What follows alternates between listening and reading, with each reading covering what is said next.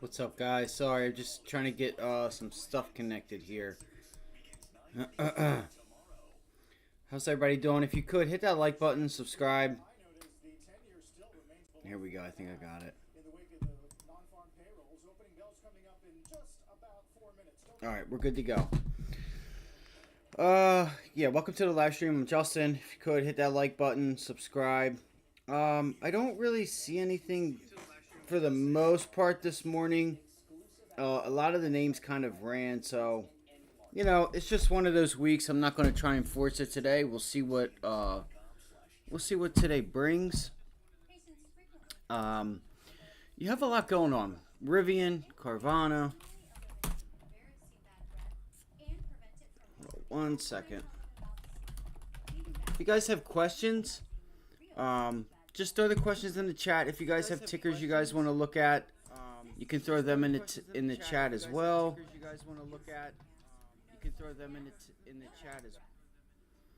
Let me know how the sound is, if the sound is okay, and we'll get right into it. We only have a couple minutes before this bell opens up. So, all right, NVIDIA. All right, NVIDIA. I'll start off with NVIDIA. NVIDIA, I'm looking for a pullback to try and take a long.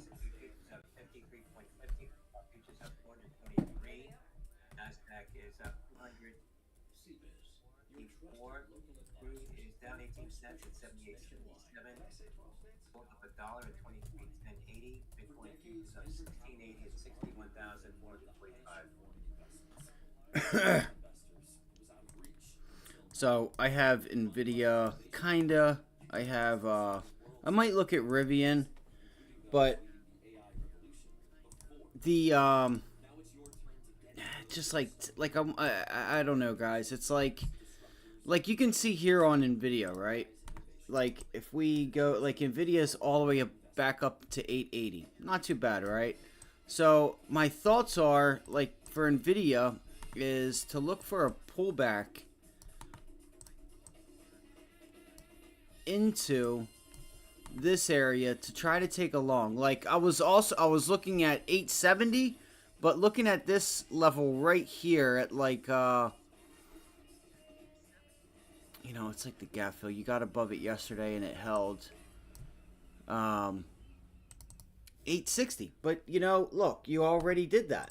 So if you look here on this 2-minute, you can see you've already pulled back to 860 and it's gave you the move. It went from 860 to 880. Like the move is done. You know, so that's one there that's kind of already been taken from me or from us. Tesla, I'm still trying to figure out what I want to do with Tesla. So I'm going to take my time today. I'll just scan around and like Coinbase. I do kind of like Coinbase to try and take it to the top of the range. We have 2 minutes, so let me get... We have 1 minute. We have 1 minute. We have 1 minute. Bang, bang, QQQ. Bang, bang. I didn't start this up yet. TSLA. Chart. Get rid of that.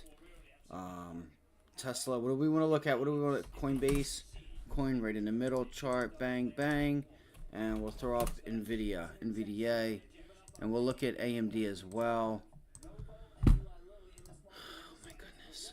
20 seconds. We can do it. We can do it. We can do it. We can do it. We can do it.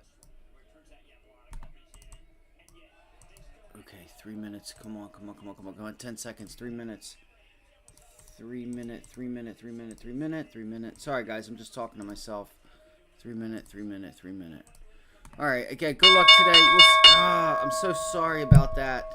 I did not mean to do that. Look, there's the pullback on NVIDIA. Why do I have NVIDIA there? Look at 870 on NVIDIA.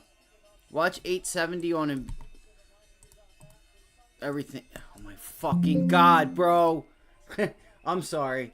Just like trying to rush. Like this is why I kind of get frustrated with streaming, because it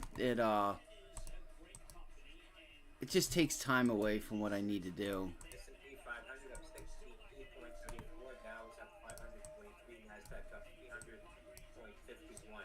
Okay, so there's a nice bounce off 870. Apple popping to 187.04 at Tesla. 5 following their earnings report yesterday. Apple Lima.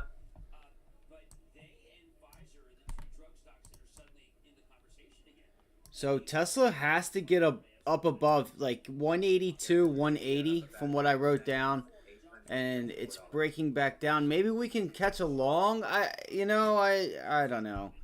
It's got to pull back some, and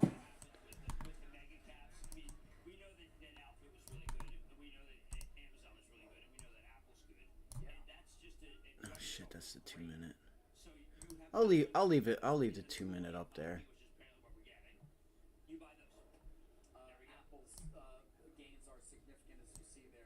All right, so there's another test on Nvidia up there, and that's a quick rejection. Why did the 3 minute not hold here?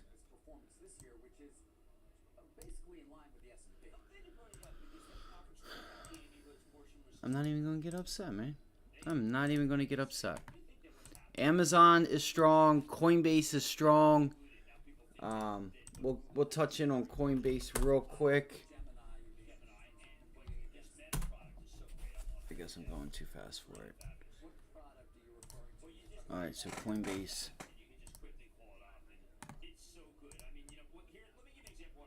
Okay, so Coinbase pulled back. Nice. That's a deep pullback on Coinbase.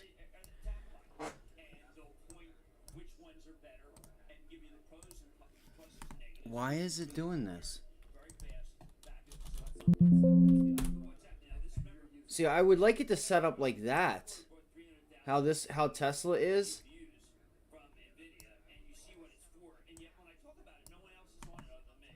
So that's another test on Nvidia.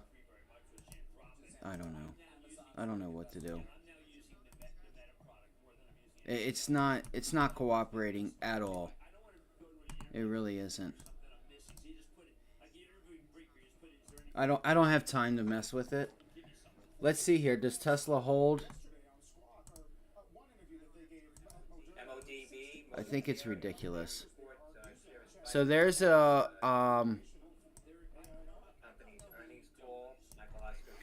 Coinbase does have room. That's a massive rejection there on bounce back on Coinbase. Keep an eye on the overall markets. If you could, hit that like button, subscribe if you want to donate. Everything is down below in the description. PayPal, Cash App, whatever. Yesterday, 30-cent entry on Moderna, and you could have taken them up to 260 or so, just under 1,000% yesterday. I tried to move my limit order up higher because I set a limit order for the whole position, which I did not mean to. But again, it was a low position size, high risk, high reward, so put on a little bit of risk for a lot.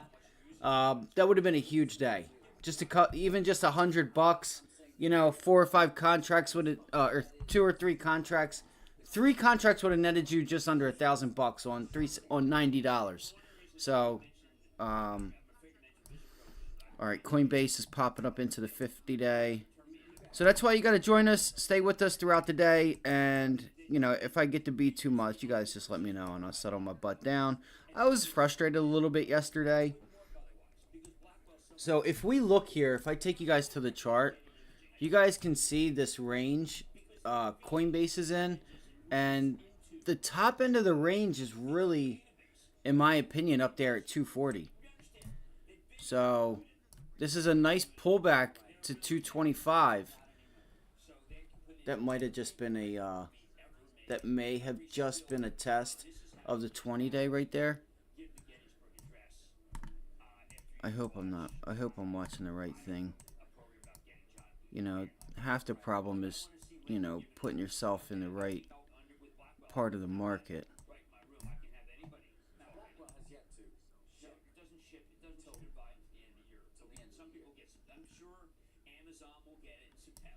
If we can get a break of I feel like if you can get a break of that 224, 225 level, you might have a nice trade on your hands to the downside there with Coinbase. But let's see if we can test 240.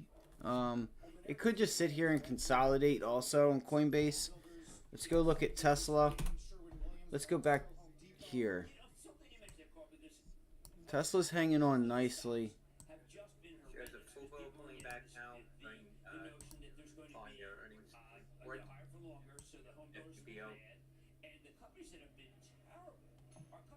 You know, it's got a level up here at 186 that's pretty mean.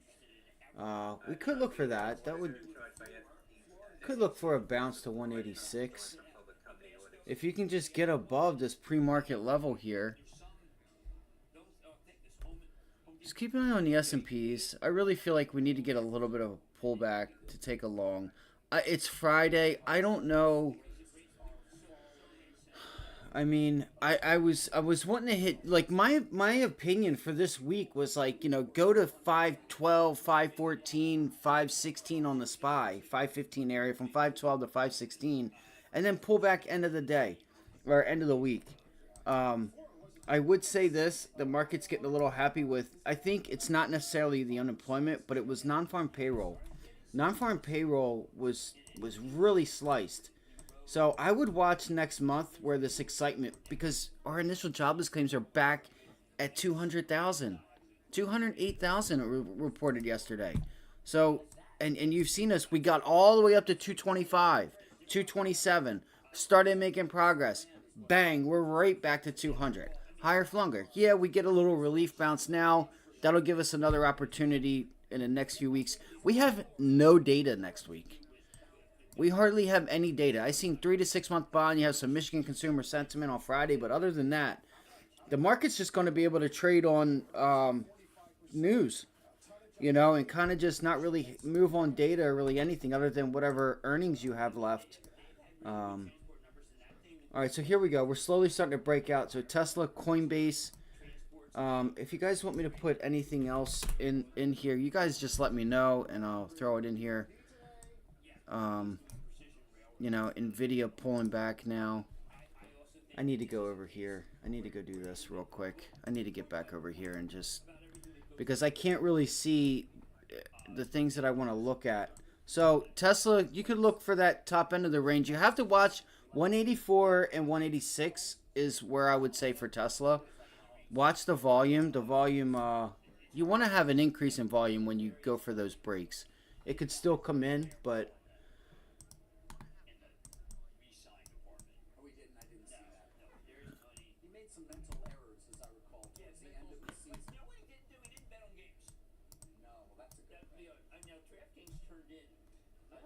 Got it. It's like, yo, why is this not saving? Sorry, just give me 1 second. I thought everything, my charts saved, bro. I'm so tired of fooling with these charts day after day. Like, if I save it, it should stay there. I'm gonna be changing my charts probably soon. I'm probably not gonna use this much again. I just use this account for Forex and futures. If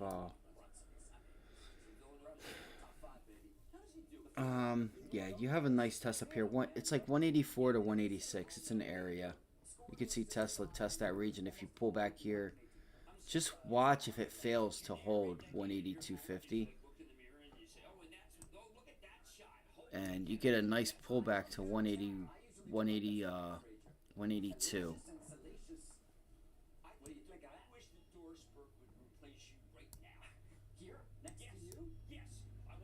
You have VWAP right there as well. See what I mean? You have VWAP right there. Just shake a little bit out. Low volume pullback there. That's really nice.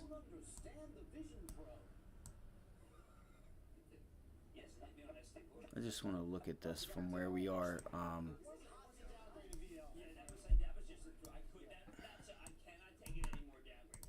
I know I keep zooming in, so I apologize. Just give me 1 second. I'm trying to get my stuff right so I can see it and leave it alone. I still think we can go higher a little bit. I think you need a pullback. I don't know. Yeah, let's see if you can have some relative strength with Tesla today. I have Tesla up. Let's look for what are we gonna look for? We could look for a small daily today, and we'll look for what's the target? 185. Is that what we were looking for? 185, 186. See, it's like $2. It's like 184 to 186. If I show you guys right here, you guys can see this resistance level up there at 186. The ATR on Tesla lately has been $6 to $9. Around $6 to $9. So that's why I would much prefer a pullback to like 82, 80, like 81, whatever it can give me, but it's already did that.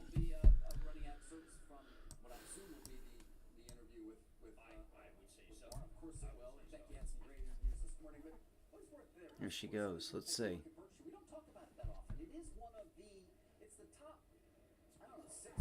No, I'm not in anything just yet.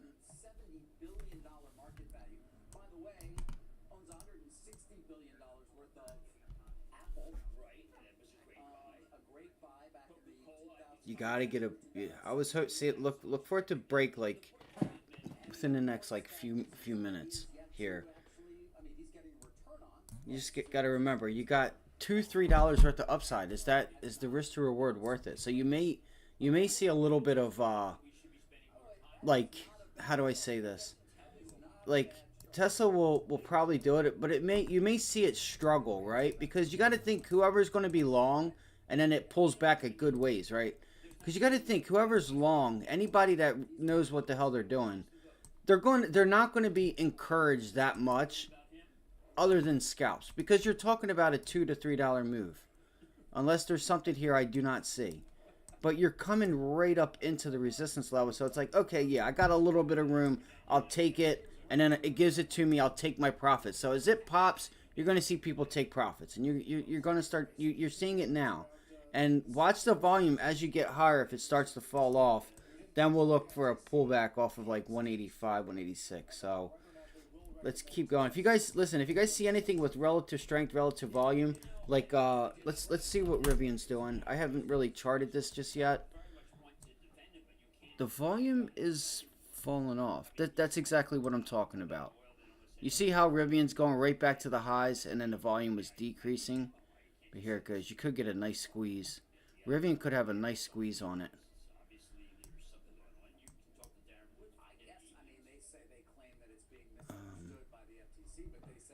So why is this thing not saving? I'm going to go in right here for a 15-minute chart, and I'm going to save it one more time.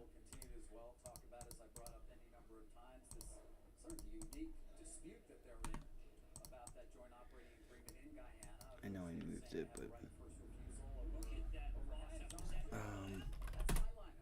Amazon was up there at resistance up there, so if you get a pop, you could look for another fade. I want to see the overall. Yeah, you would look for 182, 185. Come on. 185 is your support level.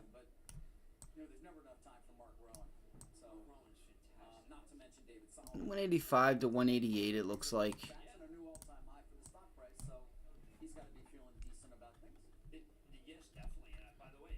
Sorry, I have a lot of stuff going on here.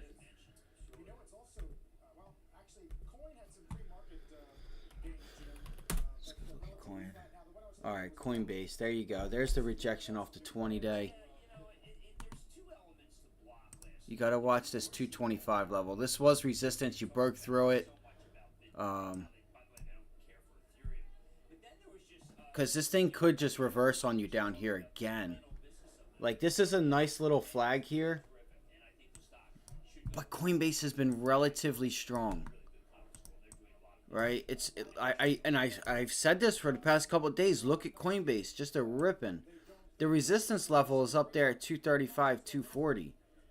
Alright, 235, 240. That's your level. You know, I was kind of hoping to get up there. There's a gap fill up there too at like 237 or 236.50. There's your 50-day, that red box. So I would love to know why my stuff is not saving.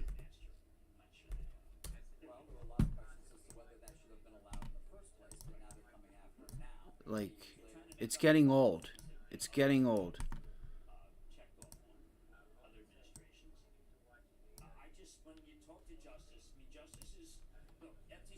I know it's hard to just 1 second. Just give me 1 second. I'm sorry.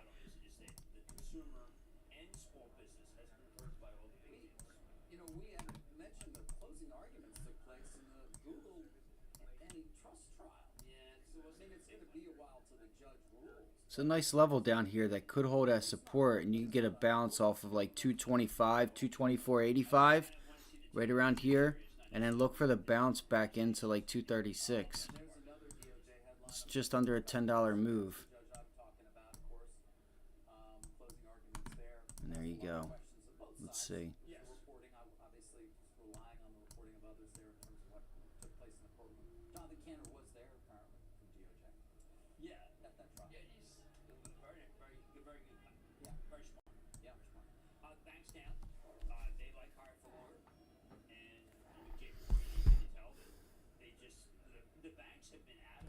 There it goes.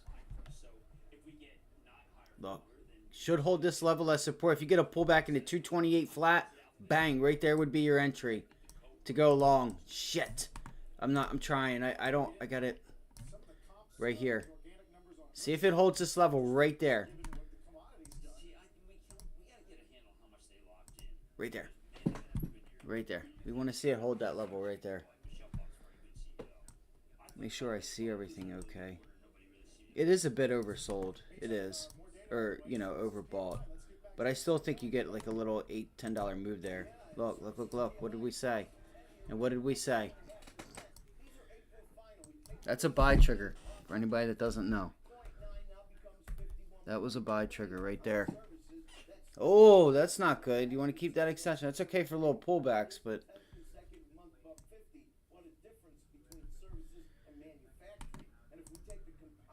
Notice if you fail here. People might get a little worried if it doesn't give you that extension.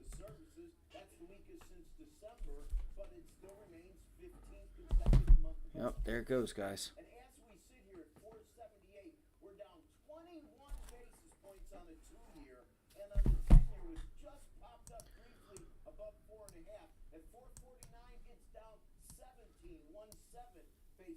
On the week. We still have more data. Top of the hour, ISM services. Squawk on the Street will return after a short break.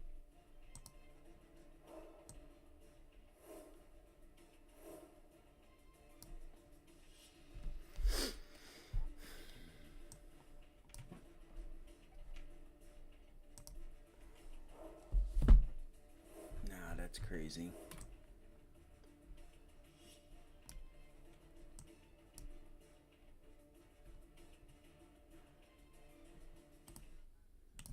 Did anybody get long coin up into the 50-day through the high a day? We'll have to alert suppliers. Coordinate shipments. Already alerted. Already coordinated. Since when can we just scale up mid-cycle? Since we brought in BDO. People who know. No, BDO. At Baird, we have investor relationships in 35 countries and market expertise in over 40 industry verticals, all to help make the most important investment connections of all. That's not good. Discover the Baird difference. It's not good. You need some volume there. I do not know what's going on with my charts today, but just things aren't right. Like, once I look at that volume, look at this little level right here. There are certain things you can do in a house that will last for the You want to pull back, hold that. Banking is one of those things. It was an obvious choice for all of the things that we wanted: appearance, durability. There is no other choice. It's that good.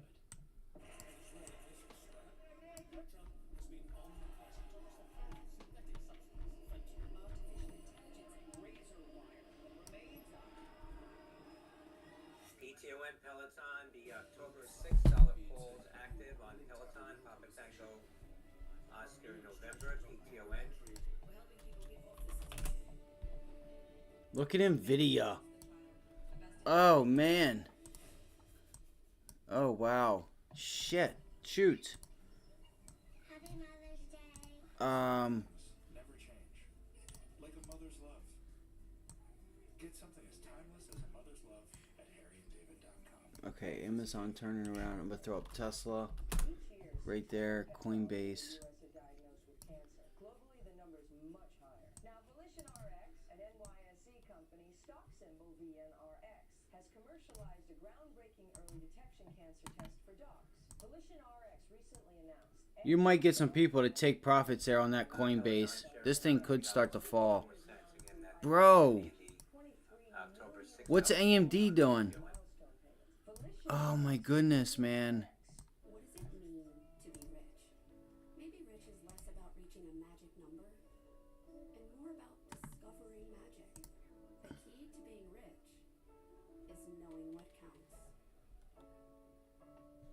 I can't believe this. I really can't. I mean, I can, but...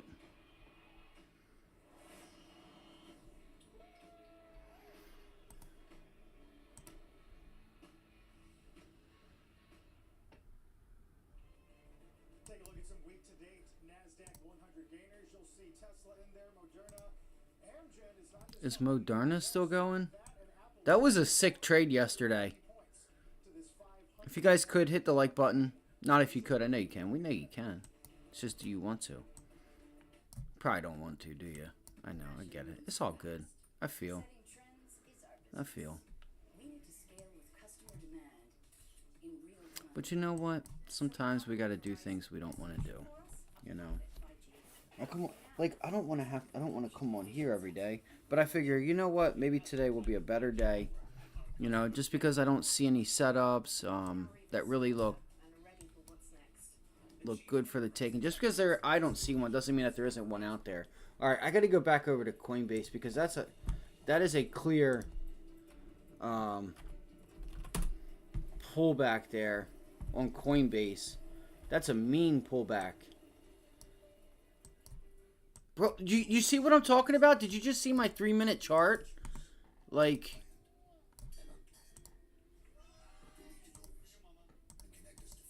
keep time, price zoomed in. Bro. This is why I hate Coinbase, because look at the volume. There's like no volume, and yet it's selling off like crazy. Coinbase was pricing in an $8 move. Yesterday's close was there. 230. Oh my god, it's already did it.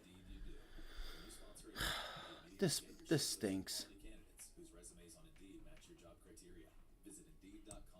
We obviously need a bounce back.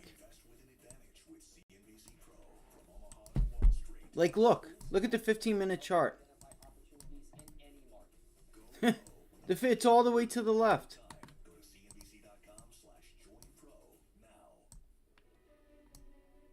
Okay, Delaware injured workers, now what do? Document this injury. Many cases are negatively affected without an incident report. Get a company-issued incident report or download one from tribalaw.com. Complete the form, sign it, give a copy to your employer, The daily chart stayed. then call my law firm so we can take over your case. Alright, where are we going? Can we break this level here? Can we break 224? 225? Are we going to break it or no? I would like to try and get a short and try to look to break this level. I would, guys. I want to try to get a...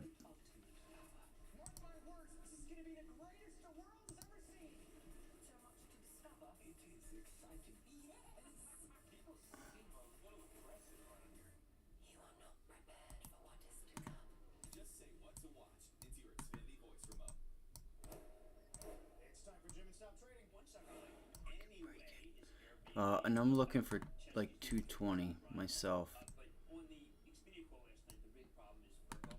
They just had some sort of glitch, and the natural winner, if you were looking at Verbo, is to go to Airbnb, their big competitors. Sorry, I keep moving it around. They were all flying for enough for me to think that Airbnb is going to have an upside surprise, so I would continue to buy that stock, which again, I would not recommend. So many mixed signals in travel. You see the warning out of Sixt, the European car rental company. It's so confusing now. Where's the SPY at? Frugal traveler, you will It's still bouncing. which is just a lot cheaper than a hotel. How are you going to close out the week tonight? Okay, I've got Generac, which is very interesting. we're no longer getting the big money put in the client. Like, that volume was just, there was just nothing there. The government, but Generac is a way. I don't want to waste my time with this thing. Do well when it gets hot because the grid is so bad.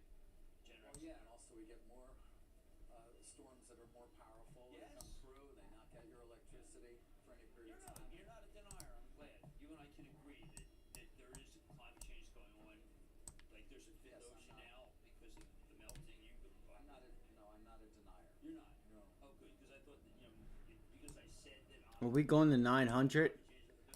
Are we going to 900? I think that's true. Or we'll be able to put our Vision Pros on and look and see what the world once was like.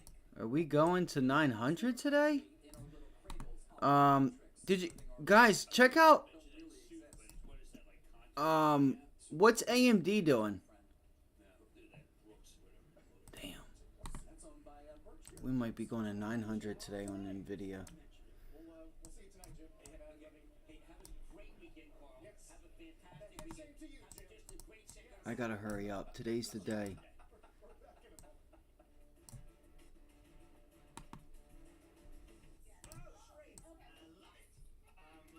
Yeah, we don't have anything stopping us to go to 900, guys. We really don't. And the SPY is already at 512. So, and the SPY is it's up 1.36. So you have to expect within the next like few 50 cents to $1.50 a pullback, because 2%'s a huge day for the SPY. Nvidia's up 3%. Let's look at AMD.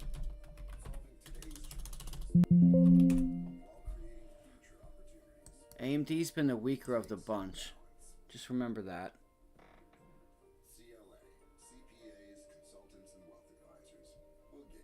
And I wanted to take this long yesterday to try to get back to 150, and we're there.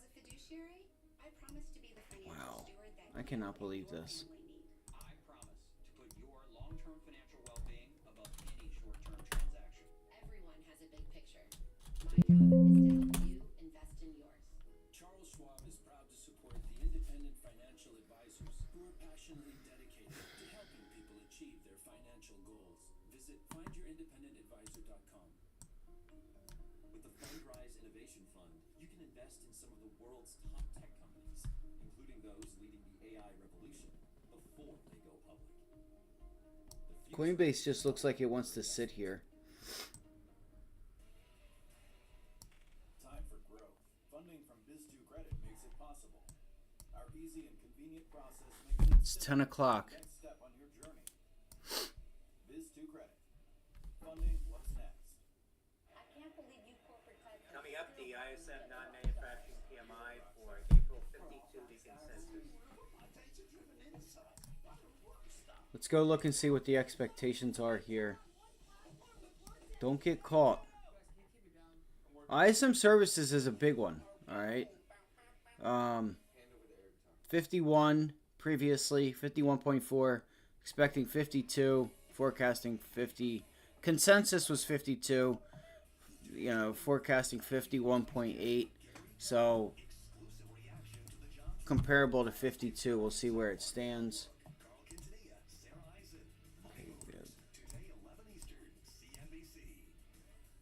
Wednesday, May 22nd. Join CNBC's Financial Advisor Summit. Economic experts focusing on market growth and risk. Just watch out, guys. Looks like 49.4, the consensus was that's really low. 52. That's really low. Is that another test on Coinbase? Thinking about getting short on Coinbase there. It's a nice rejection. Damn, those spreads are wide. Holy Nikes. 110, 172. Are you serious? Holy shiz. Oh, there's no way. Yeah, Coinbase. I'm not even looking at Coinbase, guys. Those, they're because of the earnings yesterday. That thing is a joke. It's a joke.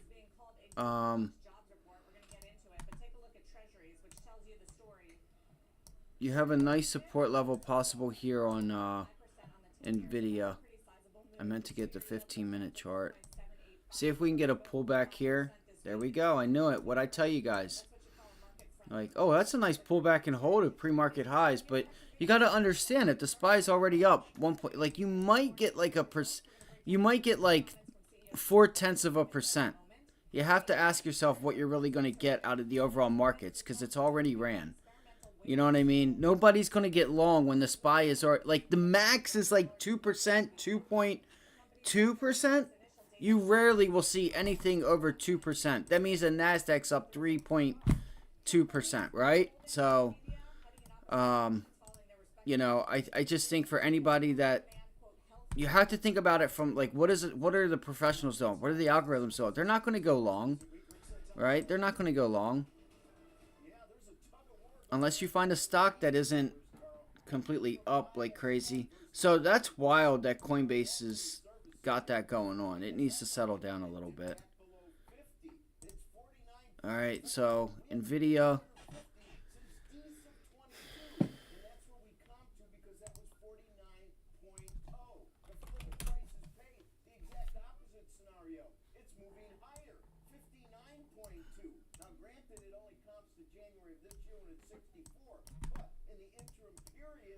What's everybody looking at?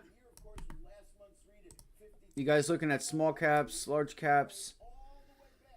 Nvidia 870.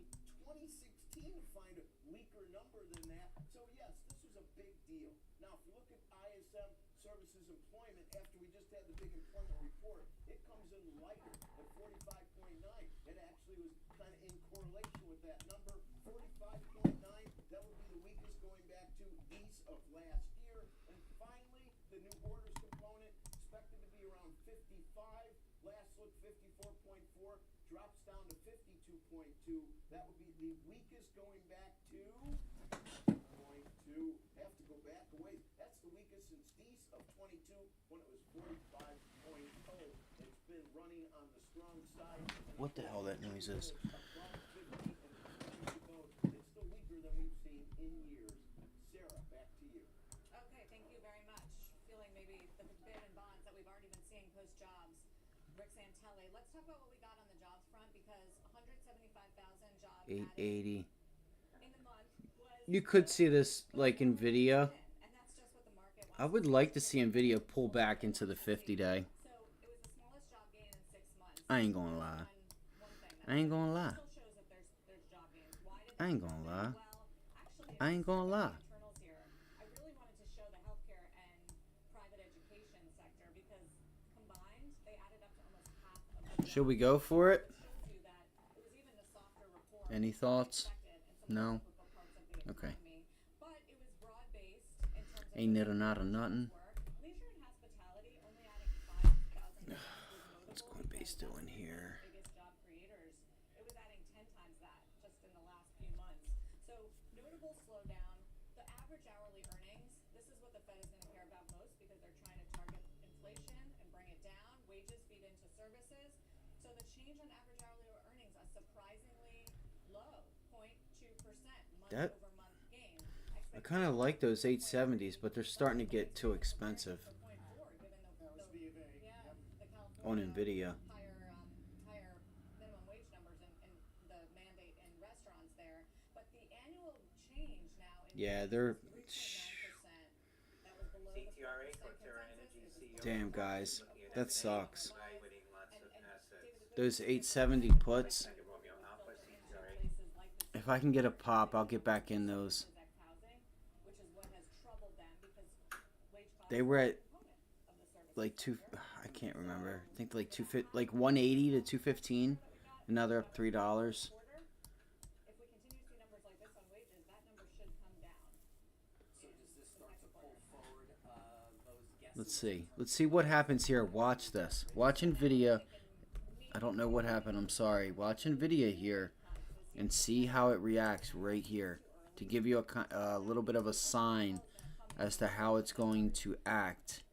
If it's going to try to bounce to 900 or if we are going to get that pullback to low a day. And I think importantly, if you were coming into this week You might even get a test at 850. This number and what we've heard from the Fed, Obviously, you can watch the SPY in the overall markets. those concerns.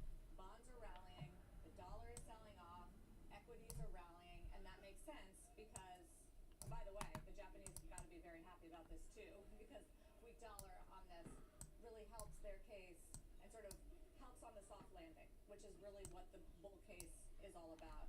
Beyond that, in terms of what we're getting from companies this morning and last night, as far as the They're still economy and expensive. again, it's a See, up here, they were like from like 185 to 215. I'm pretty certain.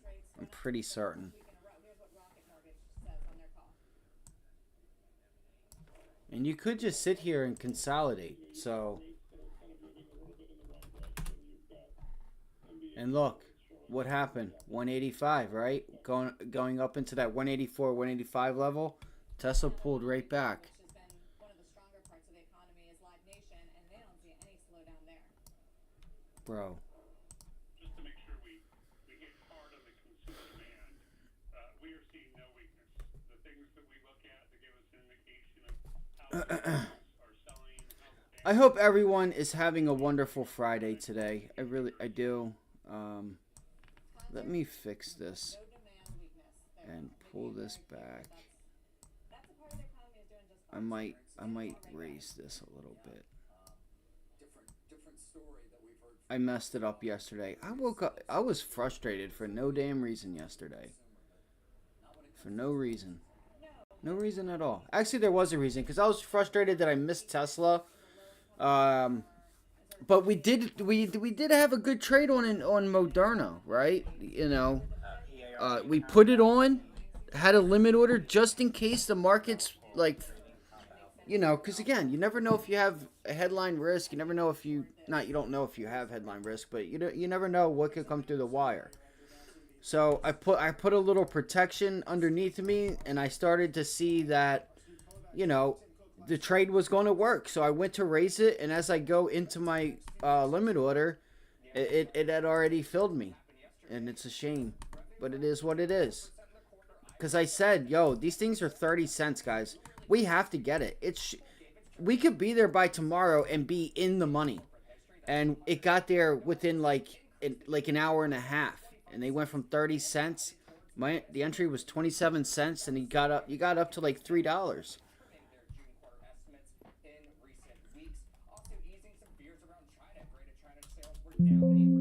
Let's go to trade. I don't want to miss anything. That's why I don't want to turn my back on Tesla and Nvidia.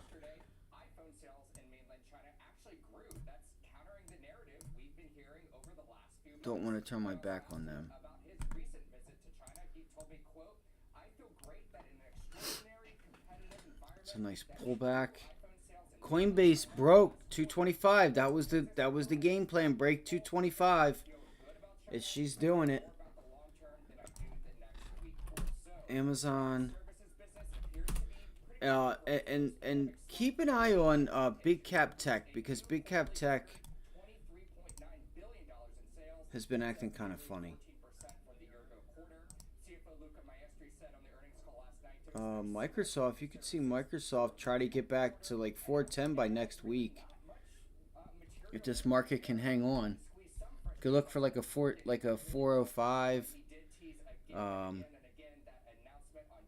Could look for like, you know, I have to look at the options chain, but Microsoft might be a good long if you can get a retest of that 100-day moving average. Google's pulling back.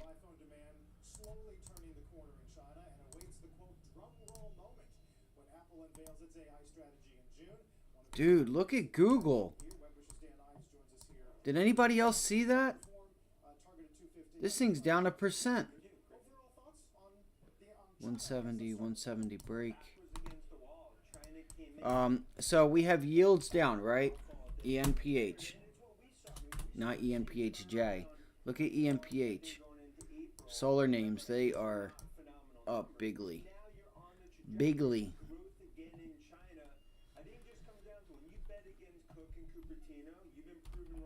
Nvidia's trying to bounce there off of that 880 level.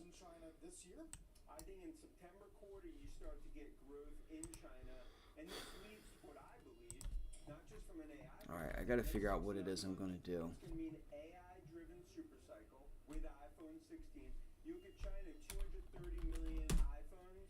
You got 70% of them have not upgraded in the last. Dude, that could be a monster buy right here. It's limited growth, isn't it? What is it? Oh, it's already up 8%. Fuck, this is a huge buy trigger, guys, on EMPH. But you have to understand the volume got bigger off of that data, so it's probably going to break down. It's already up 9%. Maybe you get a 14, 15% type of day, but it's going to be tough. It's going to be tough. That was a monster move there on ENPH. And that's a really nice setup on that 3-minute chart. Like, where would it pull back and hold? It would probably pull back to like 114 flat. 114. It's already past 115, so I would look for 114.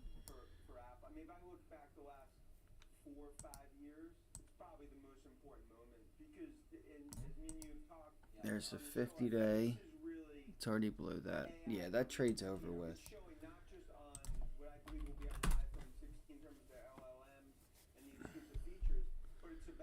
Moderna pulling back here as well. So this was an area I was thinking about trying to take the long on Moderna. Okay, there goes the SPY. Alright, I got to get on something here. I got to get on something. I got to get on something. I don't care what it is. I got to get on something. Look at freaking Goldman Sachs at 440, guys. Look at this thing. Did anybody swing this trade and just like... That's insane. So we've been long Goldman Sachs for a while. And a really nice trade back here. And I said, look for new highs here. And 450. Holy crap. We were in the 410 calls last week. It's at 450 already. And you're seeing the outperform. All right, Google is just on one today. That's it. Google's on one today, guys. You have a mild level right here at 165. I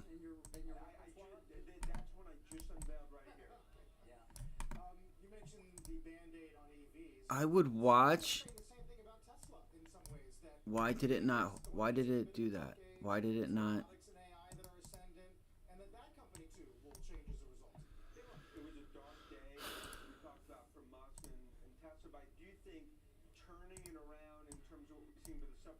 That's crazy, bro. Fuck. I'm sorry to curse, but you know, I do not like to miss those things. I don't like to miss that stuff. Did anybody get on that? Look at this. This was just like Tesla yesterday. Just drilling. I don't know. I always wanted to start a trading group and, you know, so we could all be, you know, because like, so if you go to like an institution, you have all the, like, everybody that works there, they all have their own sectors that they watch and they all communicate with each other. And that's kind of what I was hoping to do was, you know, to be able to start a group and cover markets, and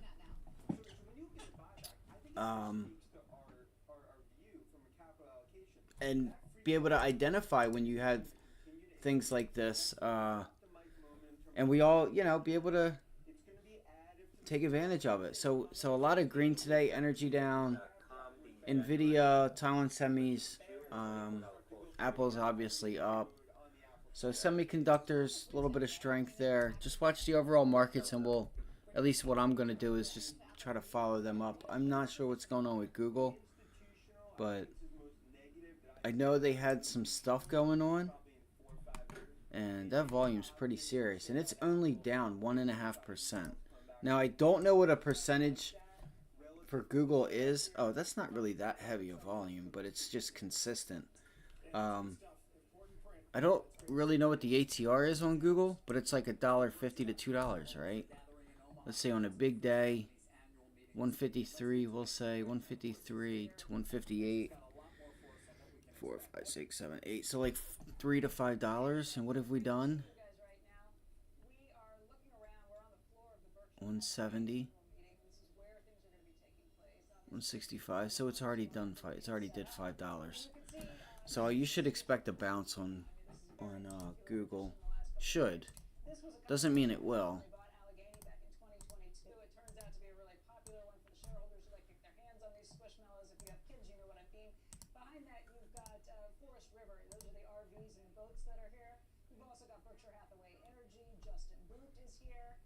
Candy is behind us and all the way down. You've got the Gecko right behind us too. This looks like it does every year, but this is going to be a very different meeting than it is normally. This is the first time that this meeting's taking place without Charlie Munger. That has raised a lot of questions among shareholders trying to figure out what the future of Berkshire Hathaway is. Obviously, this is something they've been planning for a long-term succession. Brett Bellamy, the vice chairman there, has been named the CEO successor to Warren. All right, there we go. So Nvidia is. It's going to get back down to low a day. I think if we can give this time, you have a test of low a day. Damn it, I don't want to go out any farther than the 870 puts, but if anybody took those 870 puts on Nvidia, great job. Great job. You got your confirmation for the most part right there. It could still consolidate, but I still think we can get a test of pre-market and low a day. I do. Give yourself time.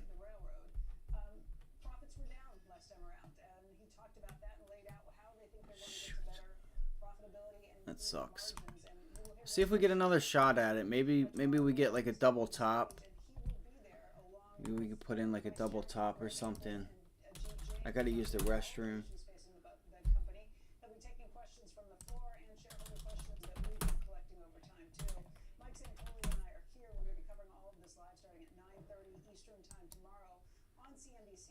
CNBC.com, but again, this is the calm before the storm. They're expecting more than 40,000 shareholders to come here, to shop, to go into the meetings, and to be listening to all those gentlemen tomorrow as well.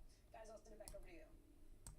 Becky, I'm curious about the insurance business and how it's doing. The industry has faced some scrutiny lately. What else have I been watching? AMD. It just sucks that Coinbase's spread, the spread there is way too wide. Way too wide. Rivian. Boeing. Google. Yeah, Google's done for. That sucks, man. Shows up in the inflation data that the Fed is watching so closely. I think this year was the year that auto insurance went up across the board, but that's because it took them a few years to get those through. Sarah, I don't know if you remember, but during the pandemic, all the supply chain issues that took place, it got a lot more expensive to fix cars. Between that, the parts, and labor. So those were things that they had been pushing for rate increases, and it did take time for the states to say okay and to catch up with it. Insurance business was very profitable for Berkshire Hathaway last year. I think that's less because of margins that they saw in things like home and car insurance, more because of the reinsurance, and because there weren't as many storms. That's really what Berkshire, the big issue with profitability is. Let's see. Come on, man. Come on, we can do this. I am not going through today without something. Alright, SPY's holding on pretty nicely. Alright, so we have Tesla here. Nice rejection there. Possible 180 test. 181. That's not really worth it. Looks like it might consolidate. Should have gotten the short up there at 185. Maybe if we get a pop into like 183, we can take the rejection on Tesla from 183 to like 181. But that's freaking $2, man. I don't want that. I want something that's got some meat on the bone. Meta. I have not looked at Meta in a little while. Meta is actually holding on the best. Yeah.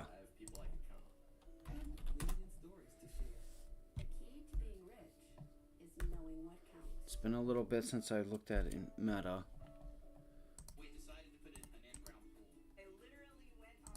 Okay, Meta is Getting to talk to different contractors, see different bids. We wanted something beautiful. We that Wednesday's high. It tried to hold.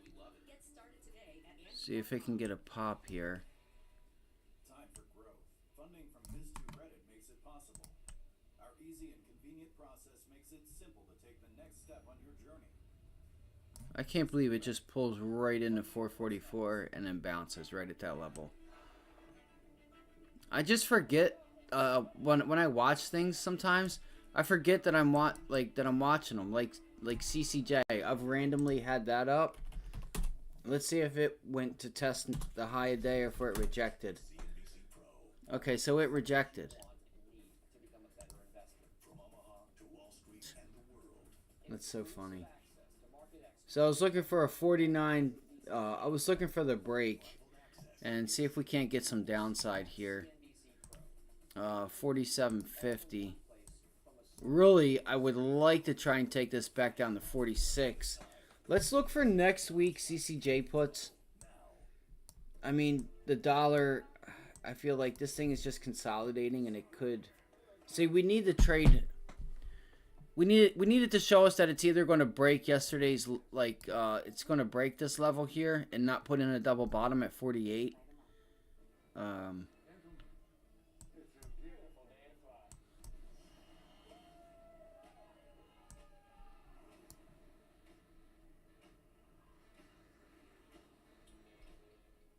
Jansen's Market, our newly expanded cafe, brings our made-to-order sandwiches and all-day breakfast menu outdoors.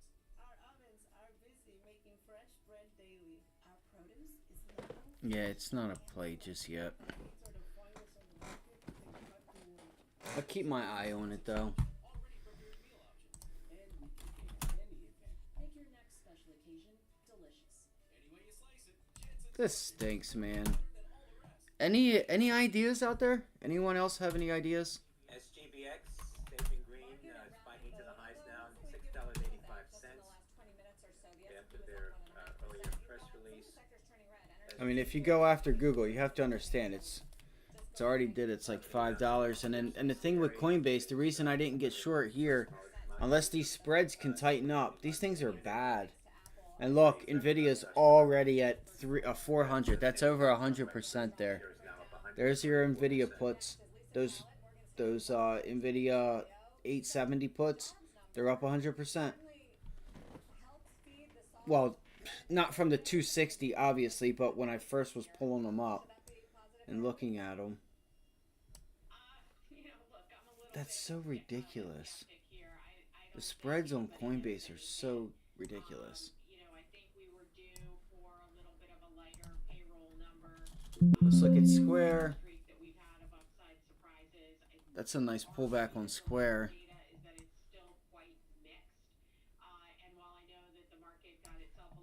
It's fucking 10:30. Unreal. Unreal. Let's go. I wonder if we can get AMD to pop back up through and get a breakthrough 150. I just don't know if it's going to happen. Is the SPY going to hold up here? Looks like the SPY is trying to hold up here. We could try to put this on. It's just AMD's a bit oversold. I feel like AMD's a bit overdone. Even though it's like oversold. Like it's just not. Never held VWAP or anything. I'm not going to deviate from the plan. You probably get this thing back down to 146. Honestly. This looks like a trade where it's sucking everybody in long. And it just breaks like it's doing now. Like I thought. Fuck. I know the day is going to just die off. I know it is. If I don't find something to put on here, here's why I'm not trading Nvidia right now. 147.75 to 146, like $2 or $1, like $1.50. I guess I'll take what I can get. I don't know. I needed to be up there at that rejection.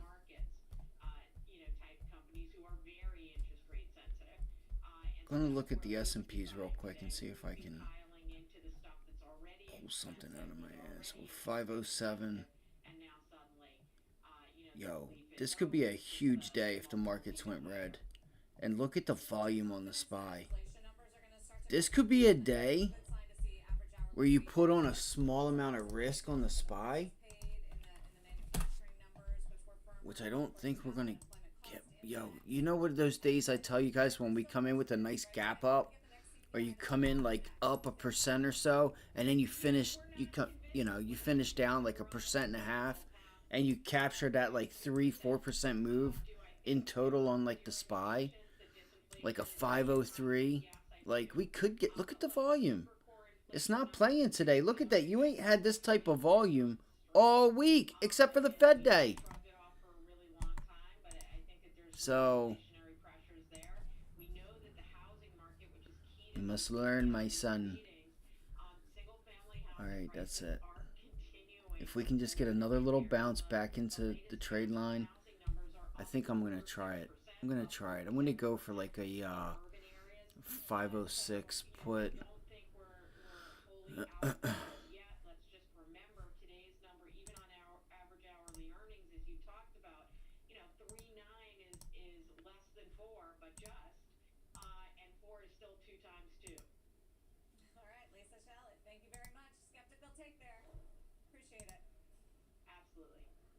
This is something I would leave on all day too.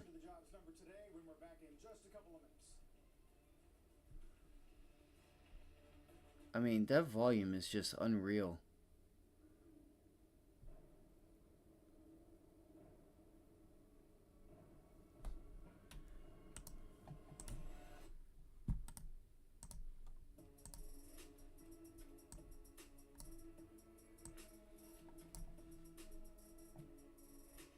When you talking?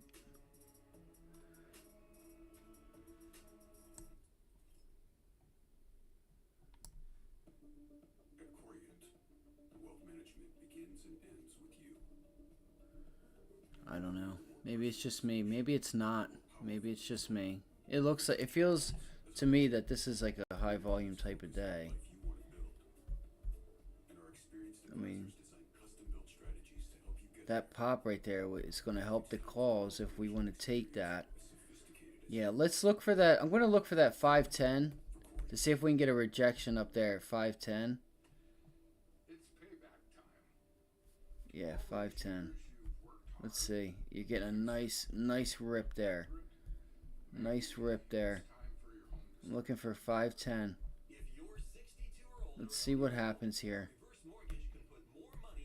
That's a nice solid rip right there.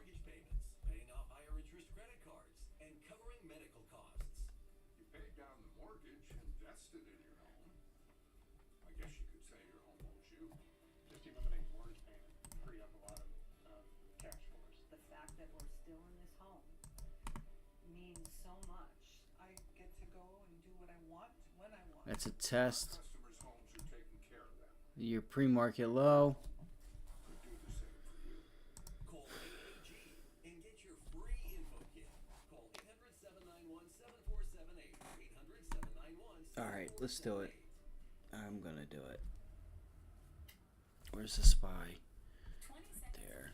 I still feel like with this, yields are going to be pulling back, and that should help the markets out. So that's why it doesn't feel right. That's why it doesn't feel right at all. Are you serious? There ain't no way. I was gonna say, there ain't no fucking way. There ain't no way.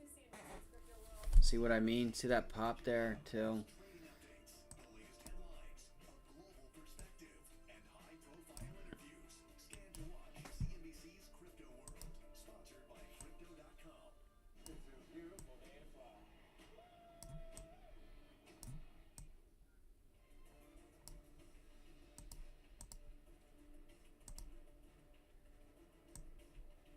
Damn.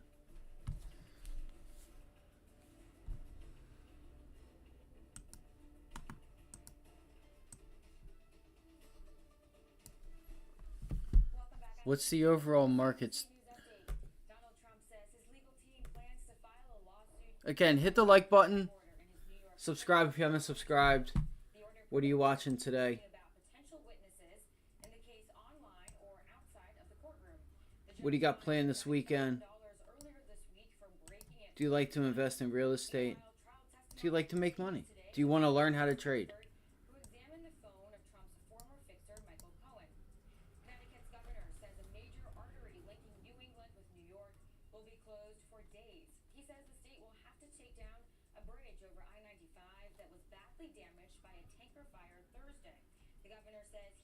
Alright, looks like the selling pressure is going to step away and let it run back to like 511.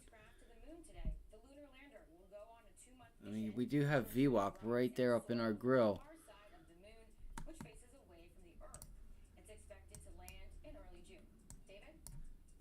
you. Take a look at Amgen shares. They are up as much as 13%. This on news surrounding its weight loss drug.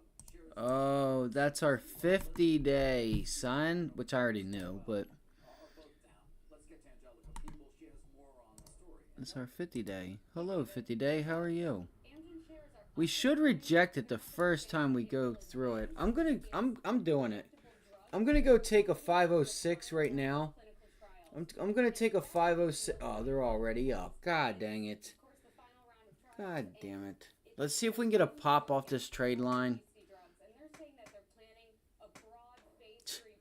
Alright, well, I guess I'm getting screwed on that.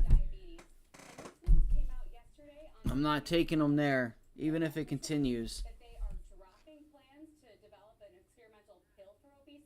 God damn it.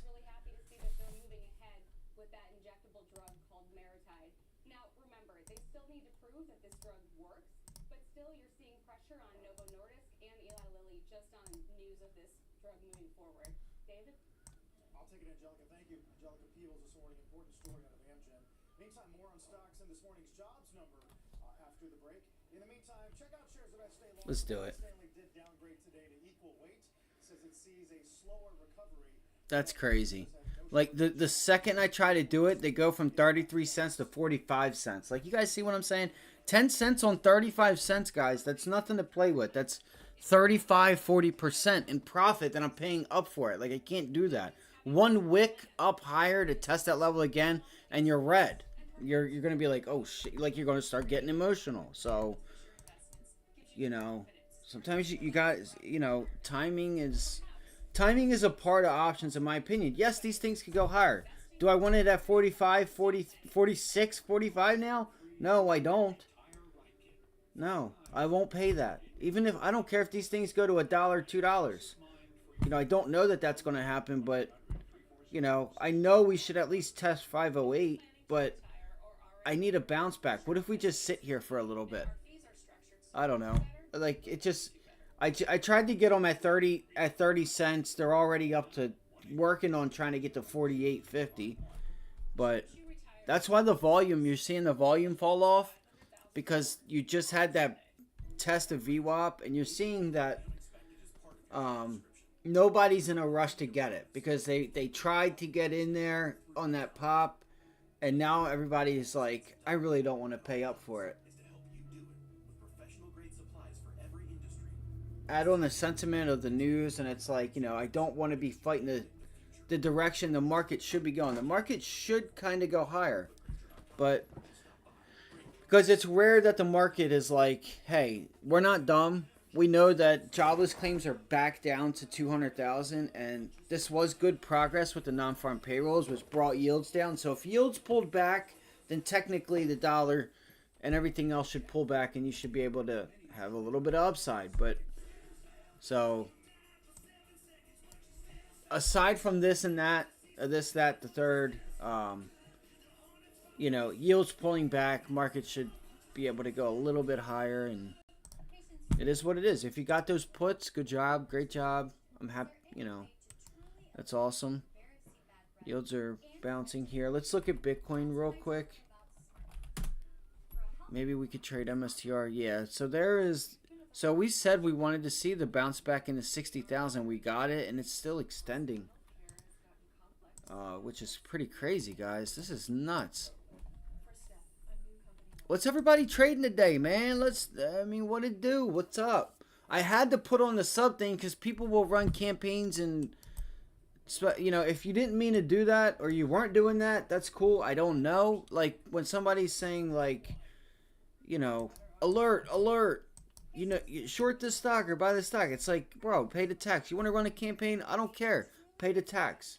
If you're going to push it in my group, you know, you're going to push it on my channel, pay the tax, bro. I don't get to drive on the highway for free. So, let's look for 64 on Bitcoin. Let's see what Coinbase is doing off of that bounce. There you go. The SPY's starting to turn back around. Nobody wants to get short there because it's hard for people to pay up on uncertainty. Let's look at Nvidia again. So Nvidia's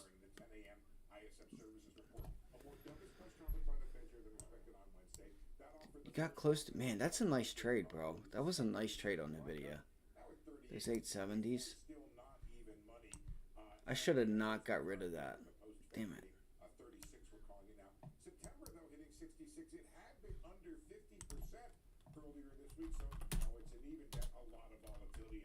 Why is it when I backspace it, Amazon? Let's see, can we get Amazon to break out a little bit here?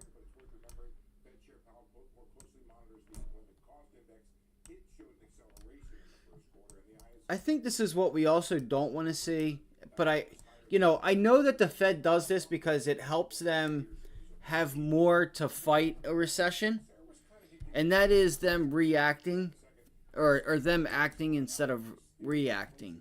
Or no, they're going to react instead of act, right? So they're going to wait for things to get bad and slow down, and tighten that gap up between inflation and the labor market. So I don't know. I like what they're doing. I just kind of curious though how this is all going to happen, because this was a different meeting than what we got last time. I'll be honest. This was a big different meeting than what we got from the last meeting. The last meeting was like, hey guys, I don't know how this is going to end, but you know, we can only do our best. We are taking into consideration the lag effect, this, that, the third. But and then this one is just like, yeah, we had a slowdown in Q1. We're seeing the slowdown, but we need more. Okay. When we can get unemployment and this inflation stuff under control, we'll do something that, like, then we'll worry about cutting. It may not be this year. I'm not putting the time on it, blah, blah, blah. I'm like, damn, son. Where'd you find this one? It's like, fuck, man. You gotta be kidding me, bro. Another day, bro. This week was tough for me. Very tough for me. Came in the week really good, ready to rock, ready to roll, and I had some errands I had to run, and it was unfortunate I was not able to take long Tesla Monday. You guys can see here this move here. I called this out to the group. I said, let's look for that move into the 100-day. Damn,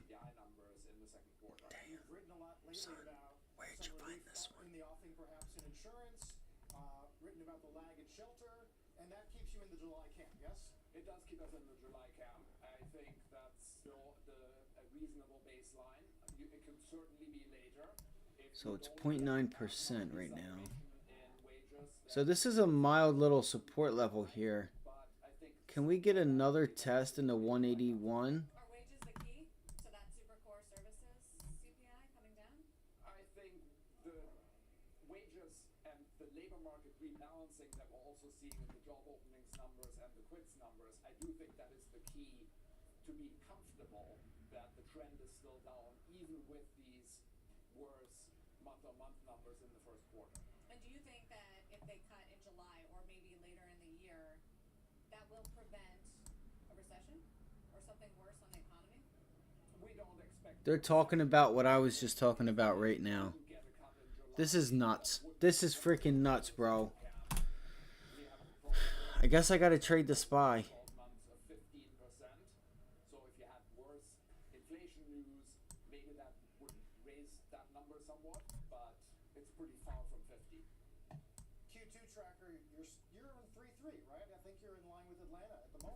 right now we're exactly in line. I am not fucking giving up today. Excuse my French. I do apologize. I'm really frustrated. I'm really frustrated with this week. Because I got stopped out of Moderna yesterday, and that ended up working out. And I tried to like move my limit order up to stay in that trade, and it is what it is. It's just a rough week. Baba with a nice day yesterday. What's Rivian doing? Pulling back. Palantir, CVNA. Let's look at Carvana.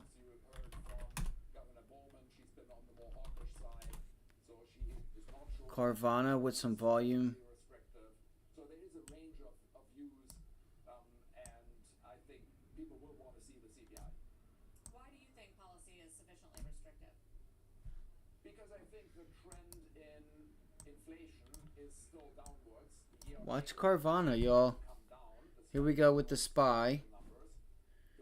SPY, nice rejection.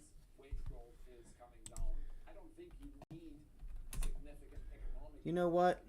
Go to... Look at the Qs holding up very nicely here.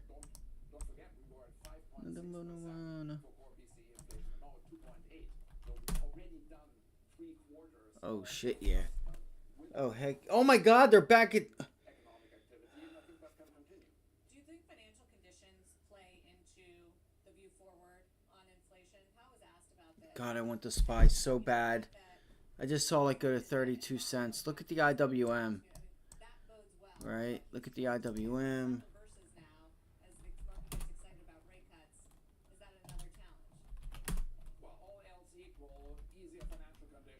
So the Dow is down at pre-market lows. Okay, so you could look at Goldman Sachs to be down, like those type of names, right? HD, cost probably. No, it's up. Anyway, QQQ, IWM. IWM still working on its way down there.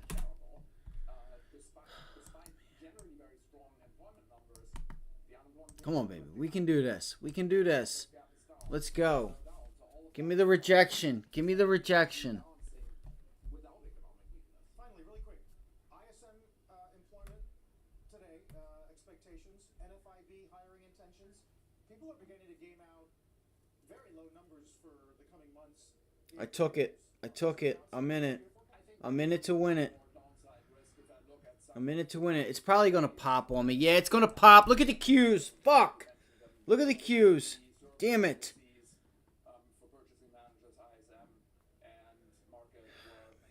Just doing way too much, bro.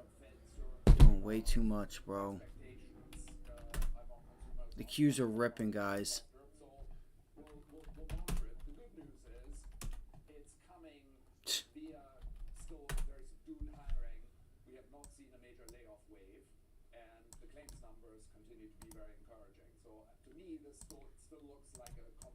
Well, I don't know why. I just every time I do the action, I've just been fucking up. This week has just been a fucked up week for me.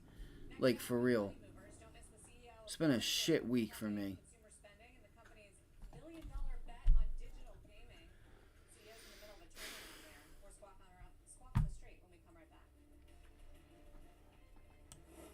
Trend Tracker is sponsored by CME Group.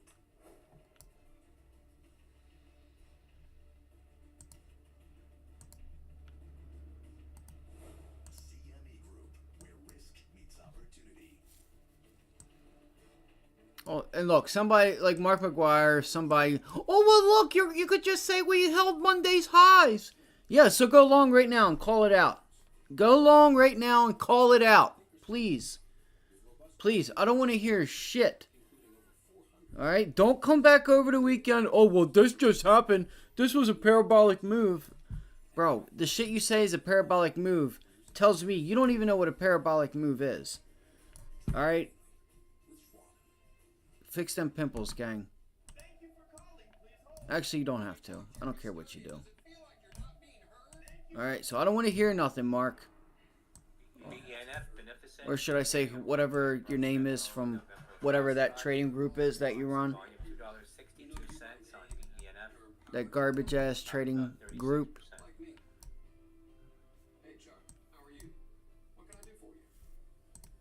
I'm still waiting for I would like to do a competition with a few traders. I really would. I really would. And using Workday to put finance and HR on one platform, then you are a rock star. Using responsible AI doesn't make you Company earlier announced that it regained compliance with the NASDAQ minimum bid price requirement. So the Dow has revisited Are not rock stars. that pre-market area. besides the large language models. Oh, that's so rock and roll. It is, Frank. We're gonna bounce. We're gonna fucking bounce. We regained. List properties with Realtor.com than any other site. Really? Really. Trust the #1 app real estate professionals trust. Download the Realtor.com app today. 20 seconds a week to lose 20% of your weight in a year with diet and exercise. That's the power of GLP-1s through Row. Connect with the provider today at row.co/20. They ignored your potential. 511. But it's not the critical counts. Your game plan never changed. Holy shit. Q's are about to break out. God damn it. Inevitable.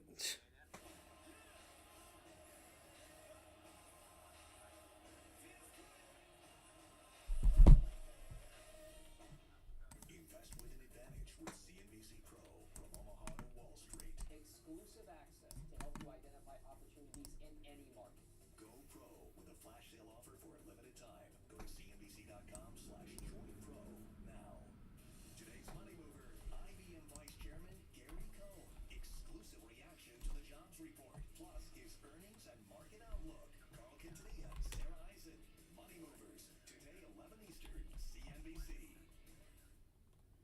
Come on, Dow. Reject this level. Come on, baby. Please. On the street, I'll be sitting down with the CEOs of Apollo, Goldman Sachs, ExxonMobil.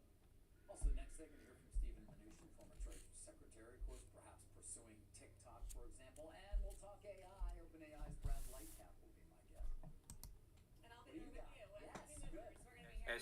SGBX, more highs now, $8.76. San Miguel Pro X-ray up 189%.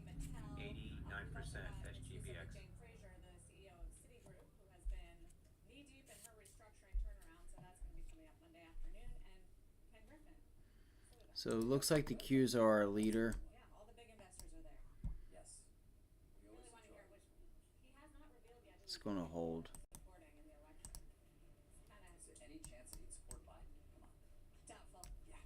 So maybe he's got somebody else in mind other than the other candidate. Well, we'll wait till he answers the question next week. That ISM prices paid took some of the shine. Carl didn't like that very much. Dow is holding on to a gain, though, 361. Stay with us. What does it mean? Can't talk politics around Carl. Reaching a magic number? And more about Quintanilla. magic. Quintanilla wouldn't want to be a. Is knowing what counts. Quintanilla couldn't see a. I don't know. I'm just talking because I'm just like. I don't know. I don't know how I find myself in these positions. I just need to start the week over. Get your business online in minutes with GoDaddy Arrow. As a builder, it just makes sense. When we decided to take our old deck down, we knew right away we were going in with TimberTech. The longevity, sustainability. Thing about it, it doesn't look like plastic. It's beautiful. I mean, you can really create the custom deck. Keep an eye on your time and sales in level 2, guys. It'll give you a little. We had a couple green trades yesterday. Again, the goal here is, even if we could get back to break even and like kind of go red to like, Upwork is half the cost of our old and they have top-tier talent and everything from PR to project management. Because this is how we work now. I would watch that level right there. Just get back to like yesterday. I mean, this could be a big trade. It really could be. It could be a big trade. I want to make the most of it.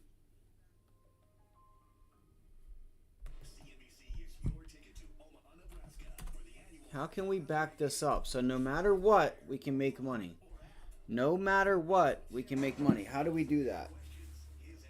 And the longer we stay here, the more of a chance we're going to go higher. Especially with this 15-minute trade line and stuff that's coming up.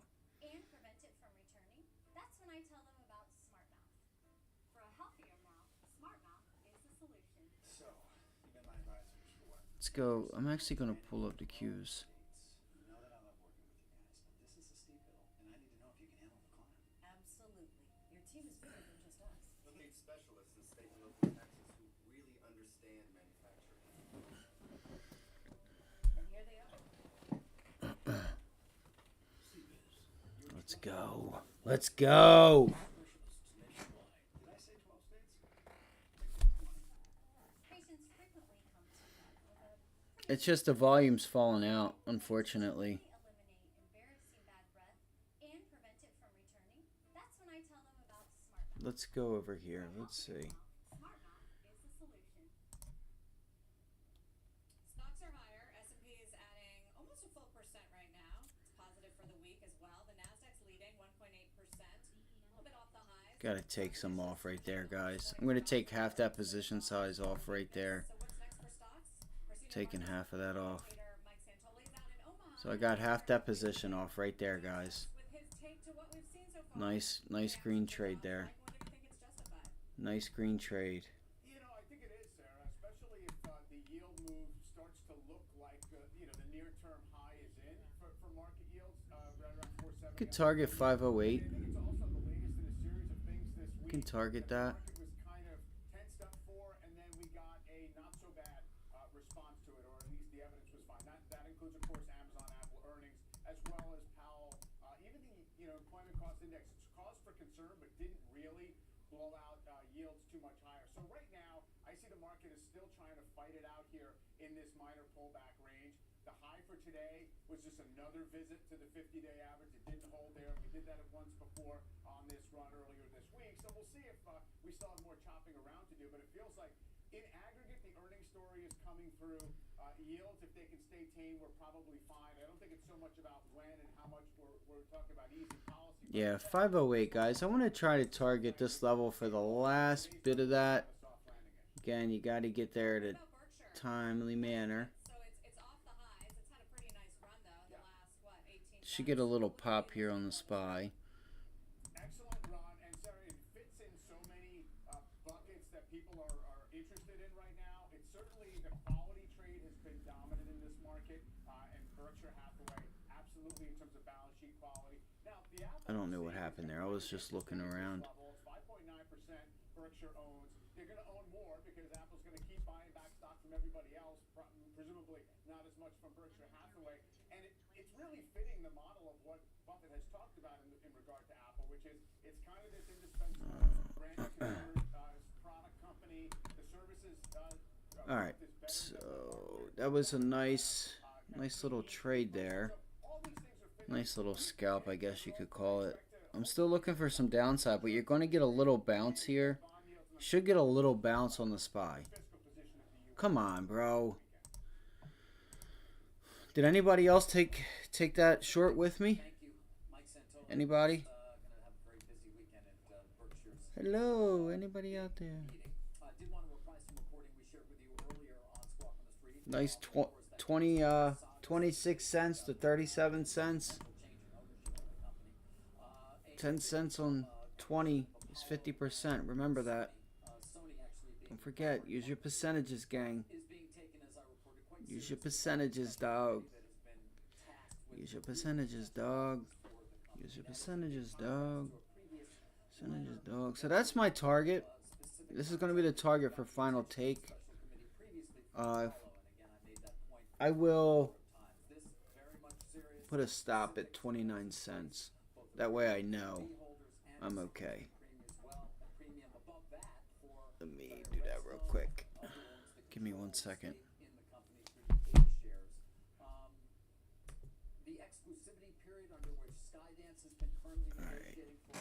Might get hit. It'll probably get hit, and that's okay. Because, again, I still think you're going to get a bounce back right here. So the worst I can do is profit. Paramount and a buyback of existing B shares as well at a premium. That deal, at least the exclusive period for negotiation, will expire tonight. And All right, here we go. Here we go. Here we go. anyway, so that will Shit. give the special committee at least an opportunity to begin to explore. That's an entry point right there. Come on. Let's break this level here at 509. That includes roughly $15 billion in debt that would be assumed, and obviously under that deal, So would merge the studios together. here it goes. Let's see if we can get some extension going here. Hold on, let me. Nothing happens. That you continue on. You know, see if we can crack low a day. Let's see if we can crack low a day on the SPY. That was scary looking with the Qs. I ain't even gonna lie, guys. Like, the Qs are strong. Qs are still just getting ready to make pre-market highs resistance. Try to right here. Right, trying to make 434 resistance. See, there's a pop. We're gonna get stopped out of this trade. Let's get that rejection there. See, the Dow is still up 0.8%. I think even if we can go break even, you're talking damn near a full percentage. And let's say if we close the day down, like, you know, flat, you're talking about just about 1%. So this is like the best position you want to put yourself. Like, I almost want to add back to this. You guys understand what I'm saying? Rivian's getting a pop there. Meta pulling back. Coinbase still just hanging out. Nvidia made a bounce back. There's a bounce back on Nvidia. Let's go. Remember I said, let's see. Didn't I tell you guys? Let's look to see if we can get kind of like a double top on Nvidia.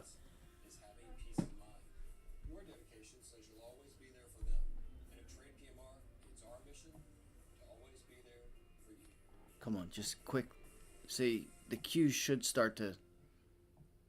Let's see. Is it not going to break? Yeah, nah. Look, the Dow popped. That's it. It's going to pop. Watch out for the uptrend. Things might. You might have just had a shift right there.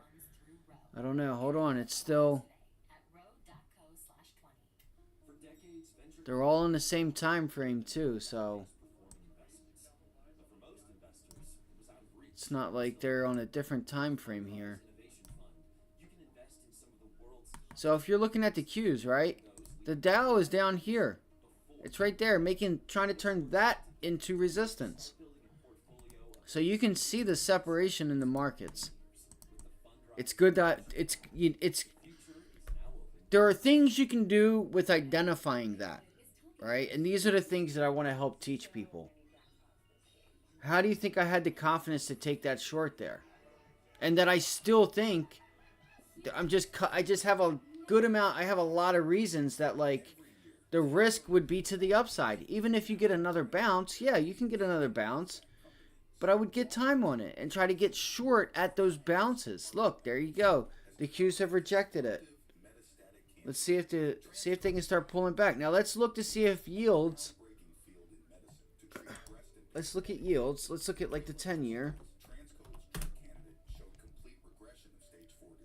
See if it continues to reject there. Right? That level should be an area of rejection.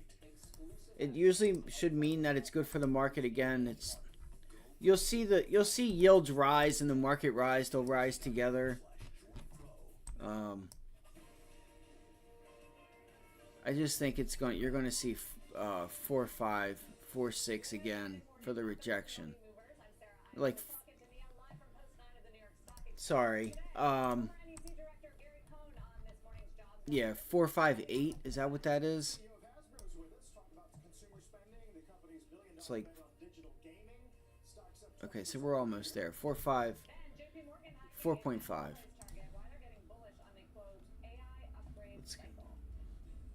It feels like a shift was made there. It feels like.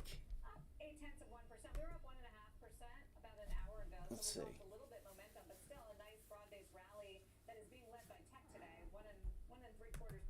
gain here for the Nasdaq. That's thanks in part to what we got from jobs. Okay, Rivian, Coinbase. What have I been watching? AMD. Dollar moves weaker as well. Let's start right there on jobs, which came in at 175,000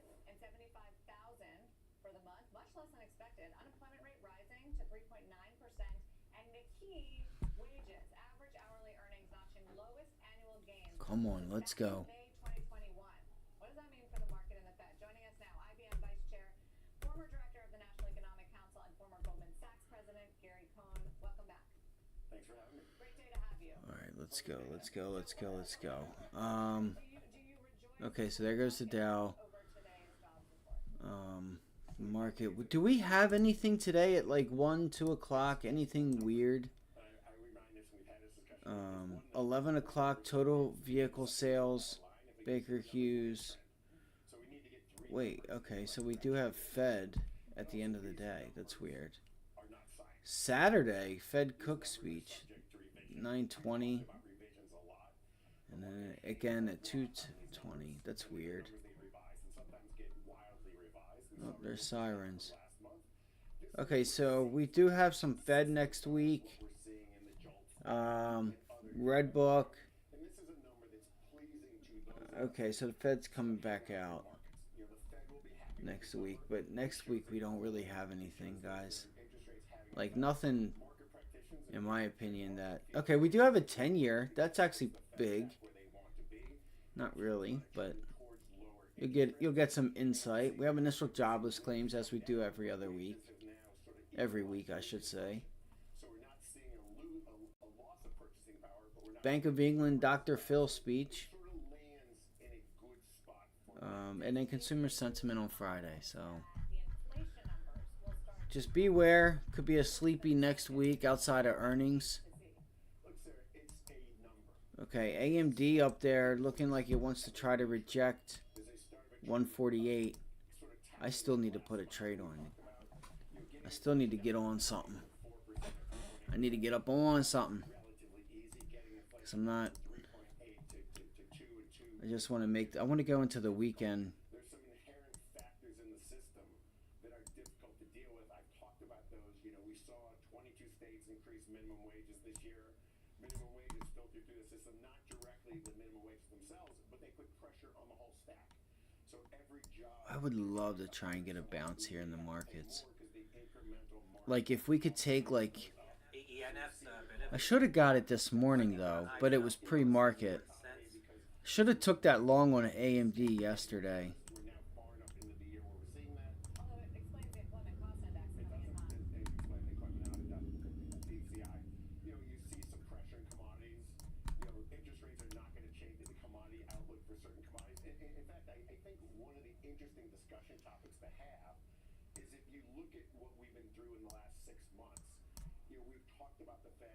Let's see if this pre-market is a rejection for AMD. Alright, that's what I'm watching. Can you guys hit the like button for me, please? That's all I ask. Maybe communicate. If you can't hit the like button, at least give me the middle finger, something. Give me some hate. Give me something.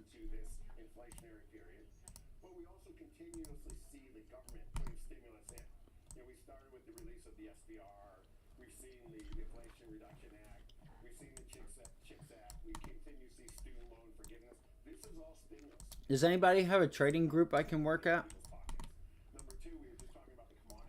Or campaigns I can help run? Hustle some penny stocks?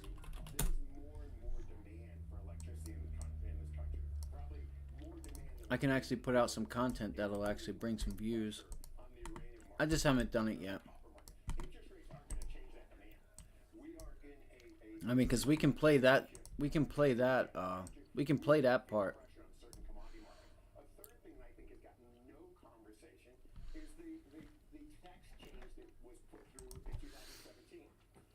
We can play that Steve Van Meter part.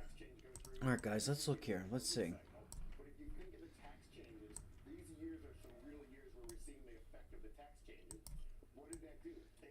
Feels like Nvidia's struggling to break out here. Let's see if it does break out. It could get going, but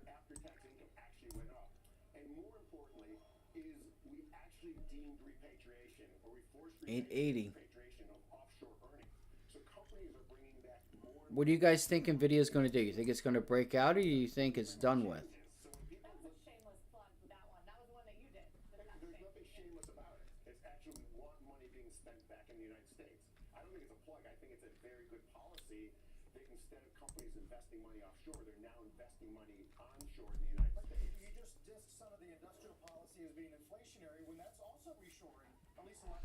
I kind of want to look for a bounce here, honestly. Like, I got my finger on the short, but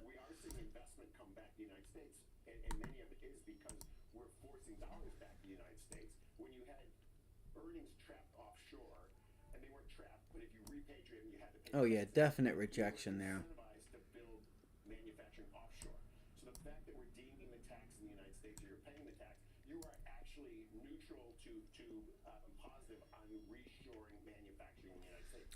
Oh, Jerry, chitty ching ching.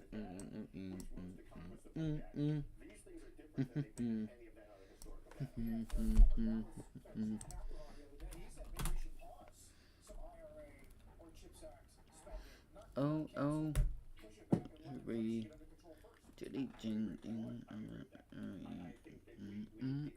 So, SPY didn't break low a day. Let's see if some shorts start to try to cover here. Watch. Like, you should, like, if it doesn't work right here. Now, I'm out of that short, guys. Just so you guys are aware. I'm out of taking profit. That was a really nice trade. Bro, what is up with people? Oh my gosh. So behind me there's a, like, you know, it's a place that takes care of, like, women and stuff who've been, like, I don't know, like, whether they're drug addicts or, like, you know, they've been beaten and been in, like, you know, bad positions. No, this family doesn't seem to be, this mom and son doesn't seem to be okay, but, or they seem to be okay, but, like, the other day, yesterday or 2 days ago, I left in the afternoon. I went and rode over to the hospital, and she was out in front of the neighbor's mailbox, like at the end of the driveway, like looking around on the ground, like somebody must have drove by and like threw something out for her. And then I'm just like, come on, girl. You know, there's other stuff but they got this cat over there, and I'm like, there's this brown cat, and I'm like, yo, I wonder if this is where the last one came from, which is okay, because I give it some food and stuff. There's a SPY, it's trying to break. You need to get an increase in volume here. You needed to hold strong on those puts. That's a nice trade there. You're working on 100%. I wanted to get that again. If I could have got it again, I'm serious. The 508's the level, guys. That's what we're looking for. But I'm out. You know, I put a limit order to lock in a little, to lock in the rest of what I got, so I, you know, wouldn't let it. It's not that I would have went red, but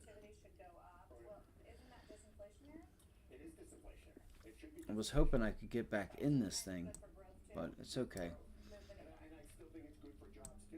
508 is the target. Again, we're up 0.7%.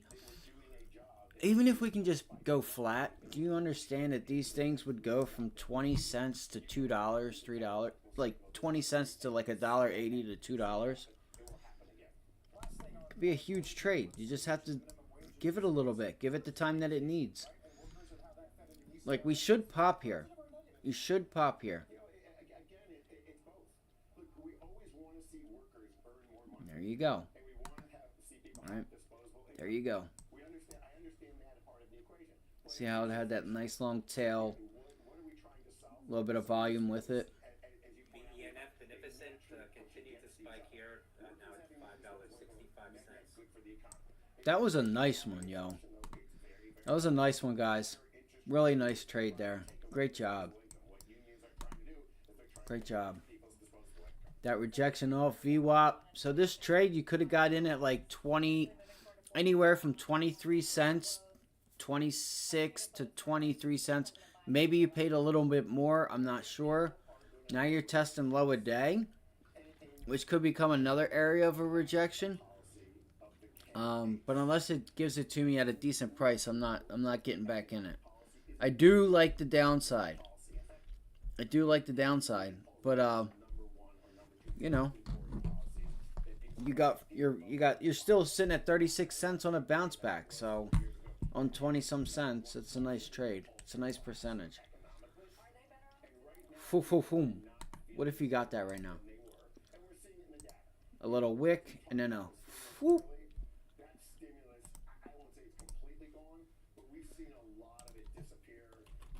I'm not giving up. I'm not giving up today. What do you want to do, Nvidia? I'm ready to make some money today. I got stopped out on my Moderna trade yesterday. That thing flew off the handles almost 1,000%. Frustrated. That was another one that I felt really good about. So if you don't know, yesterday we got into Moderna calls. 27 cent, like that high 20 cent entry, and they went all the way up to $3. I had a limit order just in case the SPY broke down and we started to sell off. You know, I wanted to protect myself, and I tried to raise my limit order. I went in to raise my limit order, and it had already filled me. So it's what happens when you mess around with. See, it was also really spready. Like Coinbase isn't. Like, Coinbase and Moderna usually isn't that bad with spreads, but because they had earnings, it really kills trying to play options on them. Like, spreads are huge, and it kind of sucks. Like, if you were to go look at Coinbase, like, it's just asinine. Like, the spreads are insane. It's not even, you can't even trade it. I mean, you can limit order and stuff. And there you go. We were looking to get short Coinbase, but I told you guys I wasn't trading it because, you know, 345, 38. So they tightened up a little bit right now, but 230, 250, 128, 175, 130, 180. Like, no, there's no way. There's no way. It was worse earlier this morning. So as you get like an hour or two, you can see the time is kind of helping to, you know, tighten that spread up a little bit because the IV is killing the contracts. But that was the target right there for that dotted line. I'm not giving up. It's not that I don't have a green trade. Of course, Tesla pulls back below this level.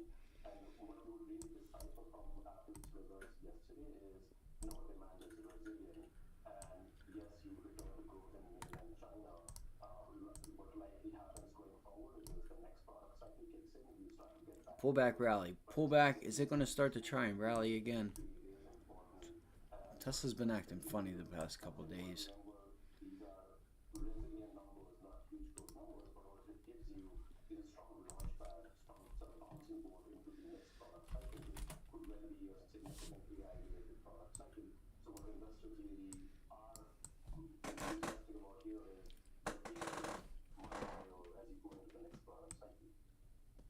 You, like so many analysts, are excited about the AI product cycle as a catalyst. How do you factor that into numbers? Unbelievable. Apple as an AI company actually look like? Let's look at the Dow because I want to see, is that going to be a rejection on the SPY again or what? Because this is holding up.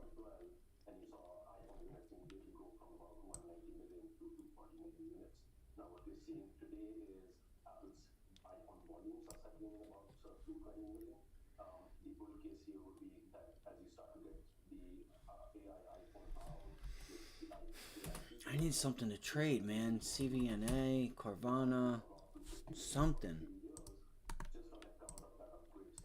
Oh wow, Carvana did break out there. Just doesn't really want to give you the squeeze. Palantir, SoFi. Babo. Google with a pretty big down dag. Bouncing back. That's what we said.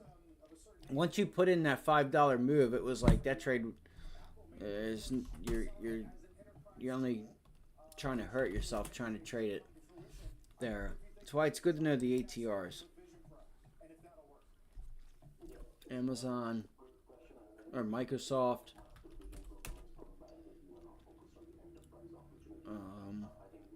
What are some other names, guys? I haven't looked at ARM.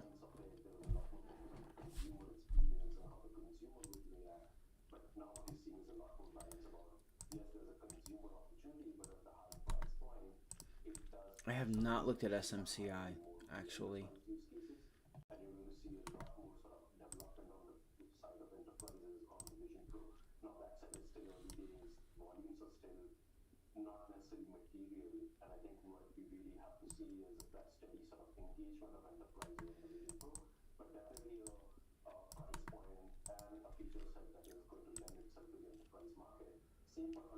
I'm going to go heat up some tendies.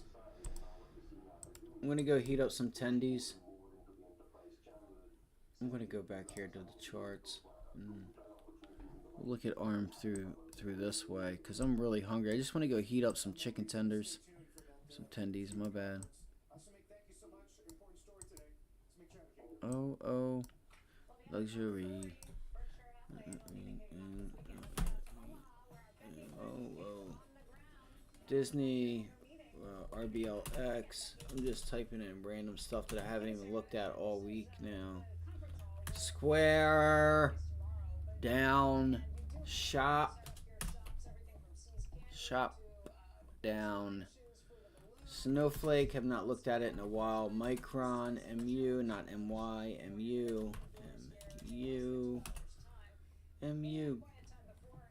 MU, asshole.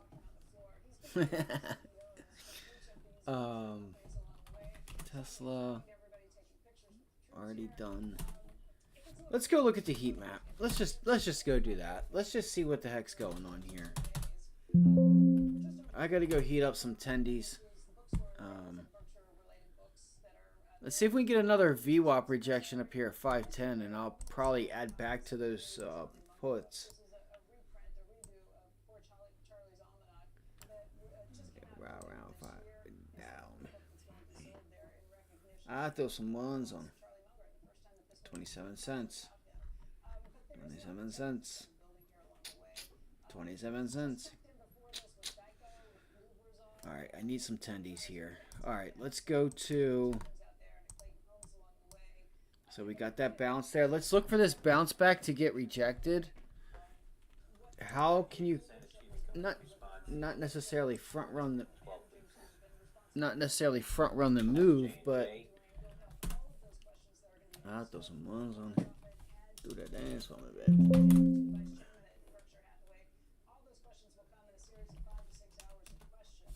Is anybody going to be tuning into the Berkshire thing? I might do a watch party with it. I might. I'm thinking about it. That's how boring my life is. But that's okay. I'll live it the way I want. And that's the most important thing, right? You got to do what makes you happy. You don't have to be like a rich, you know what, to make yourself happy. Like freedom, real freedom, it's living your life the way you want it to be lived. You know? How you want to live it, where you want to spend the time, what time you want to spend the time on. You know. Now $7.50 on BENF, probably like the November Foxtrot. BENF. Let's go look at BENF. Oh, what? One of these? Damn, the gap and go. This is cool because I can take a picture of this. This is actually really good. This is really good, actually. I can see why small caps are taking off like this. Okay. Alright. Let's see here. What is it, turkey butt? BENF halted again on a circuit breaker. Yeah. We know. A bit late, gang. Alright, BENF. I don't think... Okay. The first spot was $5. You blew through that. I guess you could say pullbacks into $5, even though it already tested it. $3.96, $4. It hasn't. Pullbacks into $5. I'm gonna tell you right now, I don't think you get it. I don't think you get it. I love these gap and go, halt, or like the halt and go. Like you'll see this pattern a lot. These are money making patterns there. I'm not sure what the news is, if there's even any news. But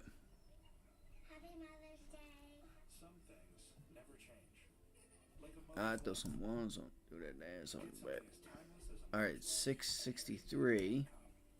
You have another one here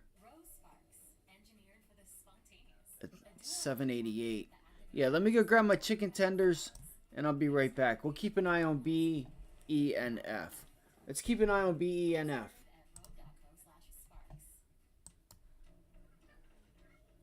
Throw some ones. All right, NVIDIA, Tesla to the bottom left, which it's already did the move. What could we put in the middle here? AMD.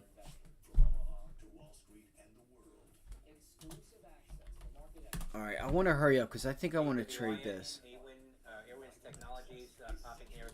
SMCI is down, guys.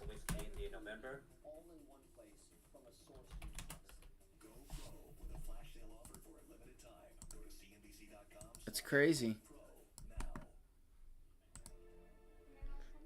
I wonder if NVIDIA is setting up just to sell off, like putting in this wedge. Looks like it's putting in like this little like wedge thing here. And it's gonna just like fall in the afternoon. I mean, that's what it looks like to me. It looks like it's like making that shift to go downward. But what do I know? I don't know anything.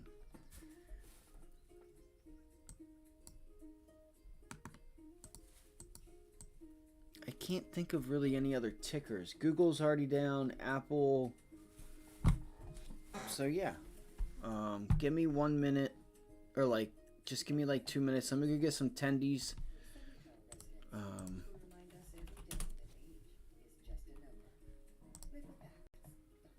Range here. Not a lot of conviction.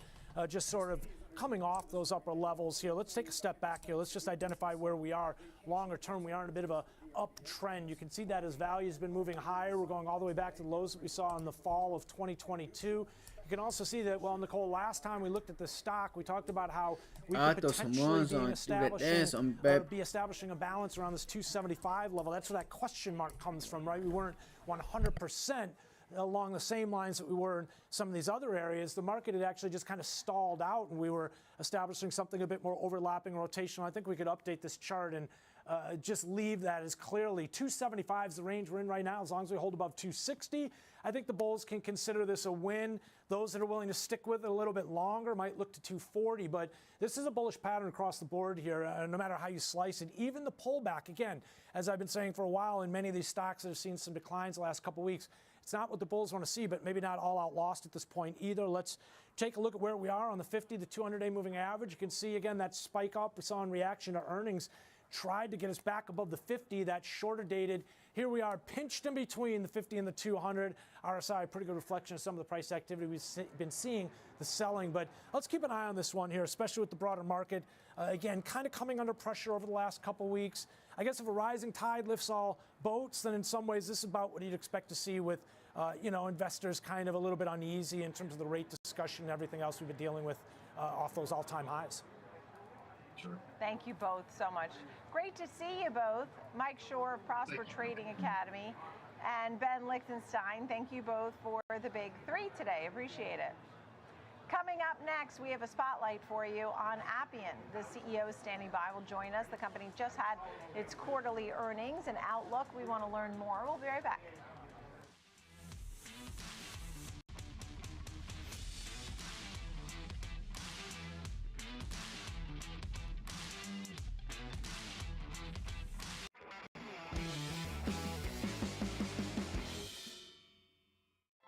Ameritrade is now part of Schwab, bringing you an elevated experience tailor-made for trader minds. Go deeper with Thinkorswim, our award-winning trading platforms. Unlock support from the Schwab Trade Desk, our team of passionate traders who live and breathe trading. And sharpen your skills with immersive online education crafted just for traders. All so you can trade brilliantly.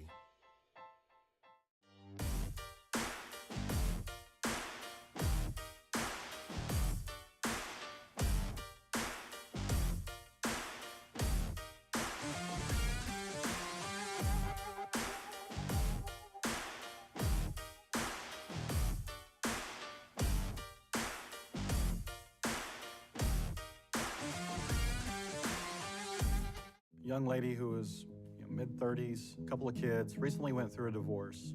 She had a lot of questions when she came in. I watched my mother go through being a single mom.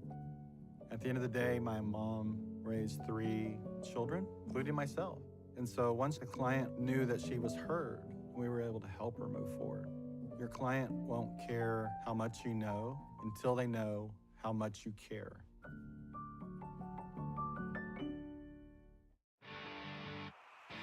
Cut the cord on the way you get market news. It's Market on Close. Join me, Oliver Rennick, for the biggest earnings coverage and insights from the smartest minds on Wall Street. Monday through Friday, 3 p.m. Eastern, available anytime, anywhere, on any device for free. Only on the Schwab Network.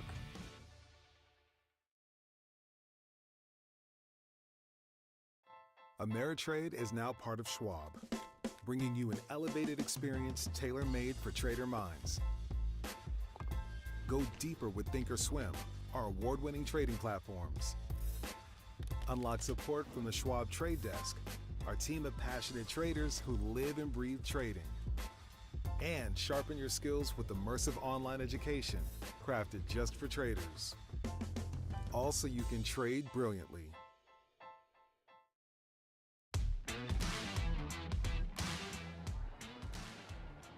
Welcome back to Trading 360. I'm Nicole Petalides, live on the floor of the New York Stock Exchange. We're spotlighting the company Appian. The company reported its quarterly numbers. Joining me right now, Matt Calkins, CEO at Appian. Thank you for being with us. We look forward to hearing more about the company and the outlook. And you say how you're pushing technological boundaries in the industry. How so? Yeah, that's right. Well, Appian started out as a process company, which means that we were experts in letting you draw a workflow and turning it into an application. Over time, we also added the technology that allows you to do the work inside the workflow. And of course, one of those digital workers that does the work is AI. And so we've been pushing strongly into AI over the last few years. As you look at AI and all these backed services that you are now providing, and globally organizations are looking more and more. I found the best for your chicken spot type by of my platforms, place. you're It's saying, so right? good. What All right, part NVIDIA. of Appian are they asking for?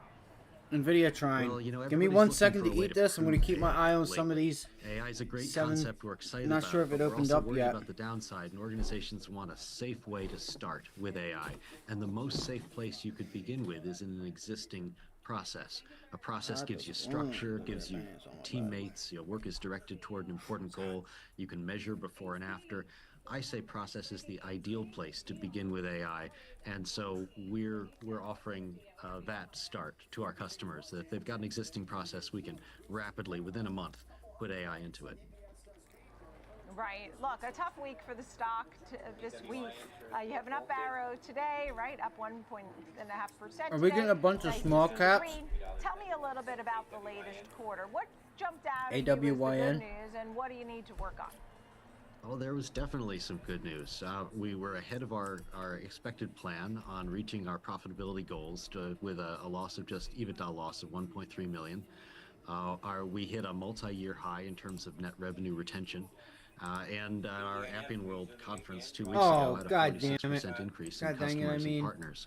Now, it's true we put out a pretty conservative guide, but we got Appian room does to tend to be 15, y'all. in its guides. Damn So it, I an should have increase in the bought this. customers and partners. I should have Tell just me thrown out more an about order that. there. What kind of customers have you See been if I looking coulda for, and got how are you filled. expanding with that?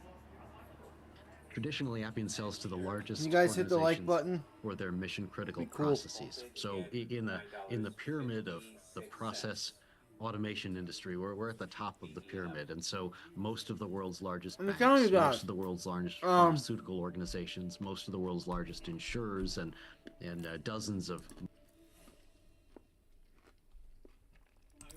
These setups are, when you identify them, it's free money. You'll probably get this gap and go for the next hour or two, if not all day. I don't know if there's any news with it or not, but all right, Amazon, or not Amazon, but AMD.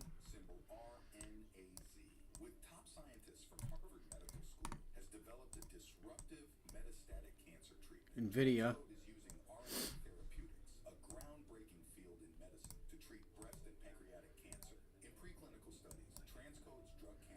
That doesn't want so I do that. That is on my back. 890. Qs are going, SPY going. The vid, is the vid going?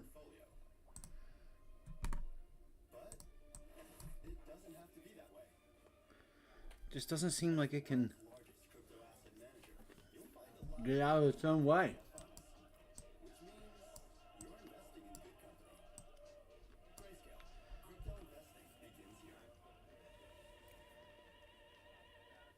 Another beautiful day in suburban paradise, with only the peaceful sounds of Huge Casino has become the neighborhood's favorite game.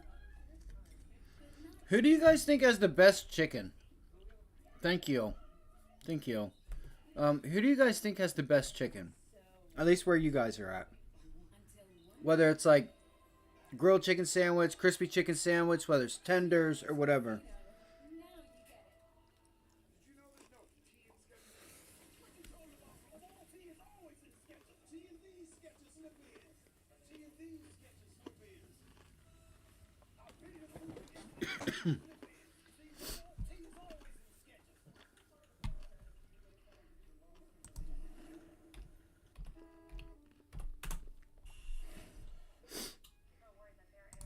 Let's go look at the heat map and see.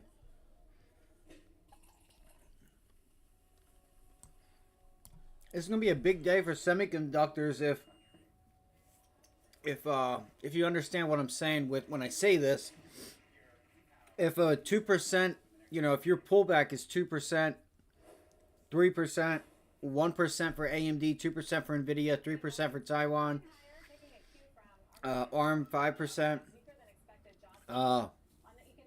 If this is like part of the pullback and it holds, then semis are going to have a big day today.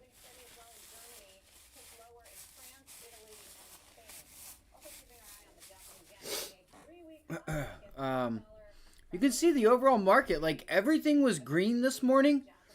And while we were, you know, this morning while we were trading, everything was green. And then, you know, you're starting to see the shift. So I'm kind of curious if this is going to hold up. Then you should start to see the Qs, you know, do they give up this strength? Do they start to follow the Dow and whatnot? You're going to have to hold on, Abby. I'm eating.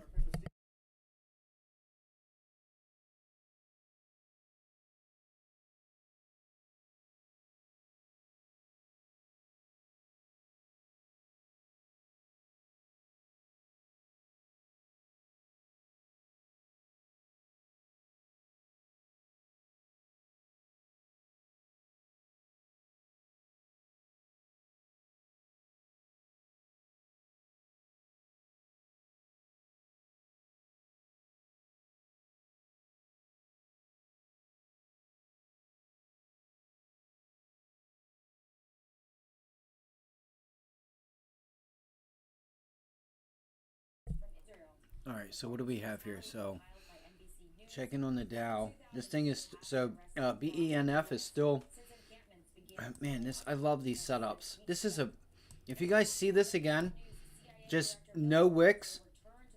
just opens, goes, halts, opens, goes, halts, open, goes, halts, and you get these gap ups. You should get this for a while. These setups, I love them. Like, they're pretty much free money, in my opinion. After this, HP striking a big deal with Ferrari to become the F1 team's title sponsor. HP CEO Enrique Lawrence joins us live from Miami ahead of this weekend's Grand Prix. Next. Crypto Watch, sponsored by Grayscale.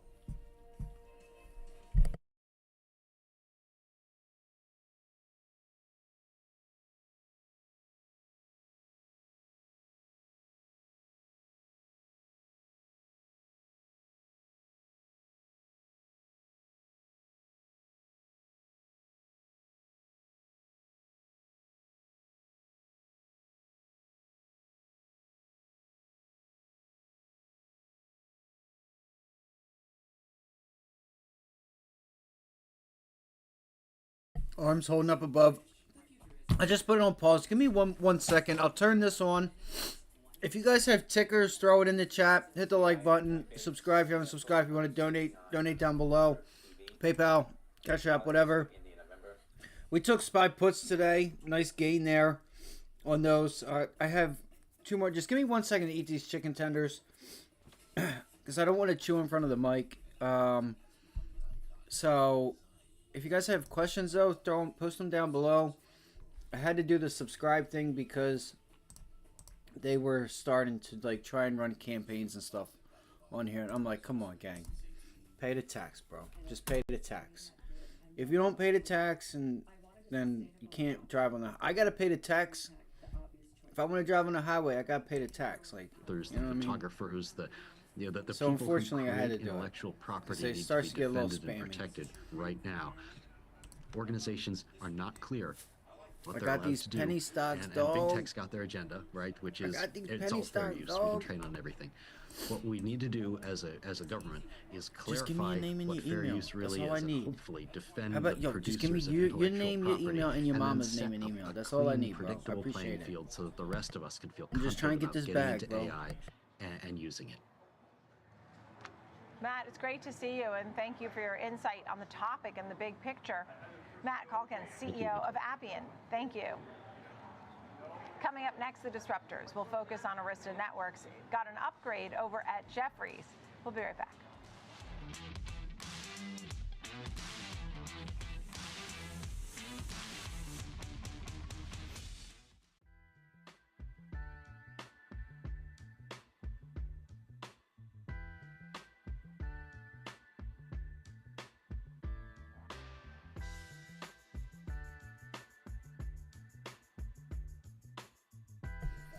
Be careful if you're thinking about long. It might be inside out. That is a double bottom on the Qs. But if we're up 2%, how much more do we have? What, a 0.5%? Or like a percent? You might have like a percent on the on both the SPY and the Qs. Just think about that. The money would be made to the downside if you get a pop and it rejects. And if you can get this thing going, even just a test back down to 508, 507, 506, that could be a big money trade.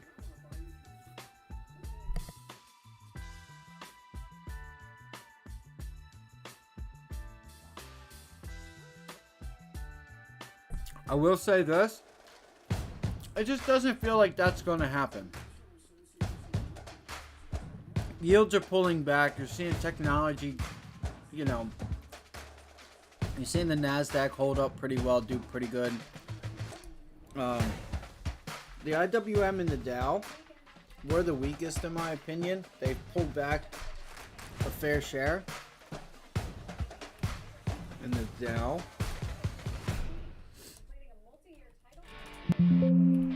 Cut the cord on the way you get. I would look to market these news. as your It's indicator Market on for Close. direction.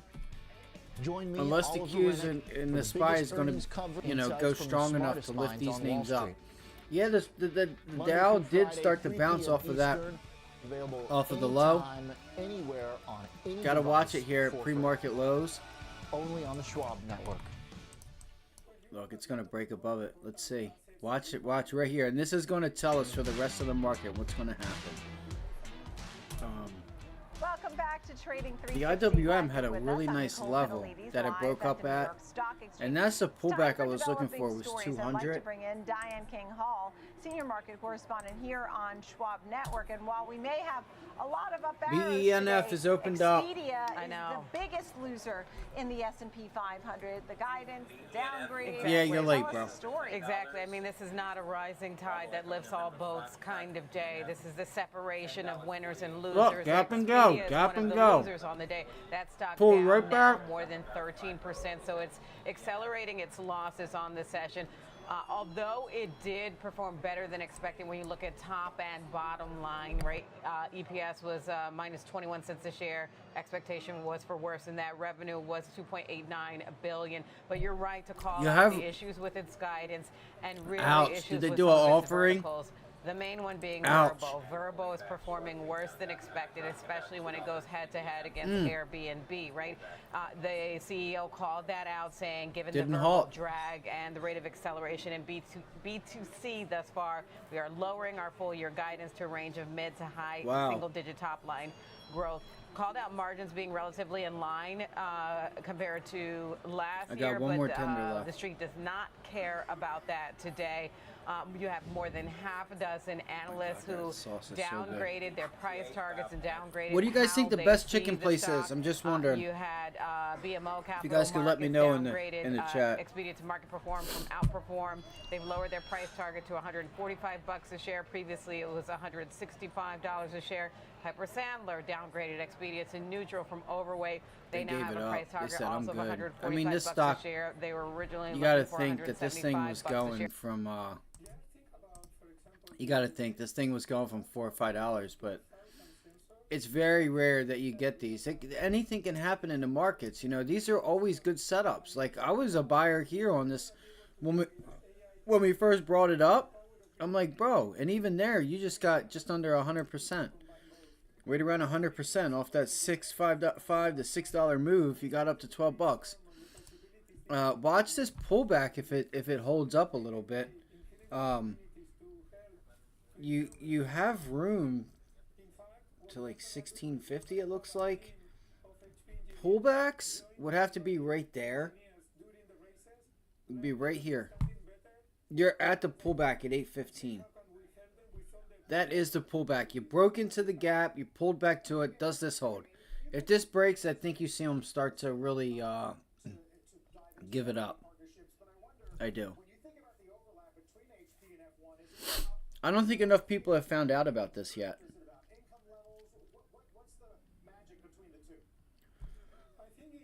That's it. Look, it just pushed into it right there. Bang, gets short at 780. This thing is probably done. Did it halt? It halted. It halted. If you open this thing up with a gap up, this is going to be interesting. If you come out of the halt with a gap up, that will be interesting. What about broadly on technology? I know you're in quiet period, but you've been working on AI PCs, and I guess I'm just wondering how it's going, Enrique, and when it's going to be more mainstream. I think overall there's still some secular strength going on in the investment or capex from these large mainstay technology players out there. Like I said, like Meta Platforms and even Google, and this is why Jefferies is moving their target higher, quite a bit higher from $240 to $320, and they actually increased their target rating on the stock to a buy from hold, based upon the capex cycle and the fact that I think if you look at the stock too, it's actually come down quite a bit from around $305 level, just going back to early April. And I'm thinking about the if you look at man. the earnings profile for the business, you know, It's they're already expecting to report earnings coming up on Tuesday the 7th. The expectations for earnings are still in the 21% range. They're expecting $1.74. Like I said, 21% compared to last year. But at the same time, sales growth is still in the mid-teens to low 20% range. Watch And they are 202 on expecting the about on a the 16% IWM. year-over-year clip. All right. So how would you go about an example trade today? Yeah, so if you take a look at the stock, overall it's quite high over the past year. It's up over 90%. But in the past 6 months or so, it's only up about 12%, and it's actually in a trading range. Looking at the high of the range around $300 and the low of the range around $250, it's sort of stuck in the middle. And if you look at the market maker move or the expected move for the end of expiration next week, it's around $26, which is a 1 standard deviation move up and down, which puts us right around the high and low range of that trading range that I mentioned just a moment ago. So we're going to play that trading range going into earnings next week by selling a credit combo or an iron condor. So the strike selection in this case, and these are again expirations. Washik using a snowflake short off of that selling level. a 305, 310 call spread above the current price. And then below the current price, we're going to sell the 250, 245 put spread. And altogether, it's a four-legged strategy. We talk about this quite often for neutrality. You can actually earn about $2 a share in credit or $200 a contract by structuring this trade. So ideally speaking, it gives us a wide range.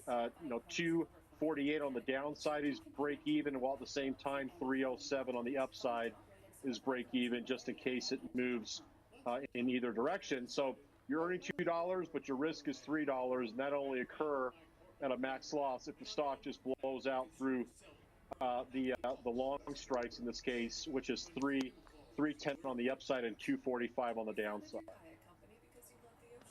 George, thank you for that. We appreciate it. Our disruptor today. Thank you, George Sillis, looking at Aristonet. Thank you. Coming up next, our focus is all about Apple. It's having its best day in about a year and a half, a record buyback. The earnings are out. Our panel is ready. We'll be right back.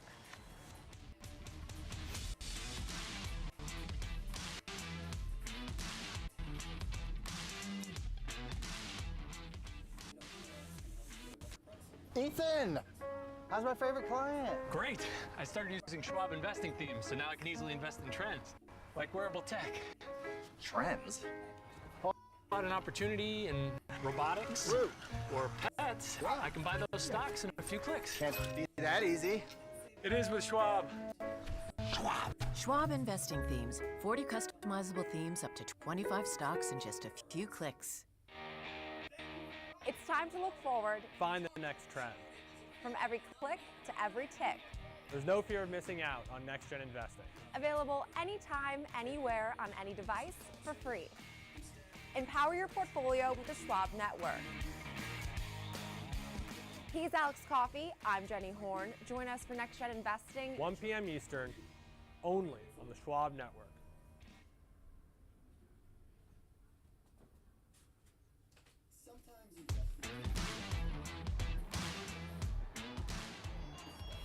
Welcome back to Trading 360. It's time for our 360 round. Everybody's talking about Apple today, of course, after its quarterly report, the record buyback. The stock's up the most it's been in a year and a half. Let's find out what's next here for Apple. Doug Clinton is with us, managing partner, Deepwater Asset Management, and Kevin Riley, managing partner, Exponential Investment Partners. Thank you both for being here. So, we saw strength in some areas for sure. The Mac was a good area. The services were a good area, and then some pullbacks in some of the others. But it's really the buyback everybody's talking about. So let's start here as we take a look. I'll start with you, sir. Doug? I think the overall takeaway with Apple for this.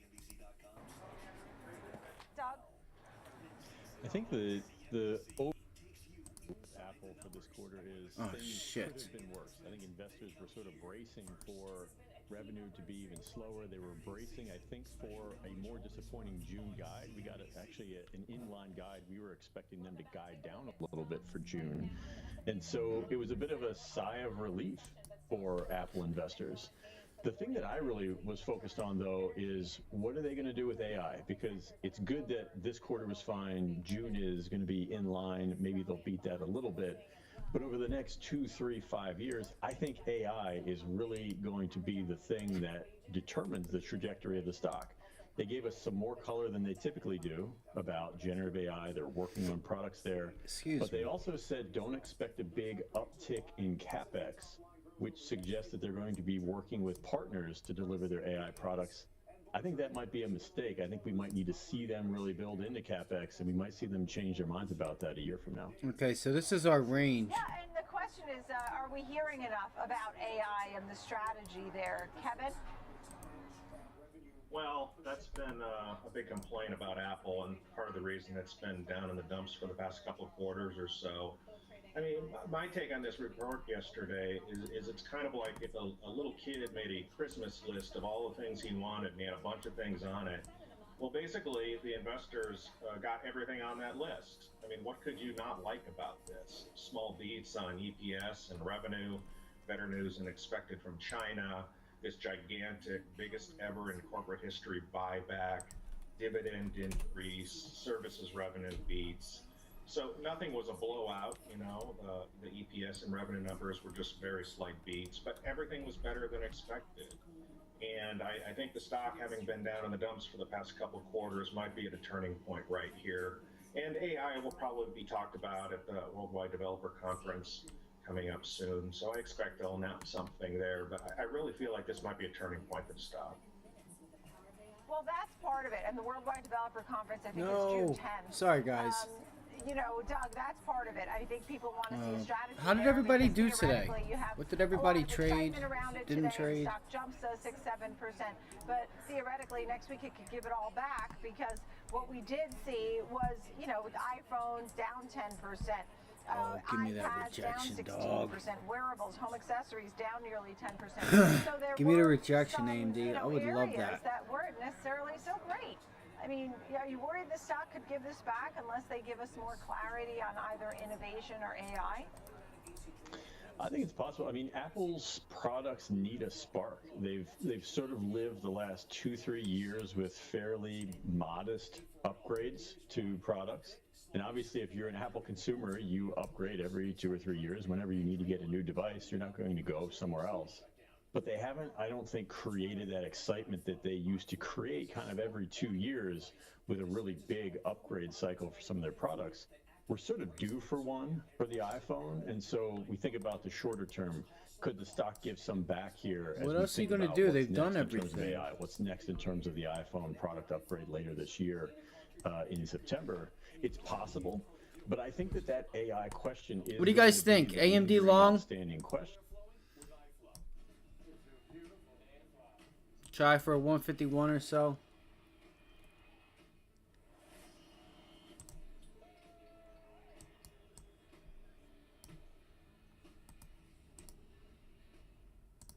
I hate clicking on the mouse. I do. I really do. Like, I am so over this.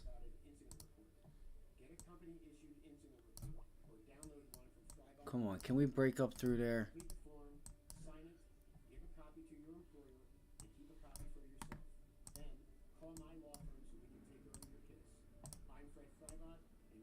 I'm Fred Fagalot.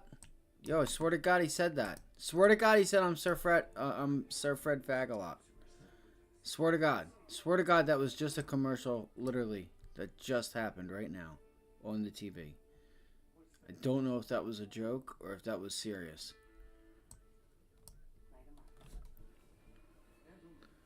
He said, I am Sir a lot. Swear to God. Alright, 152. 152.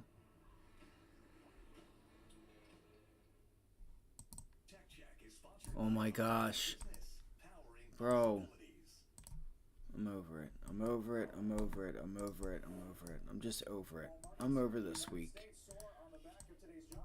Consistency is key. And I don't... Consistency is key and the door is locked. Alright, time to go long right in front of this level.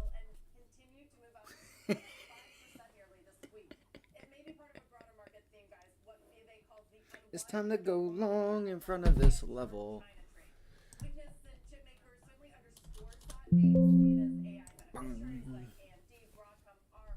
Did you guys go along in front of that level? I would rather trade Nvidia. If I was to trade anything, it would be Nvidia. It's got to be, the risk has to be the worst of reward, and I'm not sure if AMD pays. I'm not. It's like trading. It's like working at McDonald's versus working at Goldman Sachs. Which one would you rather work at? You want to work at AMD, or do you want to work at Goldman Sachs, the Nvidia? You know what I'm saying?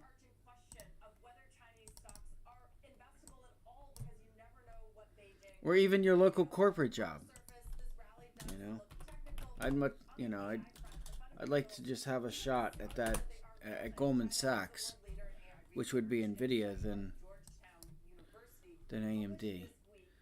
Keep an eye. Look, Snow rejected partially off of that level, but if the Qs are going to hold up, I haven't watched Snow in a while, so. Fucking AMD, god damn it.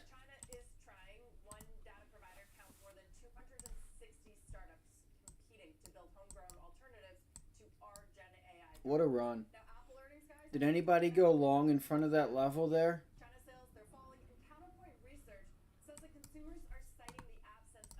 Nobody.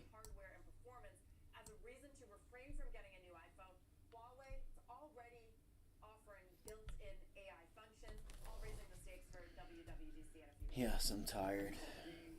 I am. I'm trying to just give it a couple minutes here. Come here, baby. Come here, turkey.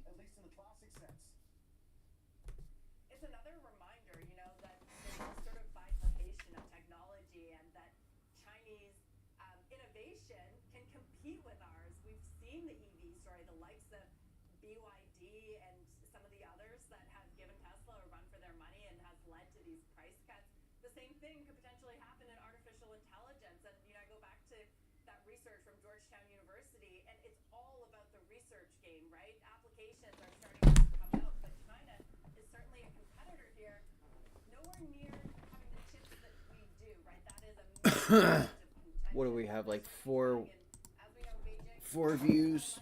20, not bad. Not bad. Not bad. Not so bad. Not so bad. Not so bad. Let's go look at, let's see what is some of the stocks that are trending today.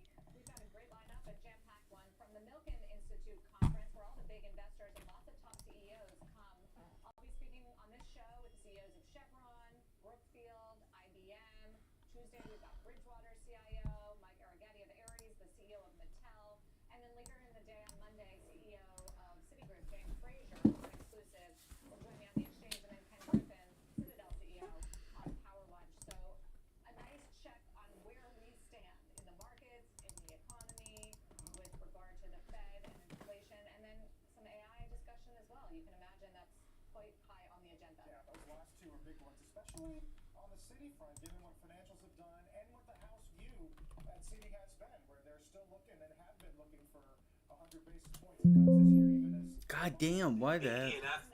Beneficent more highs now, $11.84. Bravo Echo, November Foxtrot, $11.84. Did y'all get scared? Did y'all get scared on the pullback? Did y'all get scared on the pullback? Tried to tell them. Y'all got scared, didn't you? You got scared on that BENF pullback, huh? Making new highs. Damn, everybody and their mother talking about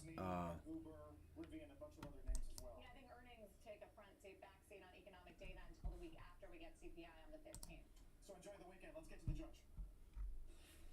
Carl, thanks. Welcome to the halftime report. I'm Scott Wapner, front and center this hour, surging stocks following Apple earnings and all right, let's see here. jobs report for the Bulls and the Fed.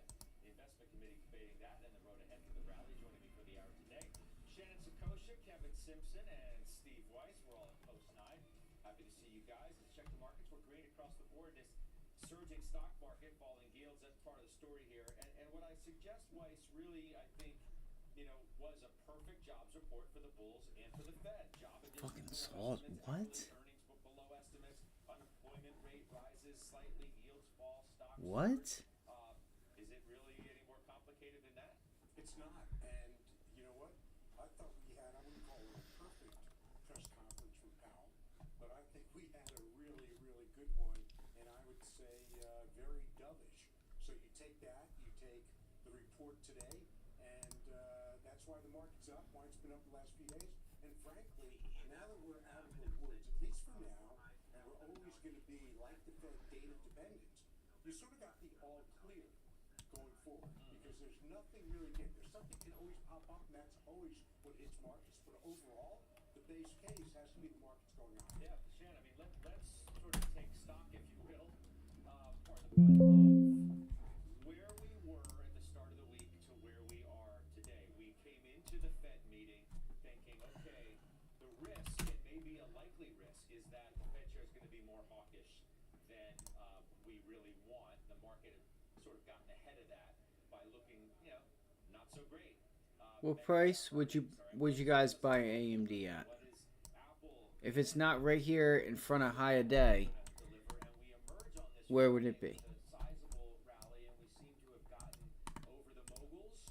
Just wondering. Now we're in the downhill.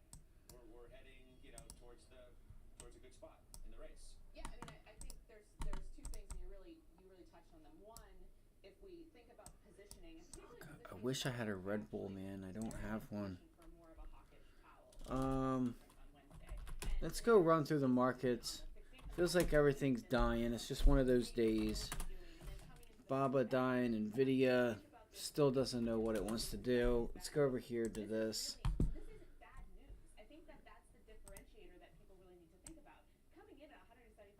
Nice double bottom.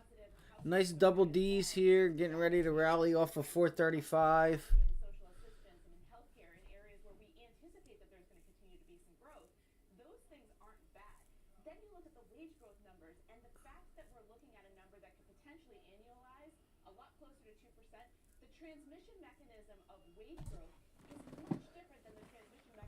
Tesla just pulled back a little bit. Google was really weak this morning. Something to keep an eye on.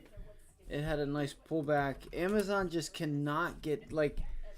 Do you guys feel it? Like everything just can't. Even like your leaders, right? The leaders are not leading.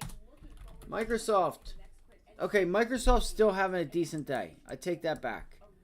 Microsoft might actually try to break out to a new high a day. If you guys see what I see. Do you see what I see? Nice wedge there.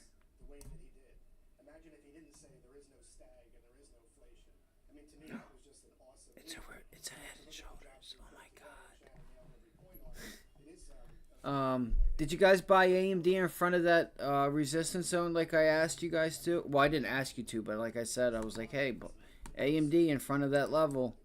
Exactly the opposite you think you should be doing.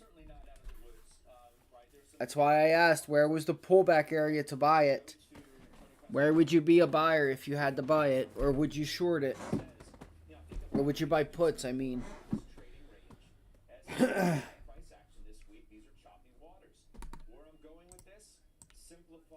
Microsoft also has, if you look on the daily chart here, it had a really nice wedge. So you just broke out of that wedge, it looks like today. Let me go to this chart and you guys will be able to see it.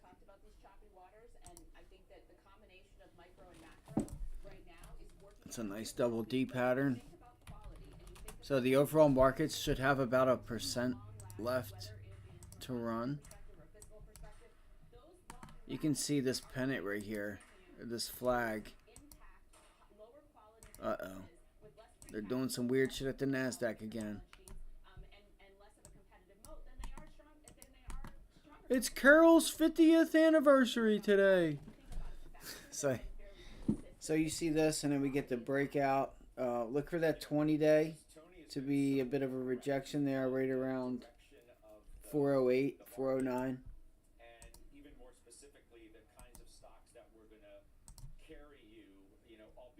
Pullback for a minute in what in mega cap tech. He's urged investors, and we've told you repeatedly of what he has said about keeping your eye on the ball. Stay with what's working. You might even hit 410. Freight train, as he said, of mega cap tech, and that trade is back because the Nasdaq, as you know, is ripping, and the mega cap tech performance over 1 week what would a difference a week makes? Look at Apple at the top of the heap. Apple's up 8.5% on the week. Amazon's up 7.5%, Nvidia 6.5%, Alphabet 6%, Meta, Microsoft 2.5% and 2% respectively. This trade's back. I don't think it ever left. I mean, It looked a little dicey for a little bit. it was a little dicey. Pre-mega cap earnings, it looked like, okay, is this trade going to have some struggle? Do valuations need to correct more meaningfully than they perhaps had? And here we are back to go where the money is. That's a fair point. But even though they've struggled, the struggle has not been, gargantuan. Aside from Meta that corrected about 10%. Watch 410, guys. If anybody's wanting to watch Microsoft, keep your eye on 410.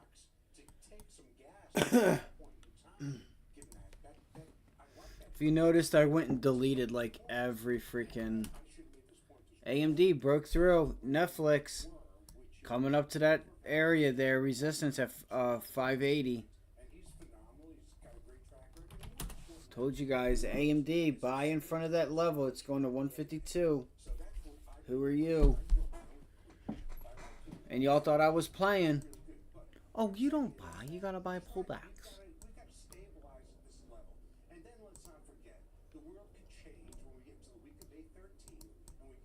I guess Biden's gonna be home. I guess Biden's home. Unless it's just a regular helicopter. It sounds like a regular helicopter.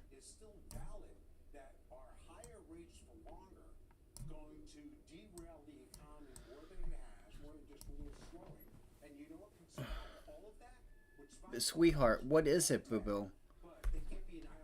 What's wrong? Do you want to sit on my lap? Market overall valuation, which I think you just reiterated. What is it? I know you're tired. Just why don't you go lay down? I know you're tired. Okay. So, is it?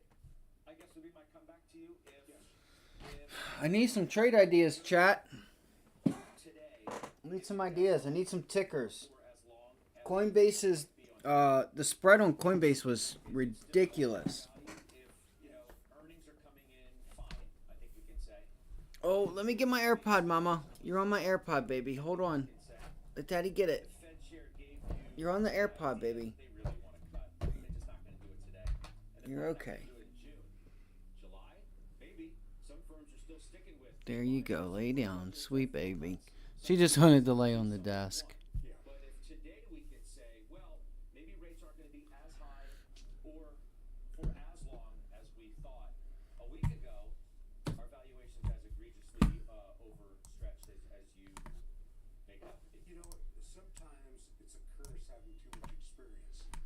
AMD might start running, guys. You can see that increase in volume. You're gonna might start seeing some shorts really try to get out of this thing.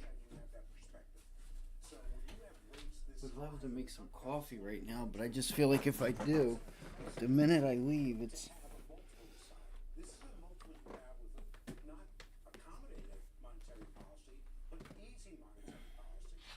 So the SPY's still floating around 1%. I'm not ruling out another move today. It is Friday. You know, we don't have much data next week. We don't have really any data next week. 10-year initial jobless claims. Michigan consumer sentiment. That's about it.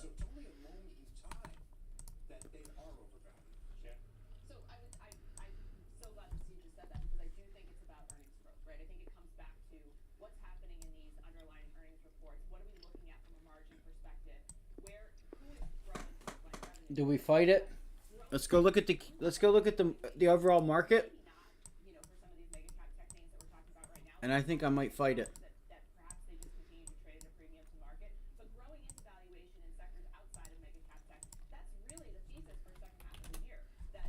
And then we could go long Tesla. All right, Q's, SPY. And the highest in the room.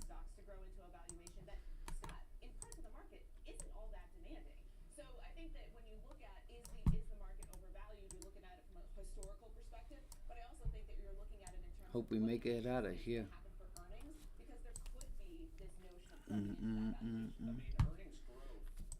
It's exactly where I was looking at those puts for. So let's go look at the Dow. All right, what this is going to do, this is going to give us some insight on if we can get this pullback or not. Which is no surprise why people continue to go to those stocks. Hello, Apple. Now, I get that Nope. Their revenues declined fifth time in 6 quarters. But Don't look like it. So what I would do, I would get this little pullback. If you get that little pullback, I'm going to go see if I can't grab some calls.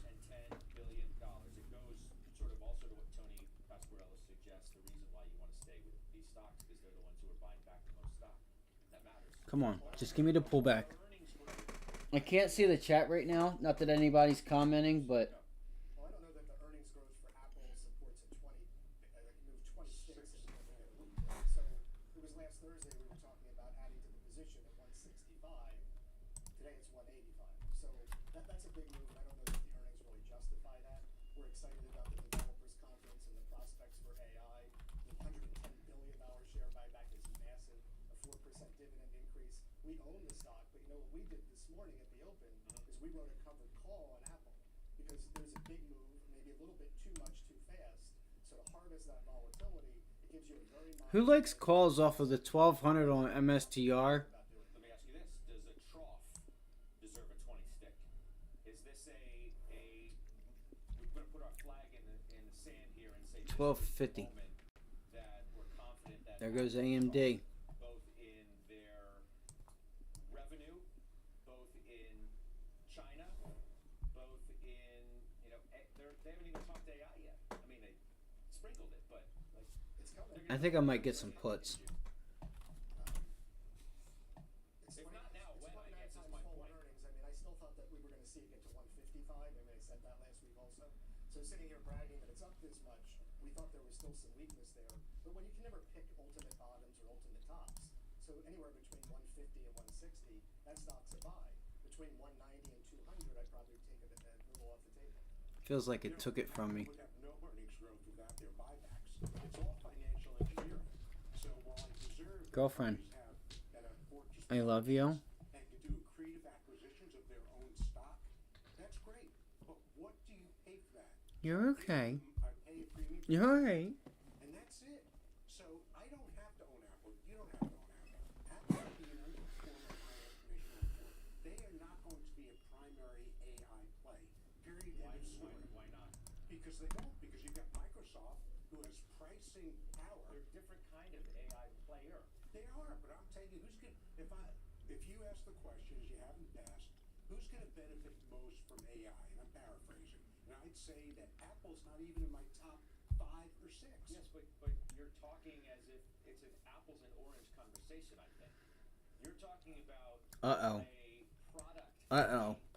that and services. Uh-oh. But AI may very well be what leads to the next great refresh cycle of a company with the strongest installed base in the history of consumer products. We might just run to 514.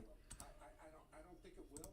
I think they're, look, they have a big installed base, right? They have big market share in some AWYN Airwind resuming hitting $5.89 now at 80%. But there's no way that we could do that.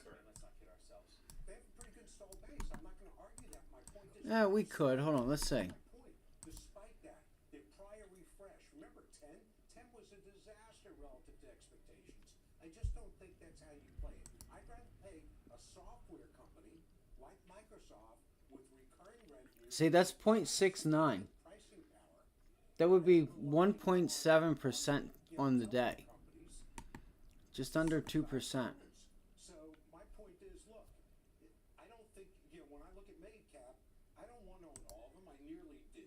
But if I have to pick and choose, and you classify as mega-cap, this is the last one on the list. Kevin, I know you're taking the other side of that. Yeah, you have to, because the refresh cycle is the story. Like, there is no debate. I don't know anyone that has an Android. Even my dad has an Apple phone. I don't think he has a computer. So you have to look at this and say the opportunity set is beyond anything we've seen before. I don't like this. I need to find some trades. I think that there will be an increase finally in the revenues, because if you look back 6-7 quarters, it's done nothing. I mean, it just stalls. And your point is completely spot on with the share buybacks, no doubt about it. But to think that AI can't be a major contributor to Apple's I mean, if you look at the big tech buybacks and the new authorization. No, MSTR, not Microsoft. 10 billion from Apple. I mean, Google 70 billion. I was wondering why that looked so. Can MSTR break this level, guys? Can I get a vote in the chat? Do we break this level in MSTR? Huh? Look. If we do, that'd be a big winner. Winner, chicken dinner. Volume decreasing. Big gap. That's what she said. Big gap fill. That's a huge gap fill. That's what she said. Huge gap fill. Do I need to repeat it? I just think, you're going to look at a moment like Tony Sacconaghi. Oh no, it's in no room. In 6 years, ahead of the Yeah. good on him. Buy the fear is what he said.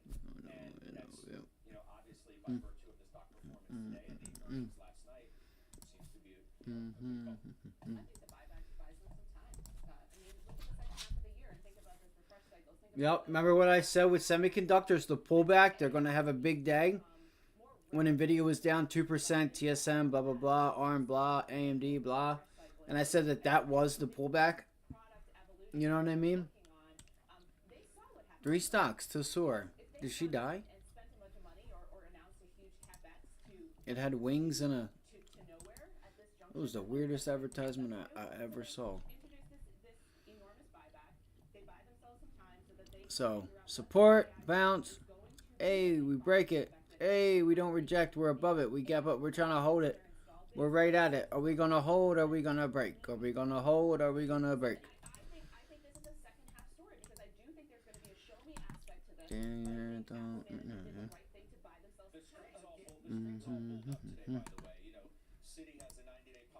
I'm looking for 1,300. If we can hold, I'm looking for 1,300. I'm looking for 13 bands, dog.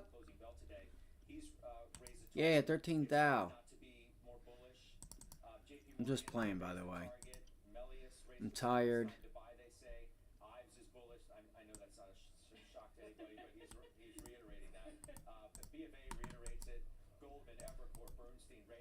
Yo, what is this dude wearing?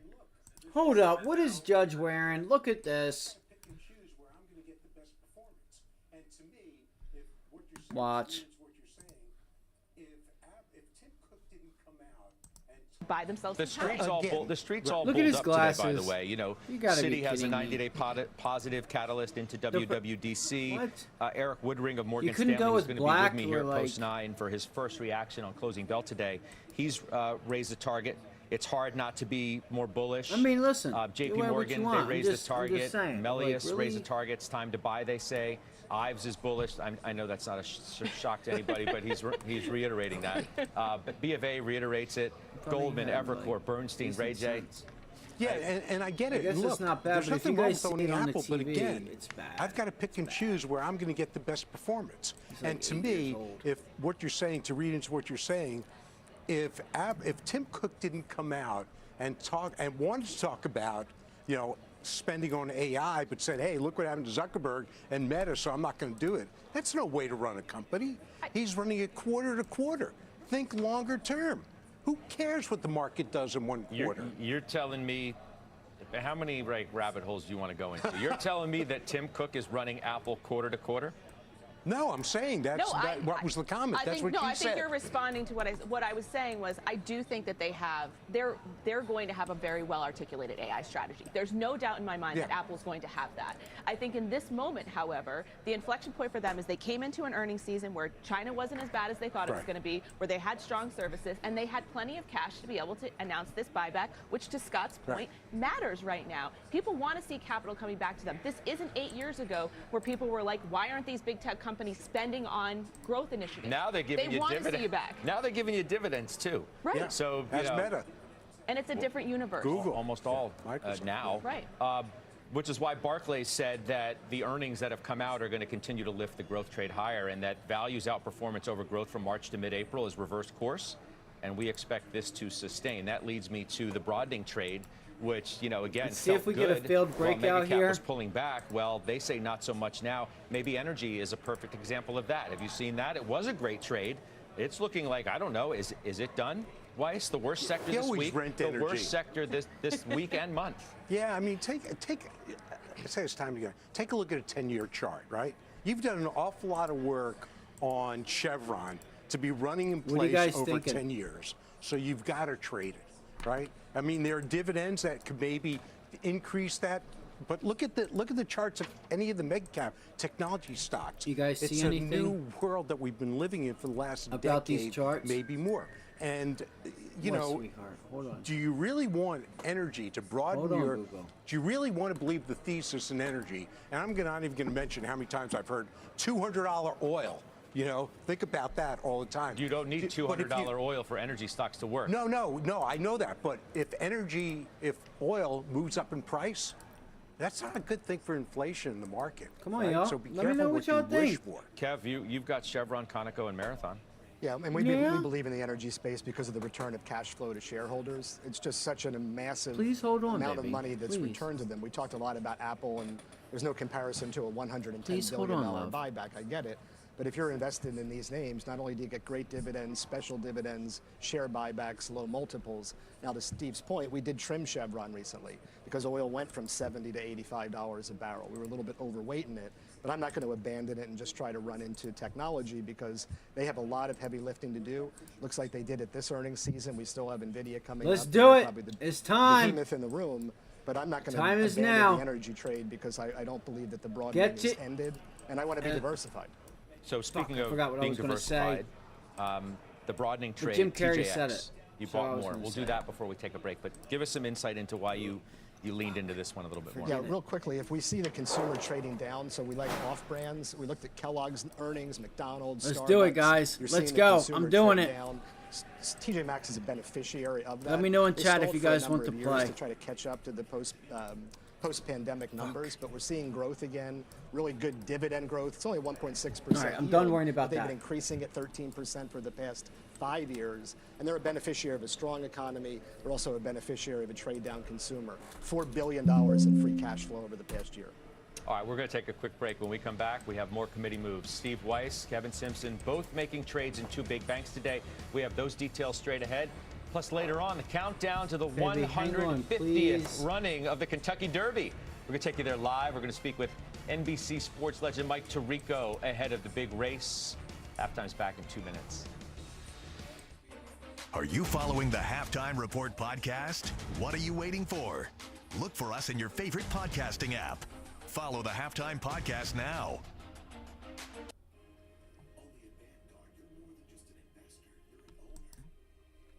Our financial planning tools and advice can help you prepare for today's longer retirement. Hi, Mom. That's the value of ownership. Apollo Global Management Chief Economist Torsten Slok. Jobs report reaction and insight. Plus his take on the Fed and the shifting state of the consumer. John Fort, Morgan Brennan. Closing bell overtime. Today 4 Eastern. CNBC. Invest with an advantage. Bro. Do I seriously?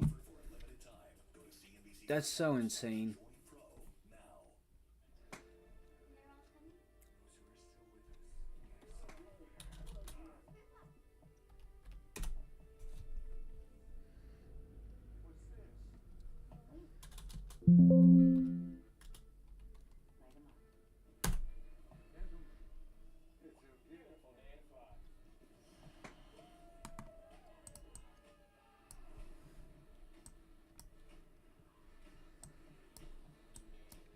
You guys gonna buy this dip right here or short the bounce off of that dip? What are you gonna do? What I tell you? What are you gonna tell you? What I? God damn it! God damn! So perfect. Pop, pop. Knew that shit was coming. Or you gonna short that bounce? What are you thinking?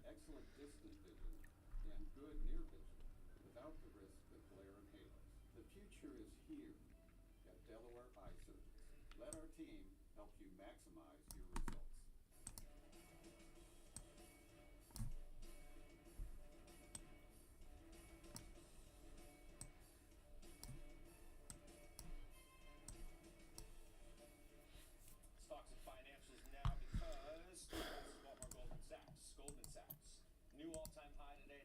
We need one more bounce up to like 12-3, and then I'll get short. See if we can't scalp the long. Oh, there's no way in hell.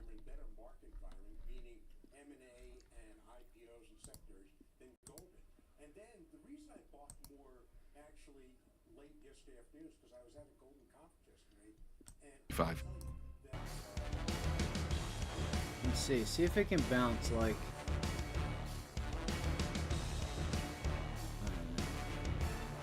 Right there. 12.21. Let's talk some financials now because Steve Weiss has bought more Goldman Sachs. Goldman Sachs. New all-time high Bro, today. we've That been stock's long been on the Goldman run. Sachs, bro. And why'd you buy more here?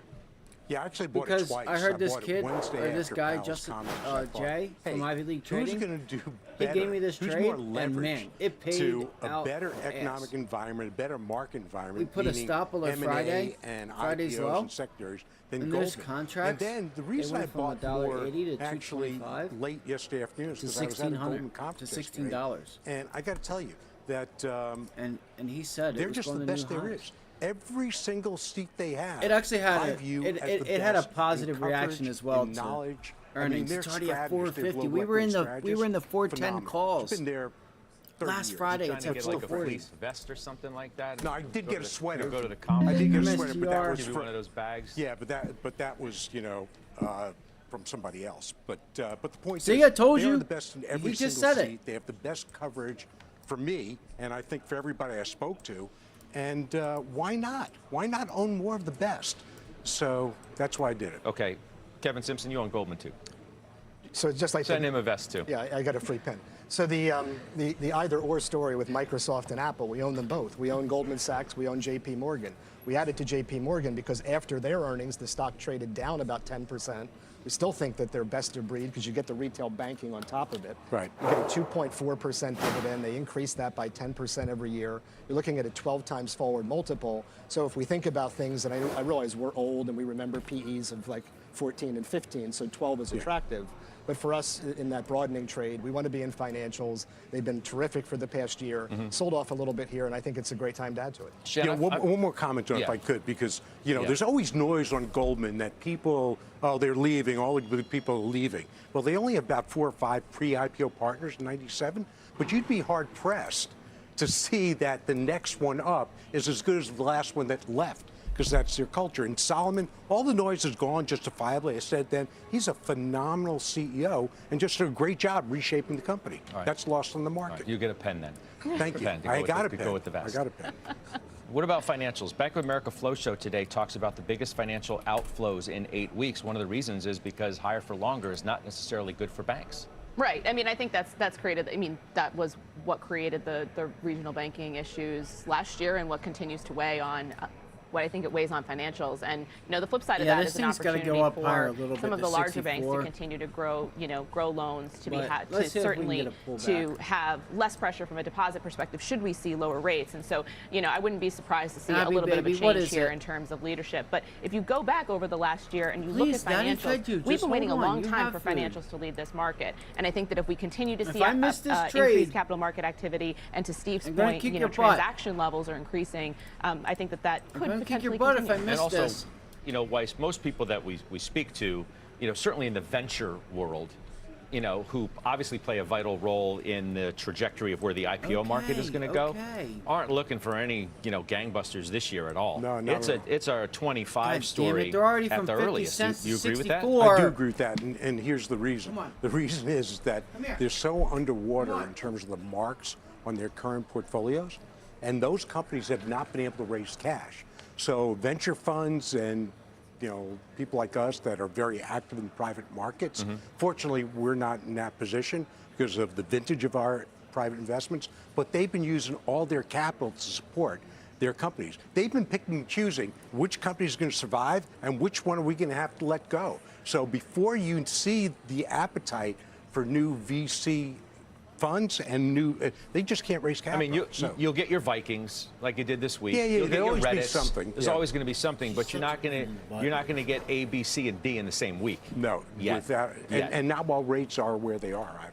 Yeah. Oh, so wait, we'll see. wait, All right, wait, let's get the wait, headlines wait. now with Leslie Picker. Hey, Les. Hey, Scott. Former Trump confidant Hope Hicks is on the stand in Donald Trump's hush money trial, testifying about her role as press secretary during the 2016 campaign. Her testimony Abby, could not give a yet. glimpse You of have what food. was happening in the final weeks before the 2016 Hold on. election, as former lawyer Michael Cohen was negotiating the hush money deal with adult star Stormy Daniels. And the bowling alley that was one Yo, of the sites there's no of way. Maine's These spreads deadliest are mass nasty. shooting is Why, reopening bro? today. Just under 6 months ago, a gunman No, killed Abby. 6 people at You the have business food. before driving to a nearby You bar have and killing food. 10 more. He later died by You're suicide. fine. The bowling alley's owners say they initially were against the idea of reopening until the community rallied behind them and convinced them to change their minds. And Hall & Oates are officially over. Daryl Hall, one half of the iconic duo, confirmed to Variety the former group these will things are not so be getting illiquid. back together. It comes after a public rift last year over John Oates' attempt to sell off half of the duo's jointly owned company, Hall Oates Enterprises. I'll send it back to you, Scott. All right. All right, Leslie. Thank you. Leslie Picker. Up next, Mike Santoli. He joins us today with a special midday word. He's live in Omaha today ahead of Berkshire's annual shareholder meeting. We're back in just 2 minutes.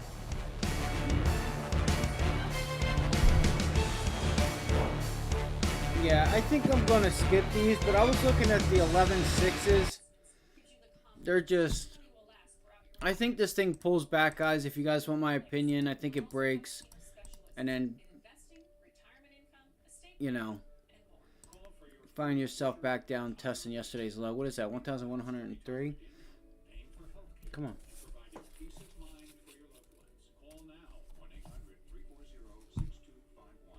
Like, even these are 60 cents, guys. Like, look, this person here got the 115s. Abby, I got a microphone right here, baby. Just lay down. You're fine. Lay down. You're okay. Lay down. Oh, my God. I have a microphone right there, Turkey. Okay. Like, just look. Like, this person, like, look at the last orders.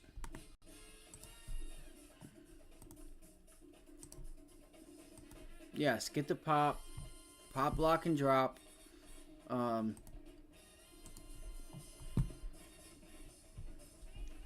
think Bitcoin has a little more to go, but like, look at the last. Like, this person got it for 5 cents. The 1135s. This person got it for 60. This one 15.32. Like, you gotta feel like an idiot.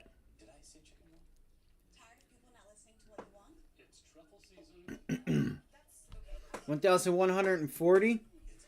I can put in a bid there on MSTR. No, come on. The more we understand you, the better we can help you. That's what US Bank is for.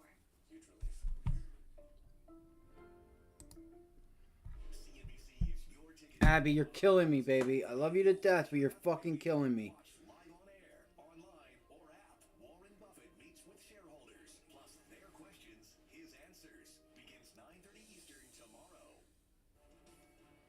Make sure I'm putting in the right 140. We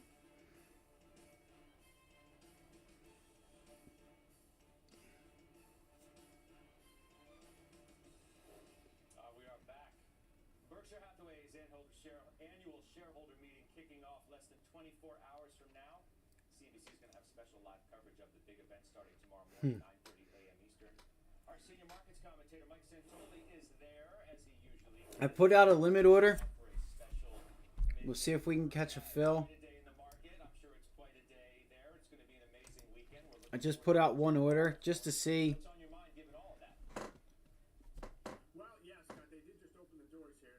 Tomorrow.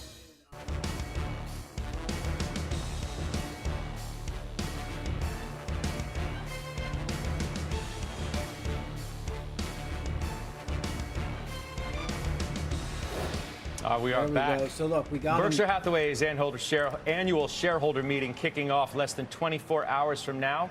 CNBC is going to have special live coverage of the big event starting tomorrow morning, 9:30 a.m. Eastern.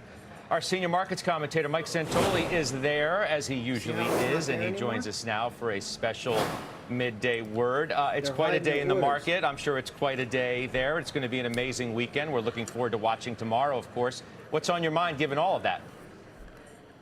Well, yes, Scott, they did just open the doors here, so the public's going to flood in any minute. And yes, we'll be a busy meeting, busy weekend. I think what's interesting, too, is, of course, with the Apple news here and with everything going on in the markets in the way of rates, there's just so many points of relevance in terms of where Berkshire's position and what Buffett might have to say about all of that in his Q&A tomorrow. When it comes to Apple, what I find remarkable, and this is really at the heart of the discussion you guys were having on this and about the buyback and everything else, is it's exactly what he said about Apple all along, which is he bought it, he was attracted to it because it was a branded consumer products company. And you know what? For as long as I've been doing this, people have been having the same discussion about the valuation of Coca-Cola and Procter & Gamble and why do these things trade at 25 times earnings? It's slow growth, it's financial engineering, but they have a very high floor on their business, and the fundamental support is just there. Whether you want to pay that much for it right now, I'm not sure. But also the buyback, the $110 billion right now is just business as usual. This is just what Apple does. They had a $100 billion one announced 6 years ago when the market cap of Apple was under $1 trillion, and now you're at $2.8 trillion. You're talking about 110. It's a smaller percentage, but it's just that's what they do. They have enough capital to share it in various forms, while also investing. To me, that's why the Mag 7 is what it is. They live in a world without difficult trade-offs in terms of capital allocation. Are your feet bothering you, Mike? I don't know why we're taking a shot of that, other than there's a very famous Berkshire shareholder who I think wants a piece of this live shot. I was like, is my mic line trapped on my feet? Why is the crew grabbing me back here? Yeah. So that's right. That is Bill Murray. He is a well-known Berkshire shareholder. Guy in the shot there. Yeah. All right, orders are hidden. That's one of the great parts of this weekend, right, Mike? It's one of the great parts of the weekend. It's one of the great parts of this weekend. Yes. Is that literally never know. You never know who's going to show up, but shareholders from everywhere do. And look, somebody got filled at 20 cents at the 1150s. 100% That's so funny, and this is what we said. Look for a pop. He managed to catch a break in and then life a possible and got into the stock pullback at relatively early time. On MSTR. No, I think it absolutely is an interesting feature of this meeting. There's so many sort of side events and dinners and talks that do go on because everyone knows you have this collection of smart people with similar outlooks or priorities that are all gathered, right here in the middle of the country for a couple days. You're a good sport with that. We might have known that something was going to happen, but I didn't want to ruin the surprise for you or our viewers, frankly. Say hi to Mr. Murray for us, and you have a great time, all right? Thank you. All right. All right, thanks. That's Mike Santoli. I think we'll see you later on Closing Bell as well. Don't forget, 9:30 a.m. tomorrow on CNBC. You can watch the annual meeting, which is always a great event. There it is. As a reminder. Up next, Amgen soaring. The company goes all in on an injectable weight loss drug. Kevin owns the stock. We'll get his take next.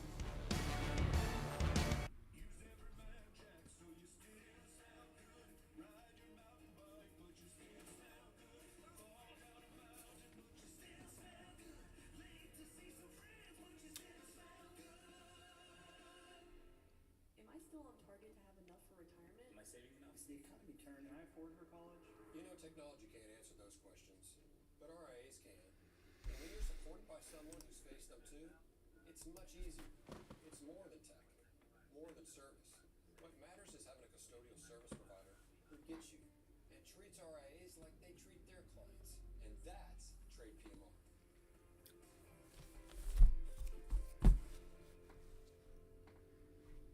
Invest with an advantage with CNBC Pro. All the insights that you want and need to become a better investor. From Omaha to Wall Street and the world.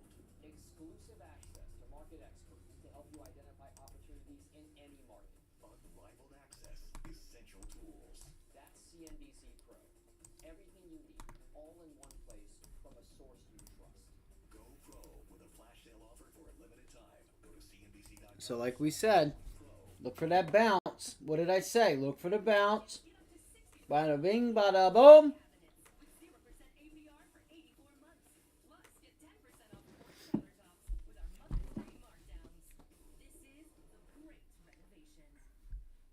So, you've been my advisors for what, 10 years? Now we're expanding into 12 states. You know that I love working. All right, let's see here. And I need to know if you can handle the client. Let's see here. Your team is bigger than just us. We'll need specialists in state and local taxes who really understand manufacturing. And here they are. CBIZ, your trusted local advisor. Short the pops, baby. Short the pops.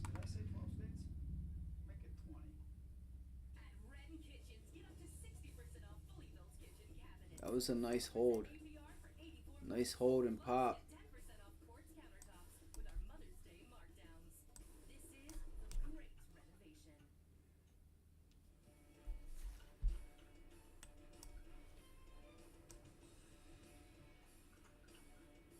I want to know how in the heck that happened.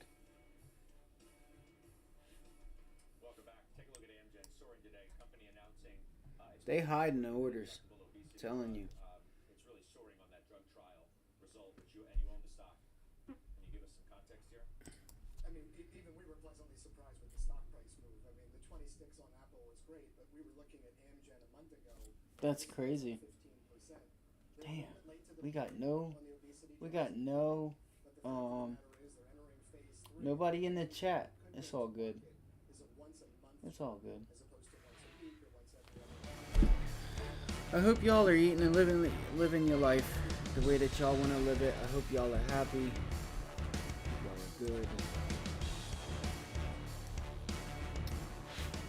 Welcome back. Take a look at Amgen soaring today. Company announcing it's moving forward with an injectable obesity drug. It's really soaring on that drug trial result, which you own the stock. Can you give us some context here? I mean, even we were pleasantly surprised with the stock price move. I mean, the 20 sticks on Apple was great, but we were looking at Amgen a month ago, these and this spreads are stock's madness, up 15%. bro.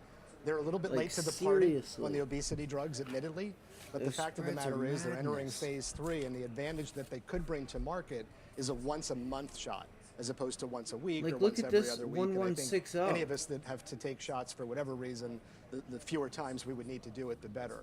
The other thing that you need to look at with Amgen under the hood is that this acquisition of Horizon Therapeutics is making them double-digit growers in know terms if of I their should revenue, take the limit their order earnings. off. This is something that's accretive to their bottom line immediately. And they're not just a one-drug product. They've got 3 other top-tier drugs through the Horizon acquisition. So we really like the stock. We love the dividend, and we love the dividend growth. What about the space in general, which is one of the worst year to date? You have more exposure through United Health and also Merck. So we own United Health, and we've been buyers of it on weakness, but very careful. Like, it's not a stock that we're recommending adding to. There's a lot of risk there with United Healthcare. But Merck's been one of our was best looking at performers year to these. date. So we there's, played like, the healthcare nobody sector on. really well. And when we went into Amgen, Scott, we rotated out of J&J, which has served us well. That's lower. Amgen's a lot higher. I think you called J&J dead money, so I had to listen to you. But You did. good trade, right? But too bad you didn't listen to me on United Health when I sold it. I try not to listen to you if I Yeah, can. yeah. Well, so I understand you don't want to show good performance because I worry your investors. Your opinion and positioning have really changed on healthcare, right? Yeah. Whereas you a handful of months ago thought, profitable healthcare, that's how you described it at the time, was the place to be, decided that it wasn't. And now I'm curious as to your view moving forward. Yeah, here. my view moving forward is that. Let's go. Break it down. when Break I a brought brick down the down. portfolio Let's go. slightly, I went into Let's do it. defense End of and day sell off. aerospace. Let's go. Let's And I pull say it with back. healthcare It's in an because uptrend. As we Yes, saw, I know. It's in an predicting uptrend. what CMS is going to do with pricing is very, very difficult. And as the world, and this gets too Fucking wonky, 1 switches o'clock, from man. Let's fee go. for It's already service 1 to o'clock. value-based care, which is where the government wants you to be. It's very difficult. You've got to know your patient populations intimately to be able to manage the risk appropriately. And so I think it's Whoa. it's worth waiting Whoa. on the You see sidelines. what they're doing here? You see Yeah, this? I mean, listen, having this Fucking news on scamming Amgen, asshole, I the actually don't know truckers, that bro. it helps the overall healthcare space too much in the short term either, because there really has been this binary, trade in terms of you're either in GLP or you're not, and the implications for GLP-1 have definitely weighed on the rest of the healthcare sector. But I think Steve makes a great point, around managed care and the challenges there. But if you think about consumables, you not think about even moving. instruments, you think about those types of healthcare exposure, I do think that there's still some opportunity and some value in those spaces. All right, coming up, we're going to take you live to Churchill Downs ahead of the 150th running of the Kentucky Derby. NBC Sports' Mike Tirico is there. He's going to talk about it with us next.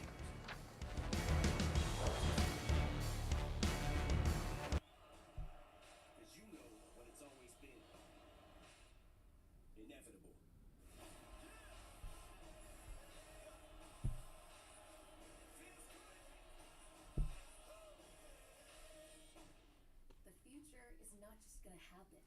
You have to make it. And if you want a successful business, all it takes I'm holding on for 100%er, bro, because I still feel like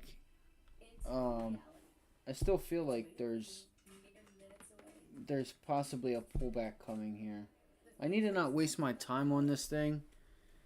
The all-new GoDaddy Arrow. Get your business online in minutes with the power of AI. What's this? Oh, now they want to come out. Now they want to come out. Huh? Huh? Not you guys in chat, but the MSTRs. SNFL shares were halted on the way down on a circuit breaker, $4.29. This is amazing. Now they want to come out, huh?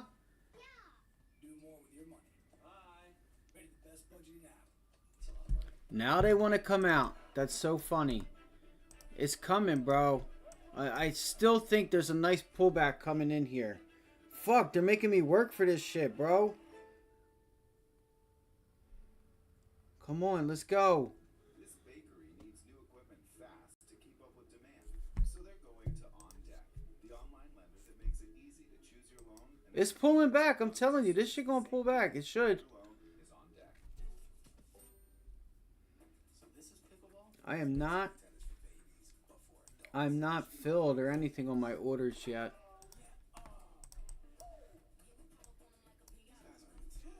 We got nothing to worry about. With E-Trade from Morgan Stanley, we're ready for whatever gets served up. I can't wait for this shit to pull back. These things are gonna rip. It feels like there might be a news catalyst or something that's gonna come out here. Thanks for coming to our clinic. First one's free. Oh, longer term.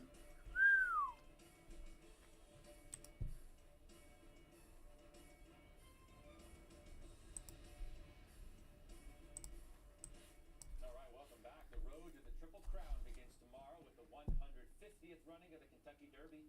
Mike Tirico will be hosting NBC Sports' coverage down at Churchill Downs. As you can see, he joins us live. We always love the first Saturday in May, and it's great to catch up with you, Mike. Welcome. Same, good to be back. And the first Friday of May, the biggest race for the 3-year-old fillies, the Kentucky Oaks, happens later today. And there are about 100,000 people here, so this is a great weekend. It's got a little more to go, but it's almost there, guys. Sorry, I didn't mean to get on the 2 hour. This one's free. It's got a little further to go, like right here. This should be about it. This thing is about ready, I feel like. Turkey, baby. I know All you right, have welcome food. back. You're The gonna have road to to the wait. Triple Crown begins tomorrow with the 150th running of the Kentucky Derby. I don't Mike wanna dog Tirico myself will on be hosting this one. NBC Sports' coverage down at Churchill Downs. As you can see, he joins us live. We always love the first Saturday in May, and it's great to catch up with you, Mike. Welcome. So I'm going Same, good to be hot. back. And the first Can Friday you of May, the take biggest me race for the 3-year-old fillies, the higher? Kentucky Oaks, happens later today. And there are about 100,000 people here, so this is a great weekend and a milestone year for Churchill Downs. Tell us what to expect tomorrow in the big race. Well, it's 20 horses. It's their one chance for glory in all-time history. Two favorites really have emerged as we've gone through the Triple Crown Trail, the preps leading up. Fierceness is one horse owned by a guy from Queens, Mike Rapoli. Mike had the favorite All right, 410 I don't want to last spend my year. time That watching horse this was thing, bro. scratched the day of the I Derby, gotta morning move it. of. Comes Move back along, with a favorite sir. again this year. Fierceness, John Velazquez and Todd Pletcher are the jockey and the trainer. Kentucky Derby winners, considered some of the best in what they do. And then the other choice is Sierra Leone, and in this CNBC interview, it's perfect to talk about the big investment and will it pay off. Sierra Leone, one of the top 5 prices paid for a yearling. Over $2 million was the price point on this horse. Horse is here, has done well, winning along the way. Those two are probably separated from the rest of the horses as we handicap the Derby. I'll tell you what else stands out. We're talking money like you just did. The purse, $5 million now, right? They've bumped it up significantly. 150th anniversary. I think also trying to keep pace and step with one large sporting events, but also big horse races around the world. We've seen big purses attract races around the world and some of the best horses. And if this is to be considered the premier race in the world, the price point for the purse has to be commensurate with that. I think that's part of the reason for the bump here. $5 million, it's a very significant size purse. Not the biggest that you'll see around All right, the let's world. go. Let's get but this right up market there to in pull that back. You know, the other standout, Pull I back, suppose, pull is who's back, not going pull to be back, pull back. racing, and that's Bob Baffert, right? The legendary trainer has a horse that's not going to be running. And you've been pretty outspoken shit. in 90s. sort of what this 90s. means for this moment Oh, in this snap. sport, particularly They what it throwing means up for the the 90 future. deuces on if there. people like Mr. Oh, Baffert, who snap. are They say, "Give iconic me and my money." legendary, continue to have these sorts of issues. Can you expand on that? Sure. Simply put, Baffert, who had the winner, he's won multiple times this event and Triple Crown events. We'll see Bob Baffert horses and Bob Baffert in the Preakness coming up in 2 weeks in Maryland. But Bob Baffert had the champ here a couple of years ago, who after drug test was removed and disqualified and no longer was the winner of the Kentucky Derby. From that point on, there was go, a suspension. $1.25. Let's go. Derby suspension Let's on go. Baffert. We've gone through a lot of the legal cases, and even this year, Churchill Downs said, you know what? Because we haven't Let's seen enough go. contrition from Baffert, we're going to suspend him for this calendar year. If you ask me, I don't think they wanted the return of They're not gonna- Baffert to they be don't part wanna of the show story it. of the 150th don't Kentucky wanna Derby. show it. In any case, the larger point is whether it's Baffert or other folks who've been involved in conversations of, is the horse sport Damn, clean? I shoulda Are the never- I horses shoulda went drug-free? lower. Are you having their best interest in mind? They If don't this want- sport's there's a going lot to of try to orders find a they're way not to showing. grow in the next 10 years, you need consumer confidence. That's the bettors, that's the public, it's the folks who have a lot of sports options. I think it's beholden on all the stakeholders of this sport, the tracks, the trainers, the owners, the jockeys, to get on the same page. I think they need to pull in the same direction because the sports dollar has a lot of competition, and especially with betting in a lot of other sports now, Scott, this isn't the only place where you can have some fun, wager money, and try to make more. Yeah, well said. Let's talk Olympics for a moment before I let you run and we'll watch some more racing. Peyton Manning, Kelly Clarkson joining you for opening ceremony, obviously in Paris, whereas Peyton Manning said, and I quote, this is really a testament to you, Mike, wouldn't have even considered it without Tirico. We're looking forward to this, obviously. It's super nice of Peyton. It's something I think our whole company is looking forward to, top to bottom. You know, the Olympics, we've had 3 in a row in Asia, far away from the U.S., 2 in a row with COVID, with no fans. The Olympics needs a jump start. There are great athlete stories with Team USA, especially because they're only 3 years removed from competing in Tokyo. Remember, those games were delayed by COVID a year. But also Paris is the co-star. And when our set is on during the Today Show, during daytime and primetime, Eiffel Tower is going to be behind us. Beach volleyball is at the foot of the Eiffel Tower. Iconic places and venues around Paris are going to be used for the competition. So I really think it's a great opportunity for the Olympics to get a recharge, a refresh, and build momentum to 4 years from now when the Olympics are in Los Angeles for 2028. So we are super excited, not just, Scott, for the summer, but what happens in June, making Team USA in the Olympic trials is going to be spectacular as well. Yeah, all the networks of NBC, including us, of course, excited. Mike, you enjoy the weekend. You guys have a great broadcast from there. We'll be watching, of course. We'll do. Always a pleasure. Thanks, man. All right, that's Mike Tirico joining us live from Churchill Downs. A reminder, of course, 2024 Derby tomorrow, starting at 12 p.m., by the way, 2:30 Eastern on NBC. It's 12 on Peacock, 2:30 on NBC. Also available on NBCSports.com and the NBC Sports app. Final trades are next. E-Trade and TD Ameritrade are even higher. Move your account to Interactive Brokers and save at least $5,200, or much more if you're trading big bucks.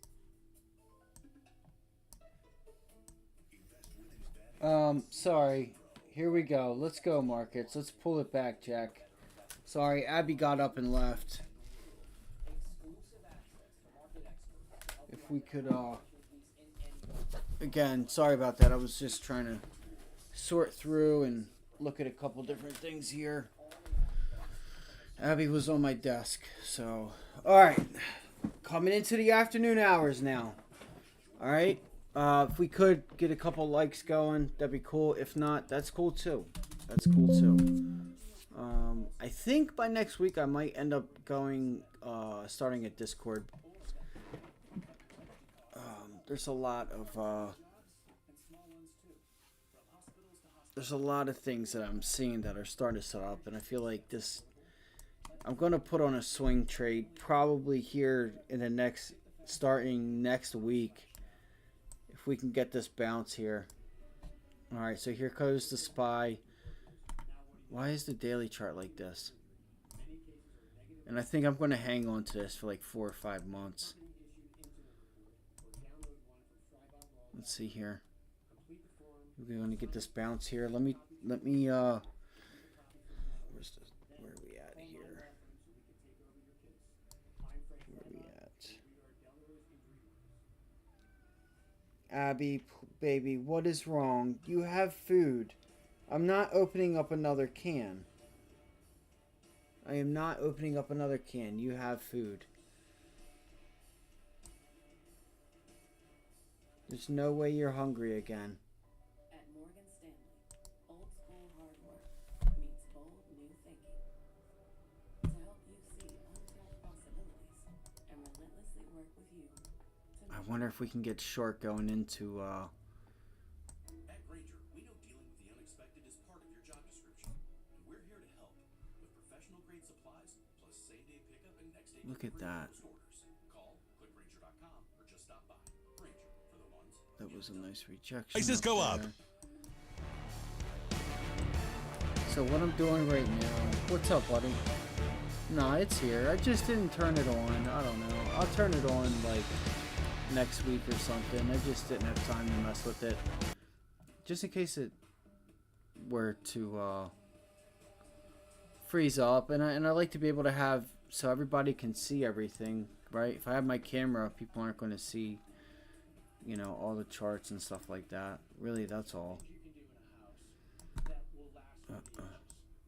But if you guys want the camera, I can turn it on. All the things that we wanted, appearance, durability, there is no other choice.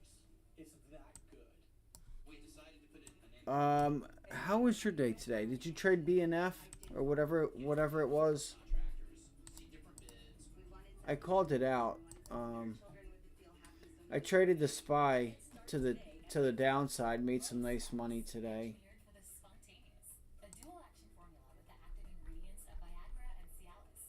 BENF. Okay, so it's still holding on. It made one last run up there. I'm sure this thing is done, but Your record label is taking off. So is your sound engineer. You need to hire. Indeed you do. Indeed Instant Match instantly delivers quality candidates matching your job description. Visit Indeed.com/hire. With gold and copper prices. come on, Q's. Let's go. Here we go. That's it. Let's see if we can't get a little bit of a sell-off going into the end of the day. Where's the Dow? Nvidia holding up really nicely. Semis are doing really good today. Take that into next week. Shit. Should we go long Nvidia? I want to get out of this damn MSTR position, but Abby, you're fine. You've had plenty of food today. Just hold on. You've had plenty of food. You're fine, baby. IWM. Come on.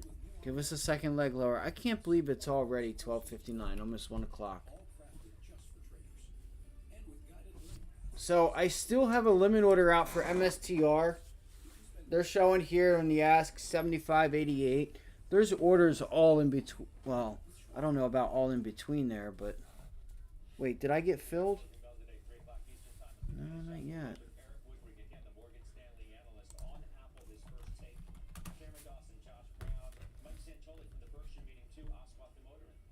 Yeah, this thing's about to bounce. Fuck. I still think this thing's overdone. This thing might not pull back until Monday. I might be really early on this, and you might not get it in the next few hours. Unless the overall markets can pull back and yields can pop.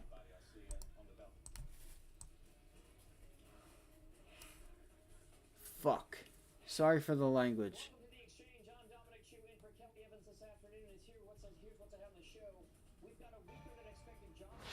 It's going to be a good closing bell today, 3 o'clock Eastern time, as we finish out the week with Eric Woodring, again, the Morgan Stanley analyst on Apple. We got his first take. more dovish? Cameron Dawson, Powell? Josh Brown, What? Mike Santoli from the Berkshire meeting too, Aswath Damodaran, the dean of I mean, valuation listen, twice. I get market Want some more commentary. Netflix It's for those really easy to experiencing mess JOMO, things joy up of and missing say, out? like, My term? Too bad. Stock's back on its way. Kay Simpson. Home Depot, 2.6% dividend, $18 billion of free cash flow, down 10% on the month. Shan. materials, growth to value isn't dead yet. All right, good weekend, everybody. I'll see you on the bell. Look, he took the glasses off. Judge is cool, though. Welcome to The Exchange. I'm Dominic Chu in for Kelly Evans this afternoon. And here's what's ahead on the show. We've got a weaker than expected jobs report last month, a more dovish than expected Powell this week. So did that just change the whole rate cut timeline? And is it presenting new opportunities in this market? We're going to talk about all of that. Plus, there was one thing in Apple's report that makes our analysts worry a bit. We'll tell you what it is and how to trade that stock from here. Hell no. And then Starbucks, Disney, hell no. Under Armour, they've all been helmed by Boomerang CEO/founders, but has that helped or actually hurt those companies? We have a special edition of 3 buys and a bail, Boomerang CEO edition coming up. But we begin with today's markets, and it's been a bull run so far somebody today. got filled at We're 6 off our cents, best levels and of they the session fucking so robbed far, but me, we still got bro. north of 1% gains for the major indices. Fuck The Dow Industrial is MSTR. currently at 38,652. That's Excuse up my north language. of 1%. It's a similar This thing's percentage fucking advance for the broader garbage. S&P 500 large cap, which currently sits at 51.21. The reason why that level is important is because 51.29 is the level a lot of traders are watching right now. That level That's represents so the current funny. 50-day average price of is the so S&P funny. 500 on a rolling basis, and that has been the upper end of the trading range for the S&P 500 going all the way back to just around faggot April fucks. 15th. So it's been an area of near to medium-term significance. If it can break through that, who knows what happens, but a lot of folks watching to see if this is a resistance area for the broader S&P. The Nasdaq I wanted to Composite play up around about with 1 it anyway to see how 3/4%, they worked. 16,136, led in no I small only part by that grabbed, big Apple report. And the 10-year Treasury just note to yield be of able to 4.516%. It's been mess drifting around lower with for it. the better part of this week.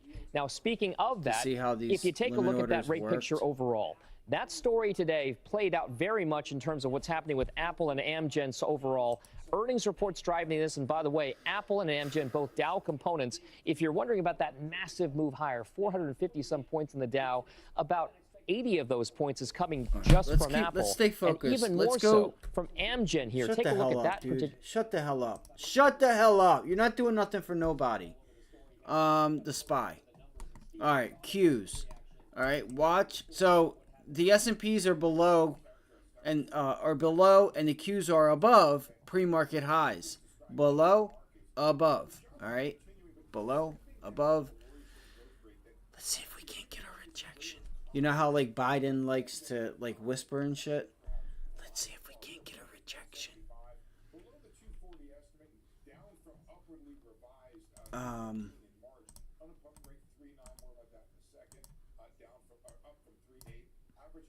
We might end up just pulling right back to right around where we opened at like 510, and we'll just and stick it right there. So we still are below the. Bro, we opened up at where 511 ish. That's where we opened up, right? 511, and we're at 510.87. Like, come on, we haven't even moved. So, I might call it quits here today. I'm going to try and get out of this MSTR position for a loss. They're snaking around like, so I threw out limit orders on this thing, and I was just trying to get like a fill to the downside, and they filled me at 20 cents. But yet here they are 15, 20 minutes later, filling somebody in at 6 cents when I was putting in limit orders at 6 cents. It makes no sense. It really doesn't. Other than time.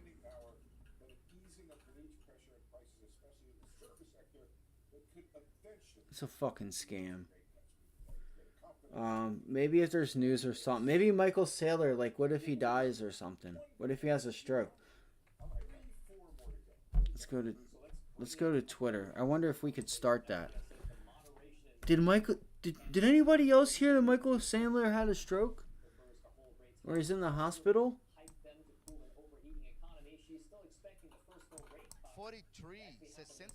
That's illegal, right? Is it legal? Legal? What is it? I'm just asking if anybody else heard it. 143, 64 quilos e 800 gramas para o William Gomi. 143, 64 quilos e 800 gramas para o William Gomi.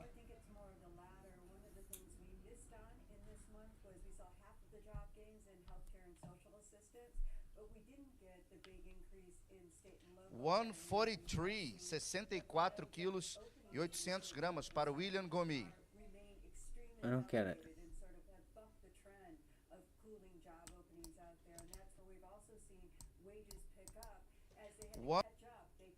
143, 64 quilos e 800 gramas para o William Gomi.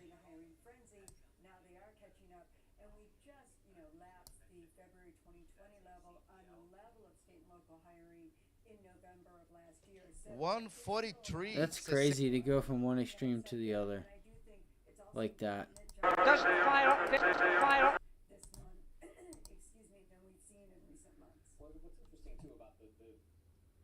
What the heck? Oh shit, that's crazy.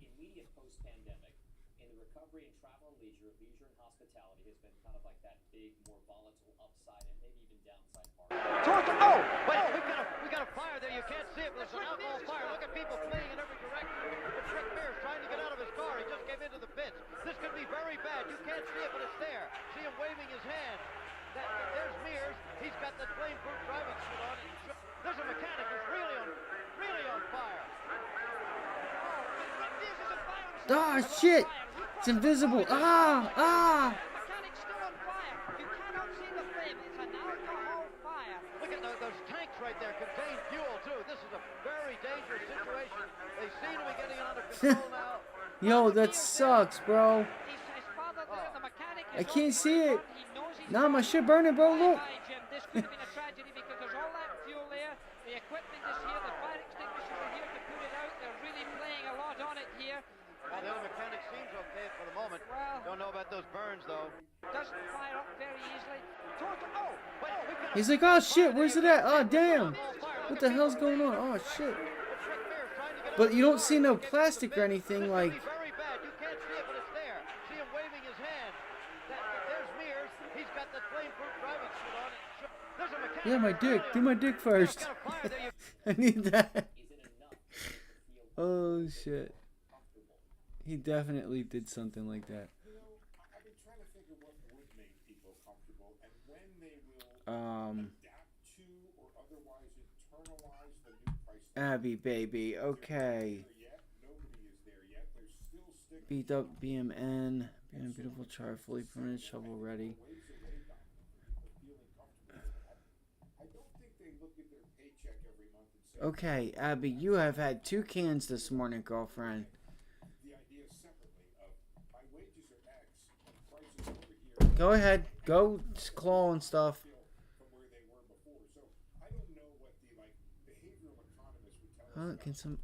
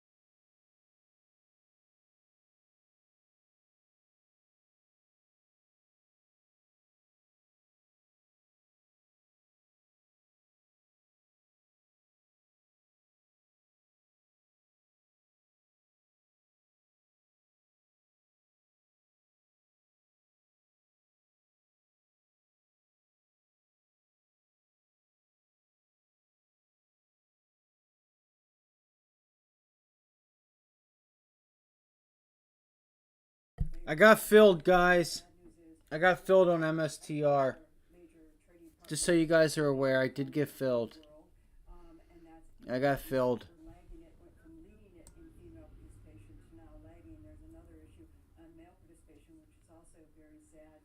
That's cool. That's what's up. No harm, no foul. Look at them, back to a dollar something.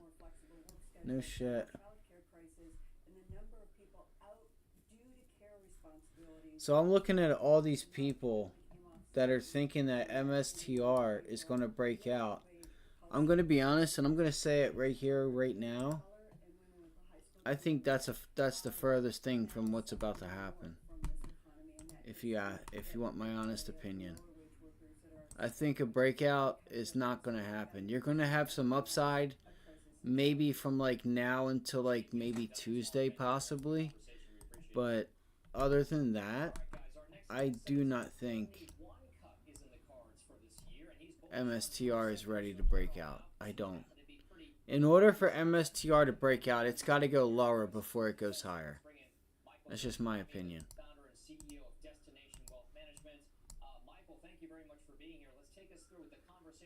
What is that, 13? Let's go look at the SPY. The 20-day is up there at 13. Yo, that's wild. Somebody got filled for 6 cents. First of all, Dom, I think what Steve said was very, very important, which is he made the point that it's a matter of people getting comfortable with where rates are now, rather than expecting rates to significantly drop. There was a sentiment that if rates didn't drop, the market will blow up. That hasn't happened, as we have a more gradual pace upward. So I think, a more gradual pace downward. So I think that we're in a situation right now where we have to let the market kind of settle in with the new normal, which is rates not coming down as people think. And if people can embrace that, and I think they're starting to, I think the markets are going to be fine. I think it's going to be, people will get adjusted to it. They'll get adjusted to it, but it also means that there's going to be outperformance in a certain place over others. You mentioned some of the places that we do think are going to be better positioned for investors given the rate outlook. Where do you think those sectors are? Well, I think, first of all, the obvious sector, which has sort of been selling off as of late, is the Give me 2 minutes and I'll be right back. That's all I need. Give me 2 minutes and I'll be right back. That's what she said. And she never came back. And she never came back. Yeah, I'll be right back. Psych. Alright, what do we got here, guys? Can we find... How did AMD do? Did anybody buy the dip on AMD? No? Okay. Maybe next time you'll think about it. Nvidia? No? Okay. ARM. I know you bought ARM, right? No. Good. Double top. Did you short Tesla? No? Okay. Did you get long Moderna yesterday with us? No. Why not? Shit. That was about 1,000% trade right there, dog. What other stocks do we have? Amazon is flat. Microsoft.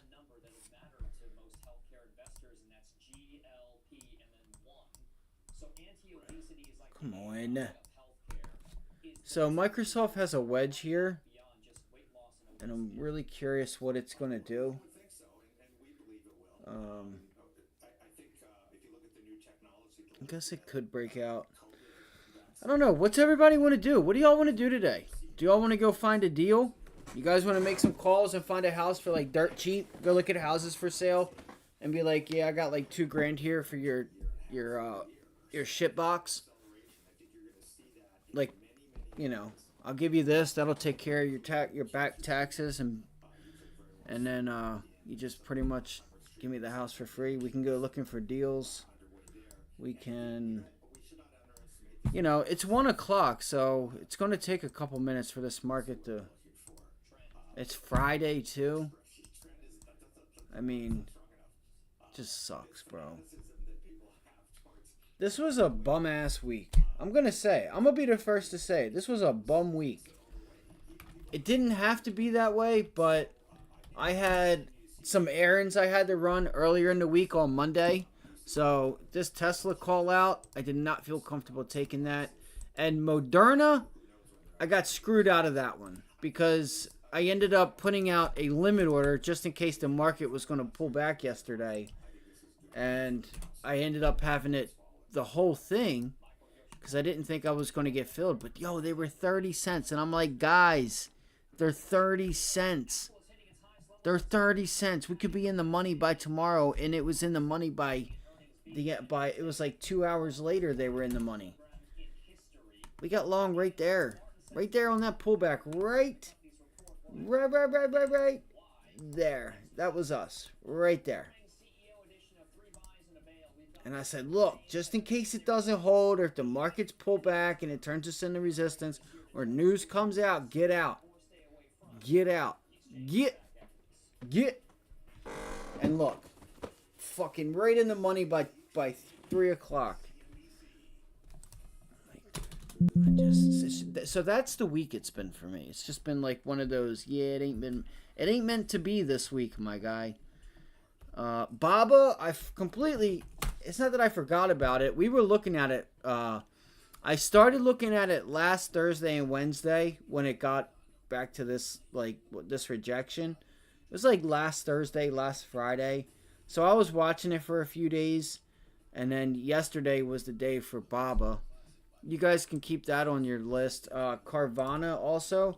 So if you guys have noticed how Carvana's acted over like the past year, it's not giving you a short squeeze. It's kind of like you got to buy leaps on the dip and let it play out, right? This thing hasn't like acted like a stock like you would think it would. Like people want it to act a certain way, like a penny stock, and it's not doing it.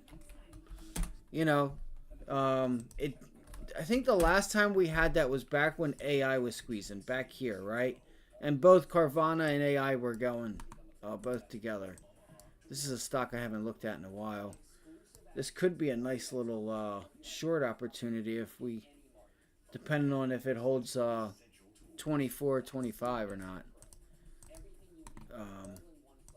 So we have Carvana. You have that Rivian news, which brought that back to life.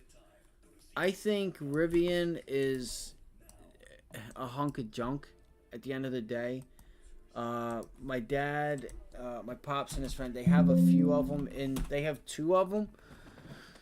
They also have a few Lucids. Like, I just think like they're too expensive for what's going on. Like, I seriously, the winner is definitely Tesla, but I think that is already here and gone. So Rivian 1050, we actually played this right here. We got long right here on the break of that $12 level right there on that day. But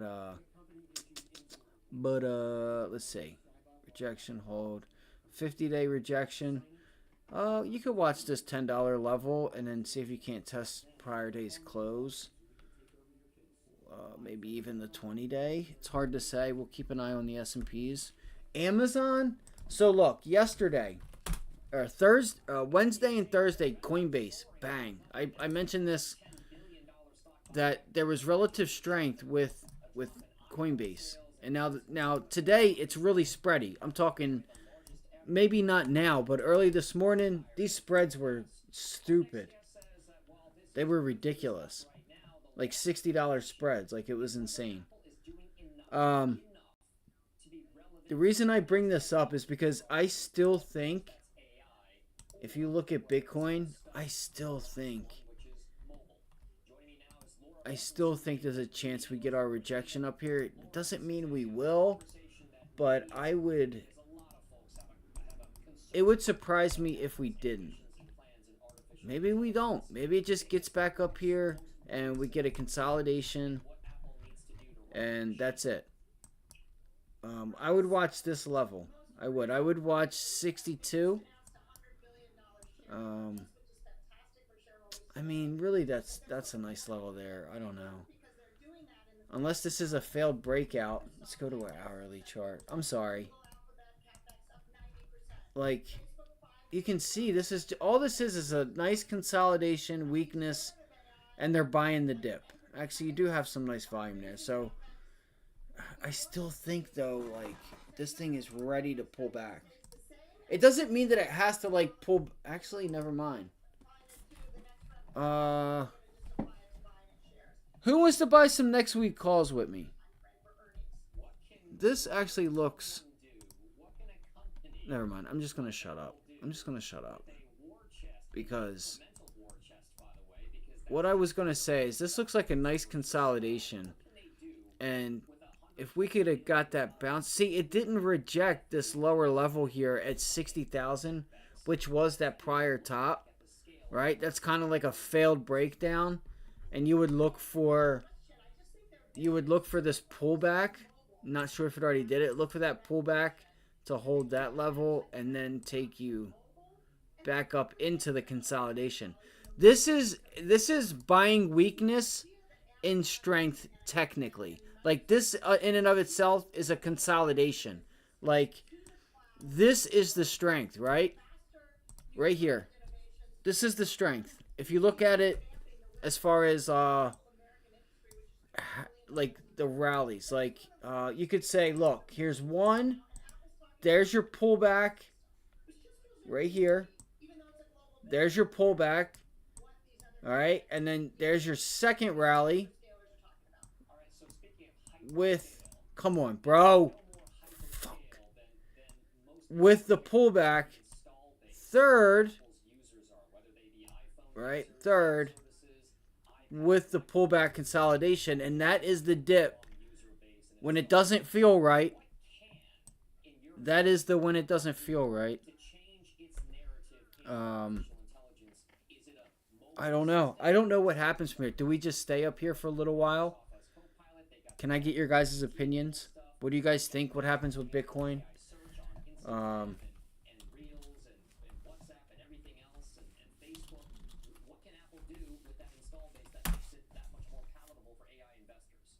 years pulling back, but it's holding this level here. I think it might take a little time. We have nothing, so we could just sit here and consolidate for like a week. We don't have anything next week. We don't have data. So it's our first yo, we might bust through the 50-day moving average today. Like it looks like you would think the first test up to it, okay, we go up there, we hit it, we pull back off of it. Right here, 512, and then we pull back, but it's just hanging out up here. The longer it stays up right next to the 50-day, the longer it stays up here, it's telling you, hey, I'm not afraid of this 50-day. So I'm not afraid of it. So this could be, it's just, bro, I don't know. It's weird because the indicators are saying, everything is saying that this is oversold and overdone. And the thing is, in bull markets, they can remain oversold, or not oversold, but overbought. Here, let me throw this up.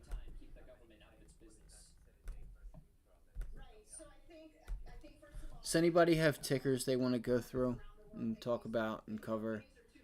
Did anybody have a bad day today, a bad week, anything? Does anybody want to talk about anything?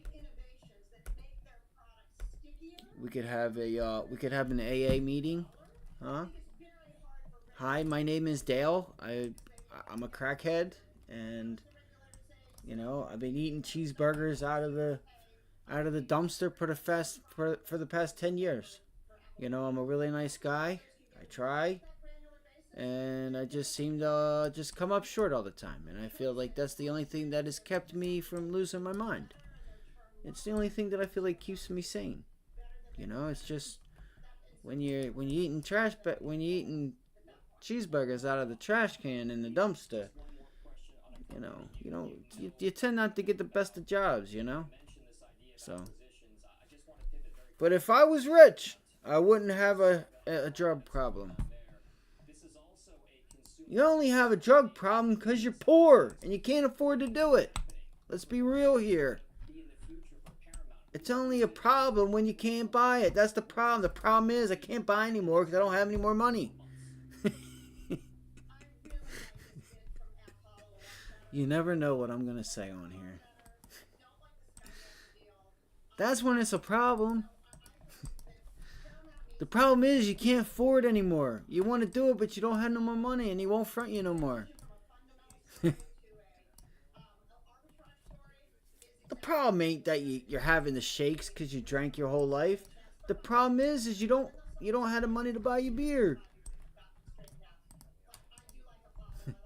Glass half full, glass half empty. What is your problem?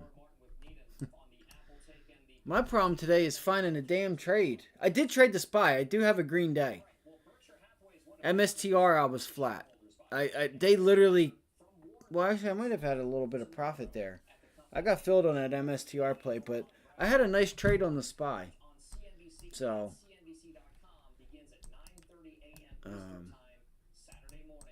So let's not get it twisted here, okay?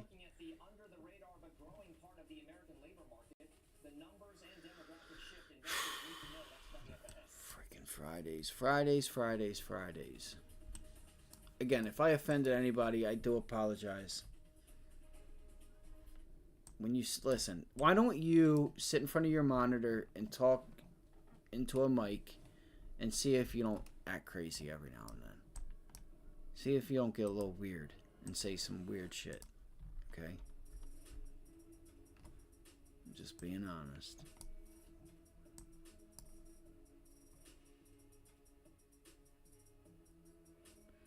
Look at this level here at 512. This is what man, everything just 511. Are we going to get our pullback into 510? Alright, so does anybody want to go over any lessons or anything?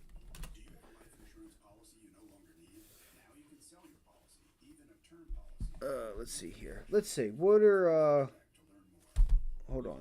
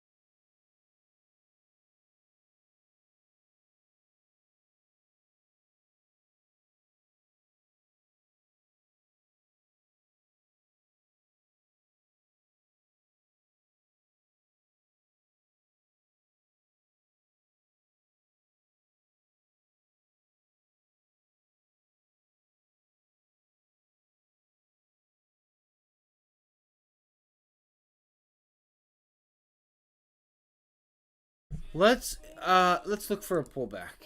Who wants to look for that pullback with me? Grab your binoculars. Let's look for this pullback. And I think we're going to get an end of the day pullback. Man, it's so close. Let's time this son of a bitch. Alright? I want to show you mother truckers how I do this shit. Like, we grabbed some calls yesterday going into the close. Like, right at close, kind of. We got short. Then we got... There it is. It's fucking happening right now. God damn it. Or gosh dang it. Sorry for the cursing. I do apologize. I really do. I'm just going to stay with the SPY. If it ain't broke, don't fix it, right? Or if it is broke, fix it if you feel like fixing it. If it's broke, don't fix it. Who knows? Whatever you want to do. It's your life. But remember, it's not the drugs that's the problem. It's you not affording the drugs is the problem. Okay, that's if you're a drug addict or, you know, if you have the shakes, the problem is you're having shakes because you need your alcohol. You gotta get your alcohol. If you don't have money You have to go get it. Like, if you want to go swim in a pool, you got to go find a pool to swim in. Sometimes you might just have to, you know, you might get chased out, but you still got what you wanted. Just go on. It's right there. A 90-degree, 100-degree day. That pool, that in-ground pool looking good, huh?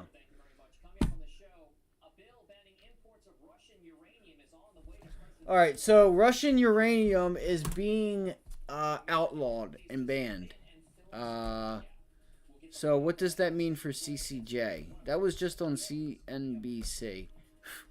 I'm not saying that it's outlawed and banned, but there's something going on with Russian uranium. Russian uranium's probably crap. They probably, like, knowing the Russians and how they do business, it's probably like 3/4 of uranium. No, I know what it is. What's funny is, what's weirdly, why I looked up CCJ today was because yesterday, a Camco video came up on YouTube randomly for me, and I'm like, what the fuck? Like, what the fudge? Why? So, that's why I started thinking about CCJ. And then I go to the chart. I haven't looked at the options. Are the options okay? Bro, I will buy this whole damn thing here. That's crazy. I don't know. I might go take a step outside or something. So, there's 30, 255, 673.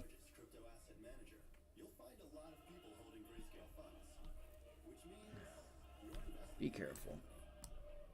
Be careful out there, folks.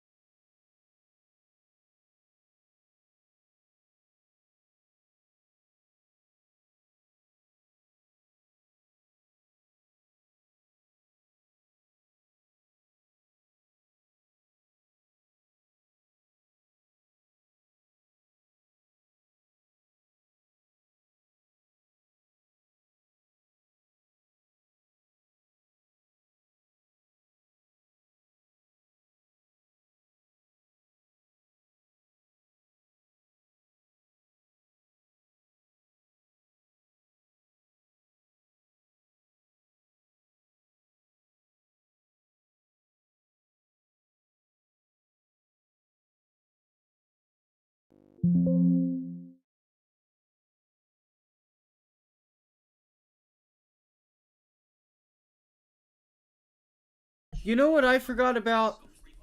DJT, guys. DJT. We were watching this, and I kind of fell off. And I kind of fell off of it today.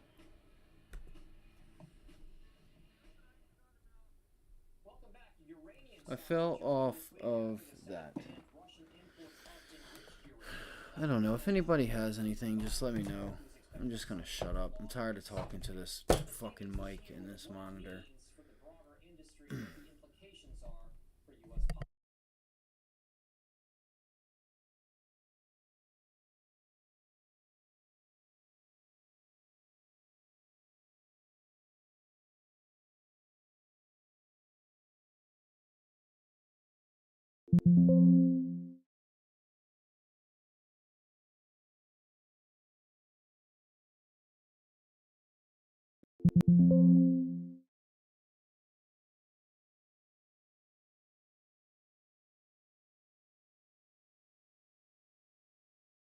Hey guys, look at GameStop.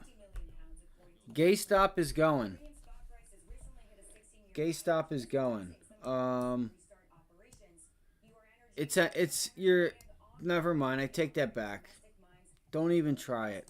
This has actually been a really nice 2-day breakout. Anybody know why? Anybody have an idea why? Look at this. Look at this 2-day breakout, man. That's really nice. On GameStop.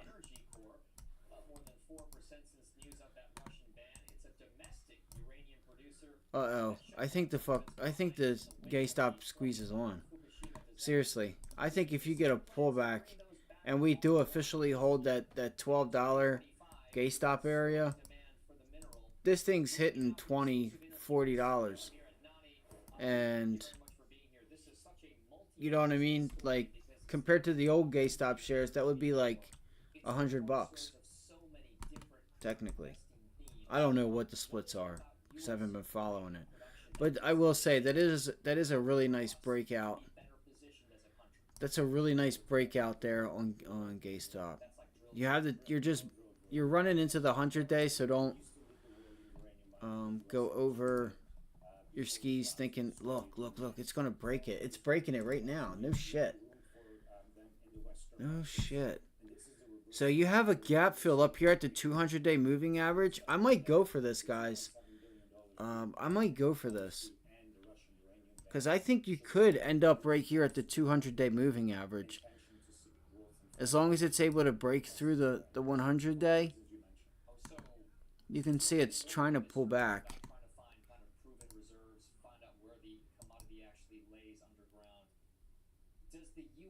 GameStop shares.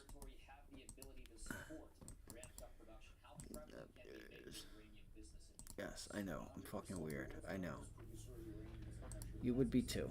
After Kazakhstan, the state of Wyoming, for example, has produced more uranium using the low-cost in-situ recovery method than any other jurisdiction. We have a over 40-year history of uranium mining in states like Wyoming and Texas.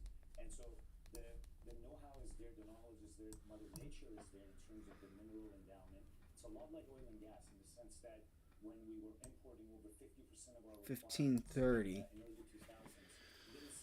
Keep your eyes on this. This could set you up for something nice here.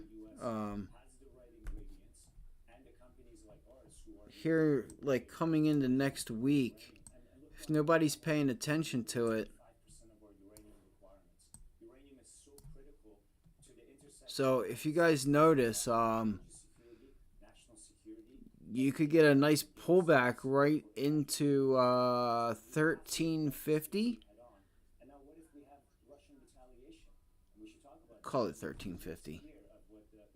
How about a Shuri 50? If we get a retaliation from the Russians to halt exports to the U.S. sooner in reaction to the ban, then we could see even further risk to higher. Oh, that's not good. I see that. Oh, damn. To get these mines up, running, online, productive could be a 3, 5, 10, 15, 20-year proposition to really get us the scale that we need. Is the industry, is your company prepared to make that kind of commitment given the sentiment around nuclear power in this country? Let's talk about commitment. I started this company 19 years ago. We've been committed for 19 years, and since the downturn we had in uranium was a hated sector for a long time. My company has made close to $1 billion of acquisitions of uranium, idled mines, and projects when uranium prices were between $20 to $40 per pound. Today they're over $90 per pound. And so clearly the commitment has been there from folks and companies like UEC that have demonstrated that we want to lead and lead U.S. uranium production higher. We are the fastest growing company. But this is, as you point out correctly, a long-dated industry. These are long-term trends.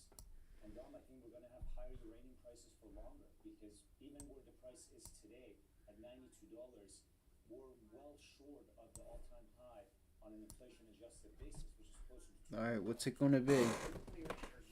What's it going to be? Renewable energy power source that we know, so to speak, versus some of the other technologies out there. Wish I could find something that's breaking out.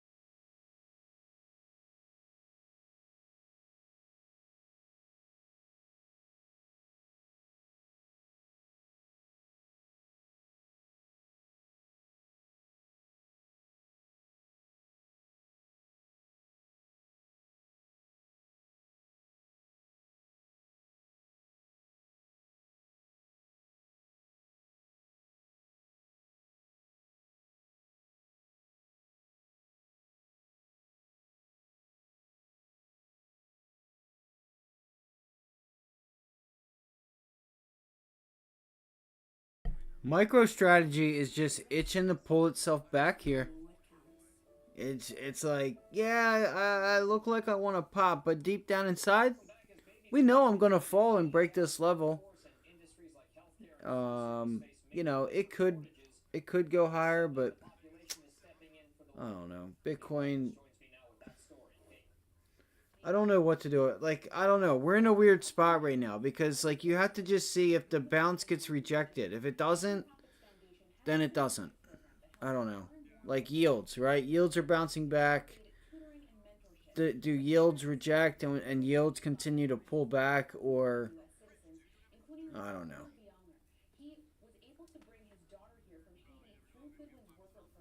Not bad, huh? Got some immigrants.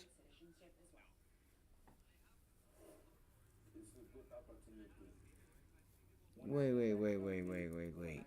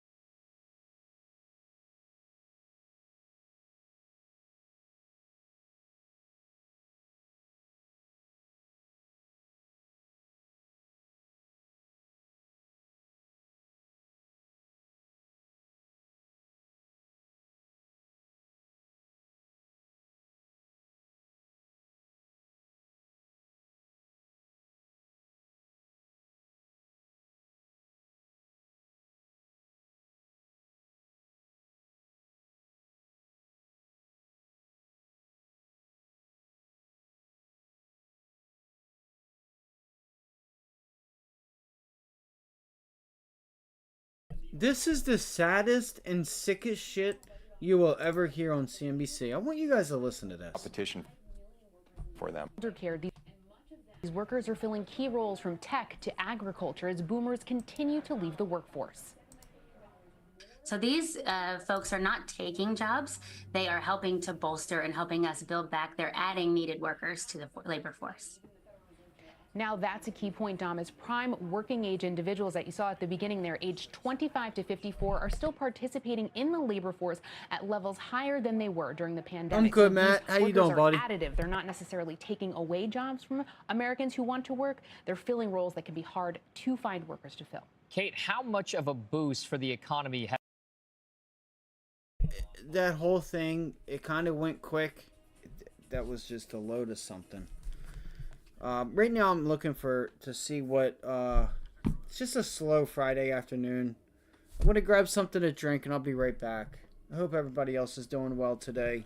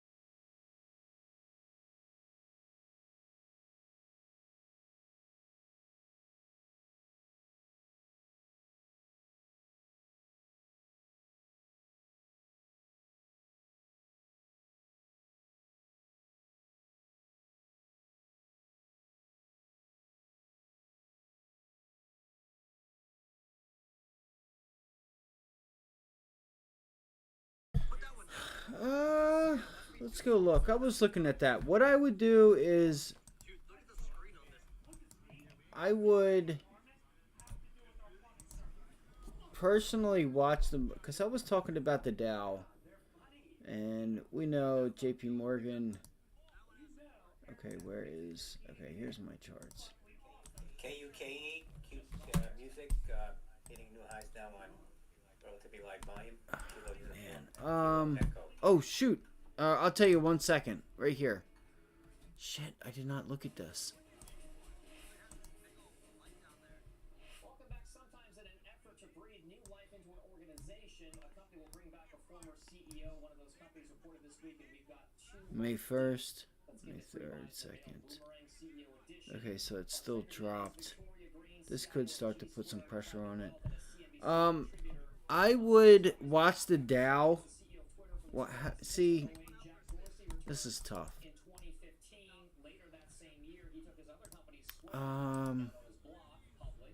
stepped down as Twitter CEO in 2021, and then Dorsey boomeranged in and out of Twitter. Block shares surged 1,500%. Victoria, do you think Dorsey's split? I would watch earnings, which is right here. Watch this level here at like 190, and I would like right now it looks like you've broke the 50-day. We did. We broke the 50-day, so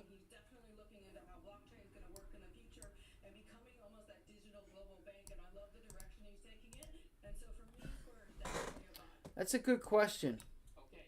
It's a really good question. Wow. So we already did rally off of that. Disney shares are up more than 20% since Iger retook the helm, and he successfully fended off Nelson Peltz in a proxy fight. Victoria, can the Iger magic keep going? If this isn't the weirdest daily chart you've ever seen, it's just so like clear volume. What would I do? I would watch the 50-day. Right, I'd watch the 50-day and that 190, 190-150 level. Let's see. Let me go to a 15-minute chart because I deleted. If you noticed, I deleted all the levels off of my charts. I would watch your. It's like 190-150 and the 50-day, and then I would see if. I just think it goes higher. I think there's a chance that this goes higher.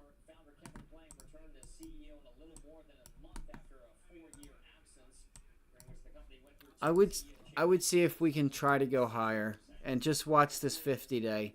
Watch 191, but the thing is you have this level here at 190-150 also, so 191, 190-150, which would be the 50-day at 190, and then the level at 190-150.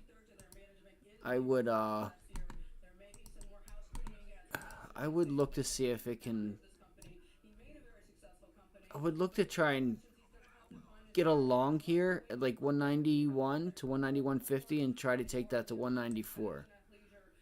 That's how I would play it, but again,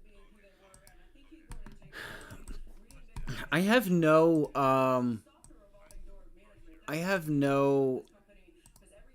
like thoughts on this because it's so weird.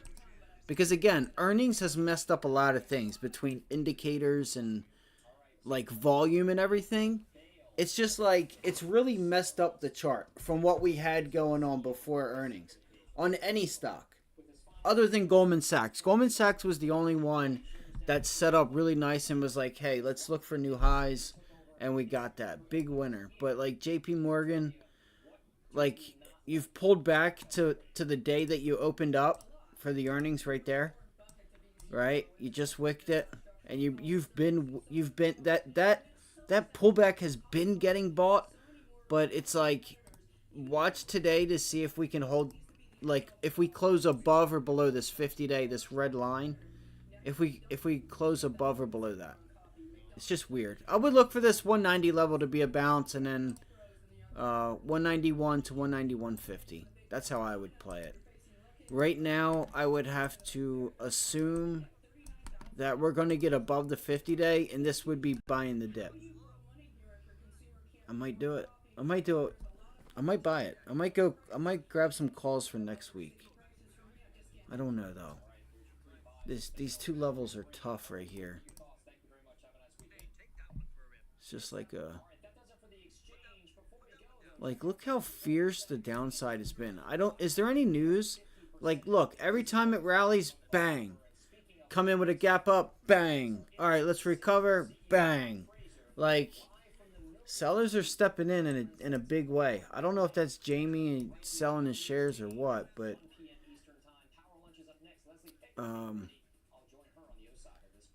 I don't know.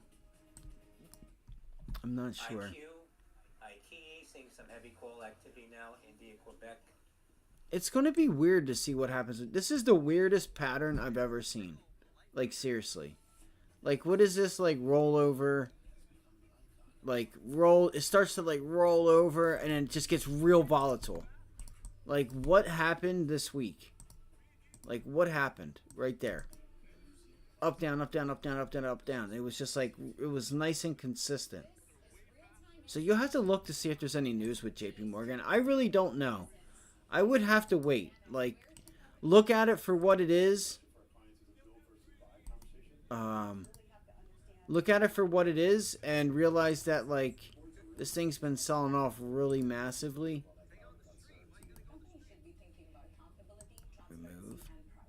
Remove. So, I don't know. That's all I got, Matt. I don't know. I really don't know. If I had a,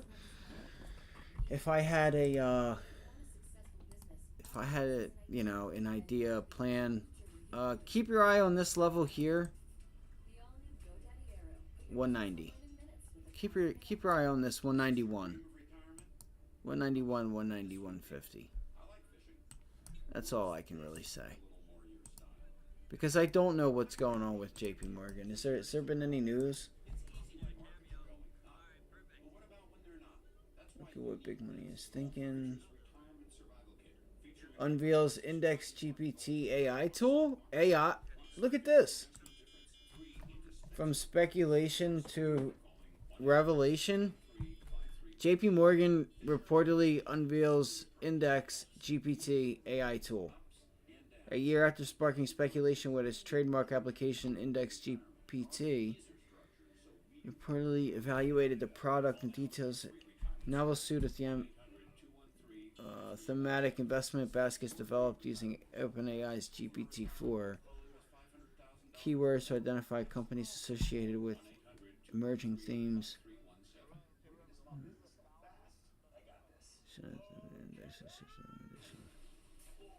That's not anything. What's Bank of America doing? Let's see. You know what? Here's how I would play JP Morgan.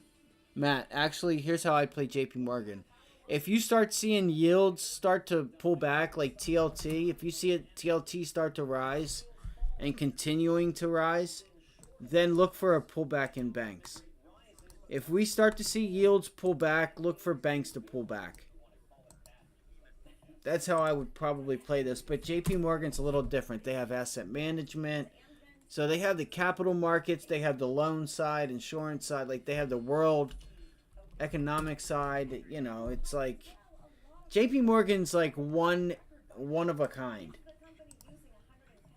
So as far as like Bank of America, Wells Fargo, I would look for yields that if the 10-year continues to rise, then I would look for banks to get a pop, you know, to kind of stay on that trajectory, but it doesn't seem like that's the case. It feels like we're going to start pulling back here.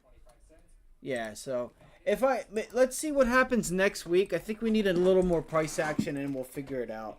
I really don't know, man. I really don't know there. I think this is one of the first times I've been stumped, that I just don't. It's just a weird time right now. It's a really, really weird time.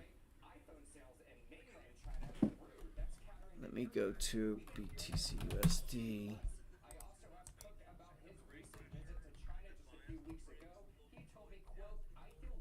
that in an extraordinary competitive environment that we grew iPhone sales in mainland China last quarter.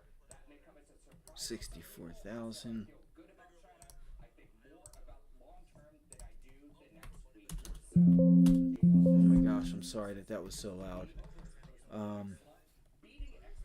Tesla, Amazon, why do I have that there? AMD, Nvidia. Oh my gosh, I forgot the stock. I forgot what the name was that I was wanting to look up.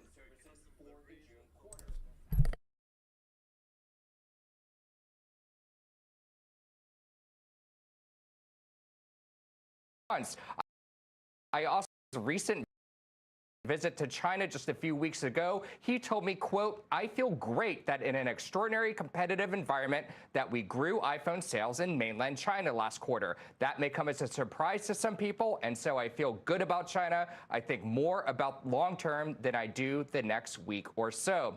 Meanwhile, the services business appears to be over its post-pandemic slump, beating expectations to post an all-time record of $23.9 billion in sales. That's up about 14% from the year-ago quarter. CFO Luca Maestri said on the earnings call last night to expect similar growth in services for the June quarter. As for artificial intelligence, big lingering question, of course. Nothing much material to share there. I tried to squeeze some fresh details out of Cook, but he wouldn't really budge, only teasing there's going to be an announcement on generative AI soon, which we're, of course, expecting at WWDC on June 10th, guys. Steve, thank you. That's a great breakdown. I know it's been a busy couple days for you. If you don't mind hanging around right there, let's get more reaction to Apple's results from Tony Sacconaghi. He is a senior analyst at Bernstein. He just on Monday upgraded Apple to outperform from market perform. He has a $195 price target, so maybe still a little bit of upside from these levels, but they've certainly made you look quite prescient given your call on Monday. What gave you the confidence to upgrade the stock at that point in time? And do you think, kind of given what you've seen, there's still significant room to run from here? Good afternoon, Leslie, and thanks for having me on. I think, our sense was that expectations were quite low going into the quarter. Investors were fearful about China being weak, and that even if Apple did, guide below expectations, that was widely anticipated. And once this guidance was past us, investors would feel confident looking ahead to a whole series of new product offerings, new iPads being announced next week, new iPhones in September, which we think will have AI capabilities, and then likely new Macs and AirPods as well in the second half of the year. What a move. So our contention really was that expectations were low. And once we got past this quarter, almost good or bad, the stock could be poised to run up, given that it had underperformed by about 20% year to date and was trading at, below its recent average multiple levels. And Steve, I wanted to ask you about China in particular, and if you could help us kind of make the distinction between mainland China and the greater China, because mainland, I thought the whole narrative surrounding the slowdown there was this idea that the Chinese economy was slowing down and therefore, some iPhone sales were declining as well. It was becoming also out of favor relative to some of the more hometown brands in that area. But greater China, if Tim Cook is saying that mainland is growing, where are they seeing the pockets of weakness that bring down kind of the greater China sales as a whole? Yeah, they didn't really talk too much about that, Leslie, yesterday, but there are some things of note beyond just the iPhone. First of all, services were up. That kind of helped things too. But also, keep in mind, it's been since the fall of 2022 since Apple last released an iPad. So that could have been some of the weakness that we've been saw in China the last quarter. So take that into account. By the way, the CFO, Luca Maestri, also said to expect double-digit growth to return to the iPad because, as Tony just mentioned, we're going to get those new models next week, so that should finally give people a reason to buy an iPad again. But yeah, mainland China is kind of countering that narrative. We had those reports out from Counterpoint Research and IDC in recent weeks that sent the stock down on these fears that, Counterpoint saying iPhone sales were down 19%. Well, Apple, that's not what they were necessarily showing yesterday. And of course, like I said, Tim Cook told me iPhone is showing momentum and growth out there. So, I'm looking a little bit more skeptical at these reports we've been hearing out of China. I'm not sure where they're exactly getting the data. And it's clear that there's a huge disconnect between what the third parties are saying and then what Apple actually reports out there in China, Leslie. Hey, Tony, it's Dom. $110 billion buyback is nothing to, sneeze at right here. It's a lot of money. I know that Apple generates a ton of cash and that the buyback story is a big part of the whole investment thesis for Apple. But what happens if they take that money or even a fraction of it and plow it into things like artificial intelligence, hypothetically? I mean, wouldn't it move the needle? Good afternoon, Tom. So the buyback is a very large number, $110 billion. They've been upping their buyback. Last year it was $90 billion. This quarter they bought back, I think $25 billion worth of shares. So they're on pace to buy back about $100 billion worth of shares per year. That helps EPS growth by about 3 or 4% per year. So that is an important part of Apple's model. I think in terms of AI investments, many companies are raising their CapEx. A lot of it is for compute for AI. Apple has a kind of a hybrid model where it uses some of its own compute, but increasingly it's using the data centers for other vendors, like a Microsoft or an AWS. And so it's paying for that. That's in its income statement. It's not a capital expenditure.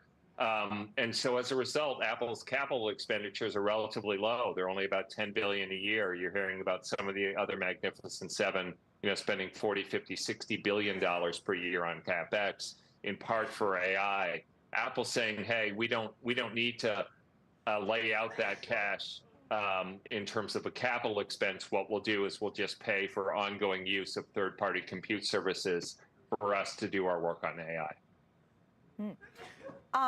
Steve, in terms of this buyback that we're talking about, is the sense from Wall Street that it is kind of the main driver of today's stock move, or do you think that the results on a fundamental basis were strong enough to contribute to the gains that we're seeing today? Probably the main driver, yes, the buyback. I mean, that was the immediate reaction as soon as we got those numbers at 4:30 yesterday afternoon. That seems to be what was driving the, revenue came in, a little bit beat on the top and bottom lines, but yeah, that seems to be the bulk of it. Plus the guidance, Tim Cook told me before the call even started, he gave me a little guidance, said low single-digit growth for the June quarter, and that seemed to be enough to drive it a little bit higher. It's up 7% now. That's about what it was after hours as well. I also want to add on to something that Tony was just talking about this idea of cloud and so forth and the CapEx spending. There's also spending about what they're doing in artificial intelligence on device. I actually talked to Cook about this a little bit too in our interview, and talking about what's called these neural processing units. You're going to hear about this a lot as Microsoft talks about AI devices in the coming weeks as well. Those are the kind of chips that Apple has been shipping since 2020, and that allows for more AI activity to happen on device. Now, of course, Apple devices don't necessarily run generative AI things right now, but it does help with things like image processing and other stuff kind of under the hood. So they have a lot of experience on the hardware side and have been making investments in those kind of technologies to enable AI. And again, we're waiting for that big announcement next month to see exactly how they unleash that on the software level. WWDC. Of course, it's going to be all about that. Tony Sacconaghi and Steve Kovac, thank you very much for the Apple conversation. Have a nice weekend, guys. Thanks. All right, even before this huge buyback announcement, Apple was already a leader on the street in repurchasing its own stock. Bob Bassani joins us now with a look at some eye-popping numbers, and I've seen some hints of them about just how much Apple will have bought back in its own stock in terms of market value over the course of its campaign, and it's staggering, Bob. and it's been doing this for a long time, Don. So, Dom, so Apple's $110 billion stock buyback announcement is very large, but Apple is already the largest buyback company in the S&P 500 in dollar terms, and by a large amount.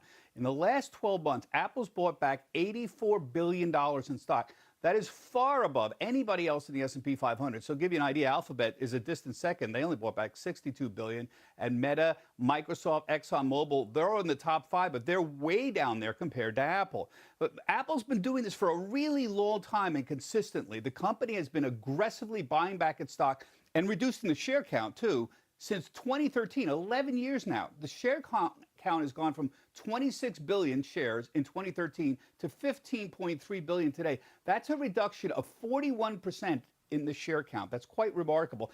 Apple not only dominates recent total buybacks, it completely dominates the largest quarterly buybacks ever done. The 12 largest quarterly buybacks ever done in all history, all in the $20 billion range, were all done by Apple. Everybody else is way down the list. So in recent years, the buybacks in general have become the preferred method of returning cash to shareholders, preferred over even dividends, because buybacks are a lot more flexible than dividends. You could take them back. It's harder to take back dividends. So who's next? Well, not surprisingly, companies with very large cash flow in the tech space, they've tended to be the companies that are buying back the most stock and reducing their share count. So that includes, for example, Meta, Microsoft, Texas Instruments, and Alphabet. They're the other ones besides Apple. But there are a few surprises as well outside of tech. So I'll give you an example. Home Depot and the home builder Pulte, they have been dramatically reducing their share count in the last few years as well. And Dom, just to give you an idea of Apple's priorities, they bought back they paid out $14 billion in dividends in the last year and $80 billion in buybacks. 14 billion dividends, 80 billion in buybacks. Think about that. That's a priority. Yeah, that's an eye-popping figure. And Bob, I'm just curious, kind of given what we've seen, Apple has, not necessarily seen some of the gains as the other companies that you've mentioned as being big share count reducers. But how does kind of performance play into this calculus, as well as the tech environment as it pertains to antitrust, in that maybe the capital that they're using for buybacks can't be used for things like acquisitions because you've got regulators on their case about potential, or at least alleged, anti-monopolistic behavior? Yeah, I think recently that has become a real issue, particularly over in Europe. I don't think it was in the past, though. I think Apple is speaking volumes that they don't. The fact that they put so much money into buybacks and a little bit into dividends indicates to me that returning money to shareholders is a bigger priority, even than overinvesting in, like, looking at cars, for example, which they decided to get out of. In terms of, like, the share count reduction, remember, the important thing here, Leslie, is not just buying back the stock, but at the same time reducing the share count. There are companies that buy back stock, but then they add options on the other side, and so they don't reduce the share count. Apple reduces share count. So I'll give you the idea. 2013, they have 40% less shares outstanding than they did in 2013. What that means is that everything else on the income statement is the same. Everything else is the same. The earnings are 40% higher than they would have been without that, because the share count's been reduced by 40%. So that's materially very, very significant. A good part of Apple's gains clearly are due to that share count reduction. All right, big story for sure there in Apple, eye-popping numbers. Bob, thank you very much. We'll see you later on. Coming up on the show, beyond Apple, we'll break down the other big moves in the Dow. Amgen playing an even bigger role in those gains for the Dow so far, along with today's big jobs report. That's all coming up next.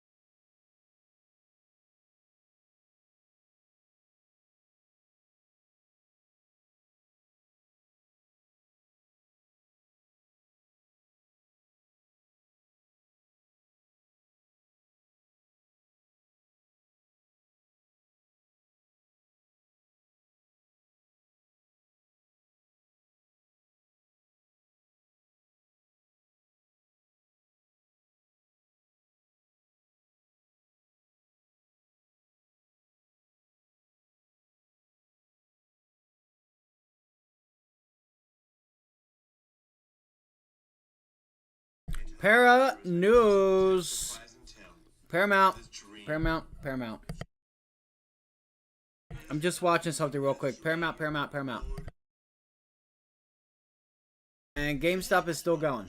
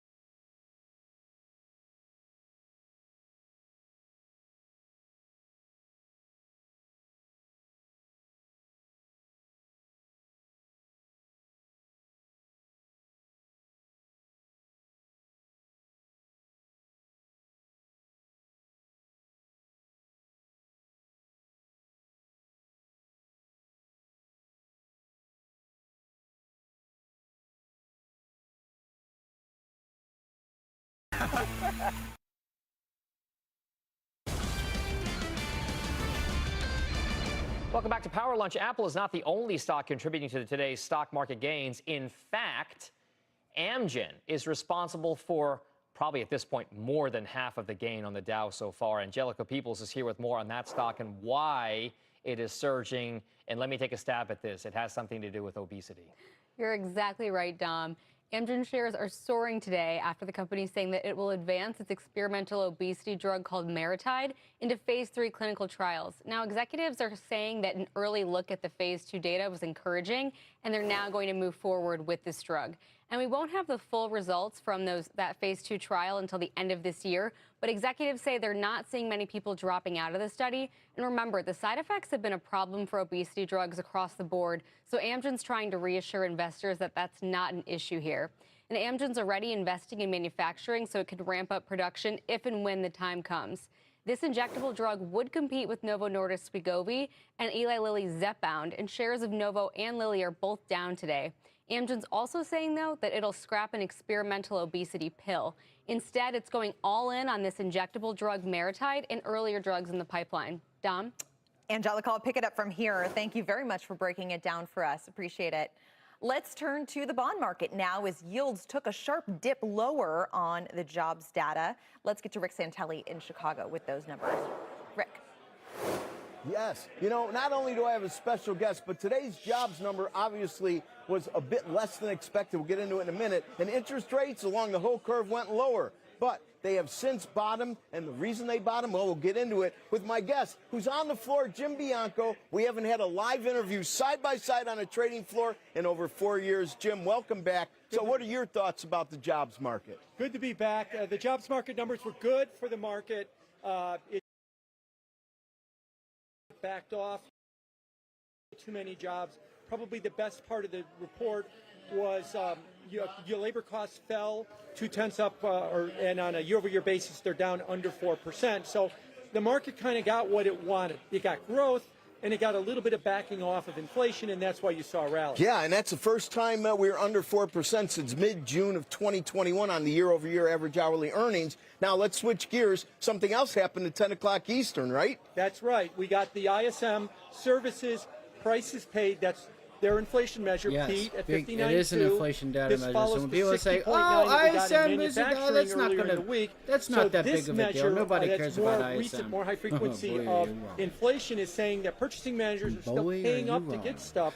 And that kind of put the bottom in yields for the day because this is what we're worried about. We're worried about inflation, and we got another Look, inflation right there number when the that's, number you know, came out. What did I yields wouldn't do? go for Bam, problematic, bam, but thank you, it's ma'am. not going in the right direction. Right, so jobs put it lower. We traded under 4.5 and a 10. We traded under 480 and a 2. And we're now both hovering. Traded So under that number 480 did and a put the 2. bottom in on rates. All right, now let me ask you a question.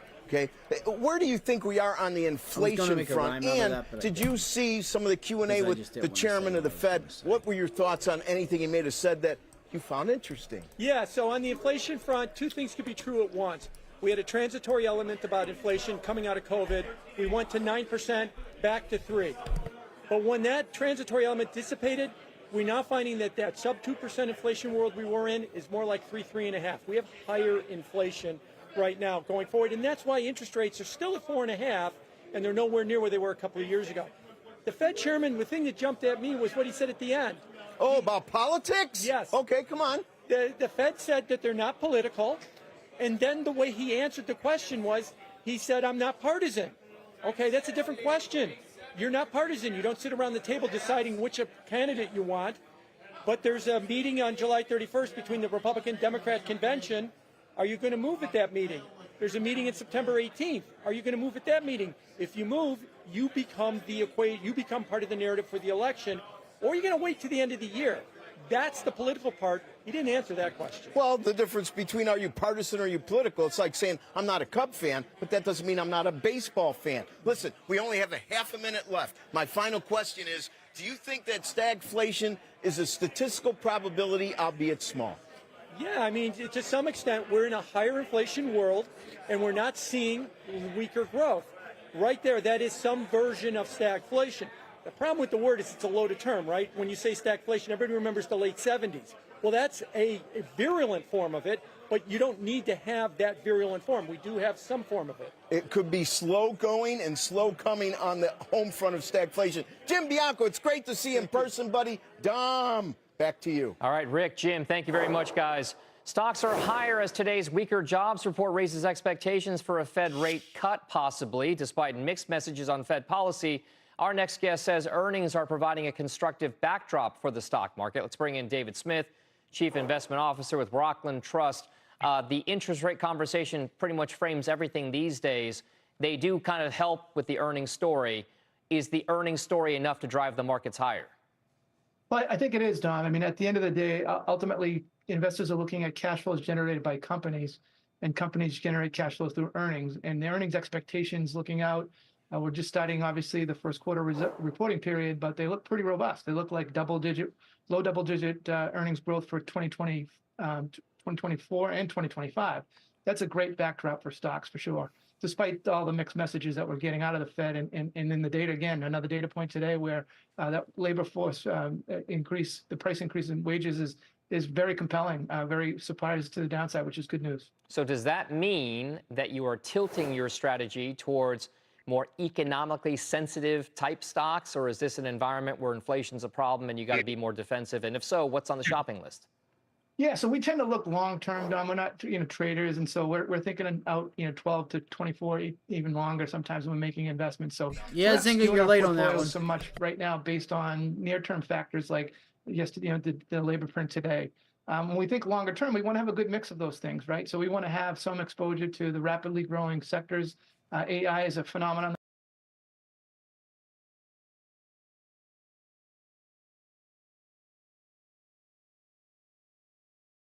Cycle. Cyclical companies are going to do well, and we want to make sure we're participating when that happens as well. So right now, I'd say we're not skewed in one way or the other. We're kind of balanced across those two categories. And I think we're well positioned for whatever comes our way with regard to inflation and its impacts on interest rates. How closely are you paying attention to jobs at this point in time? And do you think that this morning's numbers was enough of a degradation to get a cut as soon as July? Yeah, so I don't worry so much about the jobs numbers themselves, but the wage inflation numbers really, really important. If you think about it, if we had a limited amount of goods and services in the economy and everybody's making substantially more money, the only thing that can happen is prices rise. And when prices rise, that's inflation. So we're looking very closely at that as an input to overall inflation. The jobs numbers themselves obviously have some impact on that. To the extent that there are good, solid job growth and relatively low unemployment, that's going to put more pressure on that pricing. But the pricing itself, the wage growth is really something that we're very, very focused on to try to understand the bigger term trend in inflation. Yeah, and of course that came in below expectations, but growing nonetheless. David Smith, really appreciate your time. Thank you. Thank you for having me. Further ahead, Chinese stocks outperforming, benefiting from the higher for longer policy here in the U.S. We'll discuss in today's Tech Check.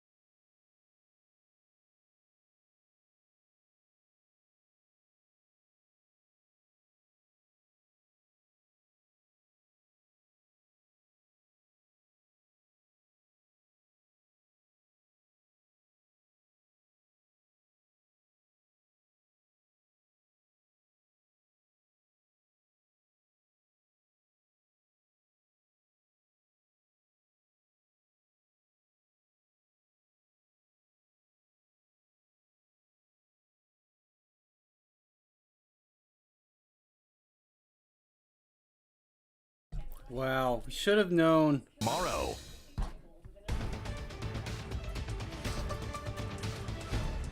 Welcome back to Power Lunch. I'm Kate Rooney with your CNBC News update.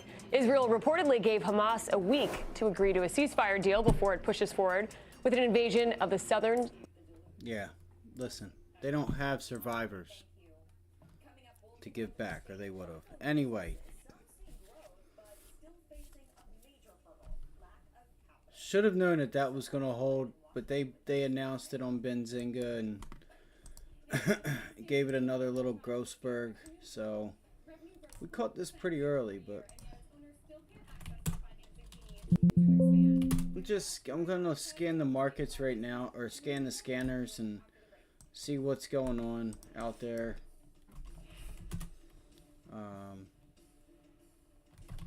See if we can find anything at all. I think that's it. It's time to hang it up. The SPY back at the day's high. See if we can't get a scalp on the SPY. I mean, that's about all I can say that I'll probably be doing today. It's just got to come back next week stronger and better.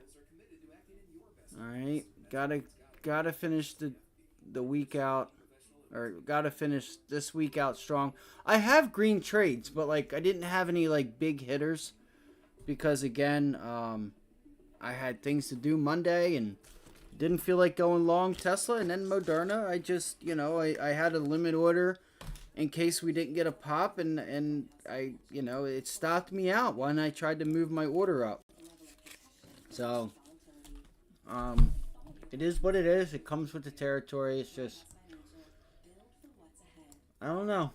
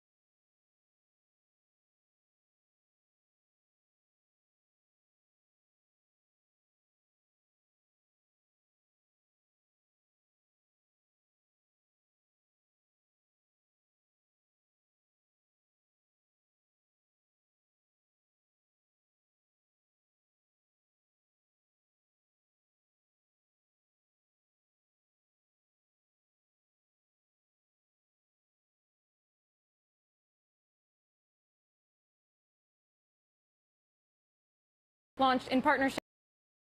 It's going to help him pull the money to launch a food truck this summer. Guys. Oh, fascinating. Megan, thank you. Mark, your reaction to Megan's report. I know that there are reforms in place for the Community Reinvestment Act, which is aimed at helping borrowers in part in this demographic reach that access to capital. Do you think that the rules in place go far enough?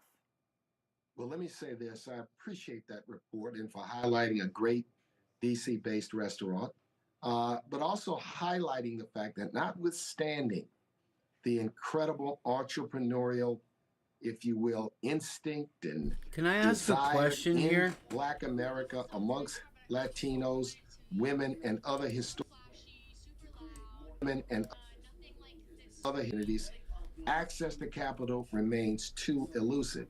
Why So the is it just Community black? Reinvestment I think Act this is is an important bullshit, tool, first off. but Because some there's in the state financial services programs that are out have there that sought people to don't know stop about. a But rewrite why is it just of black? the Community What Reinvestment Act makes you think white people have by it way easy? What makes you of think, a federal lawsuit? like, So what it's- makes this guy think and others think that it's just black people? That's it. Just black people. That's it.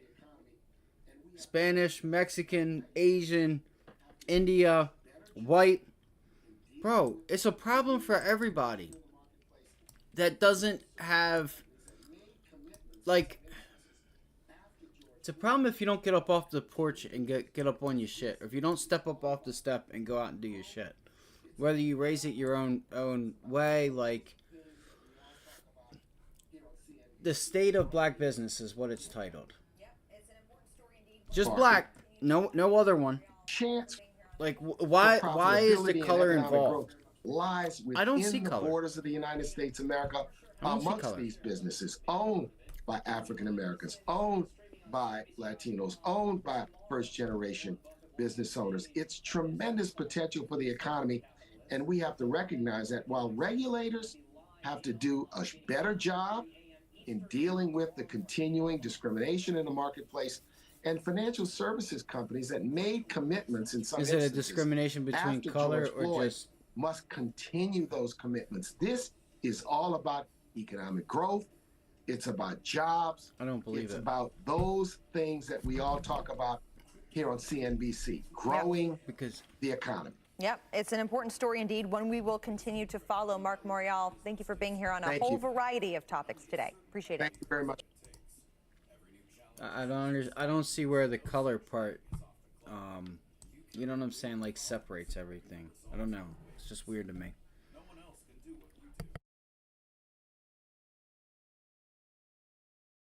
Just because I'm white doesn't mean I have more than what someone else has. Just because someone else is Asian doesn't mean they have more or less than me, or have more or less opportunity than me, or a black person, or a person from Asia, India, Mexico.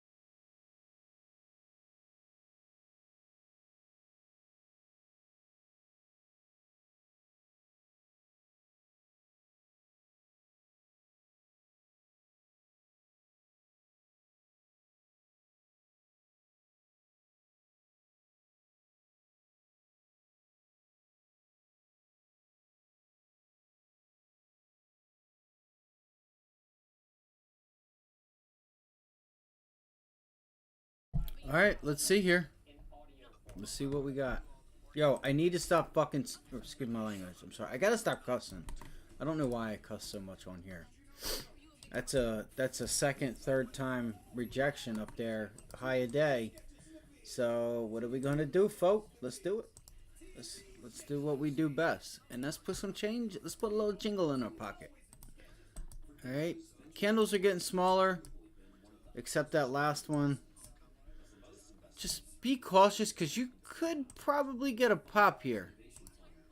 It would not. Well, oh my gosh, what time is it? It's 3 o'clock. We might need a little bit like we did yesterday.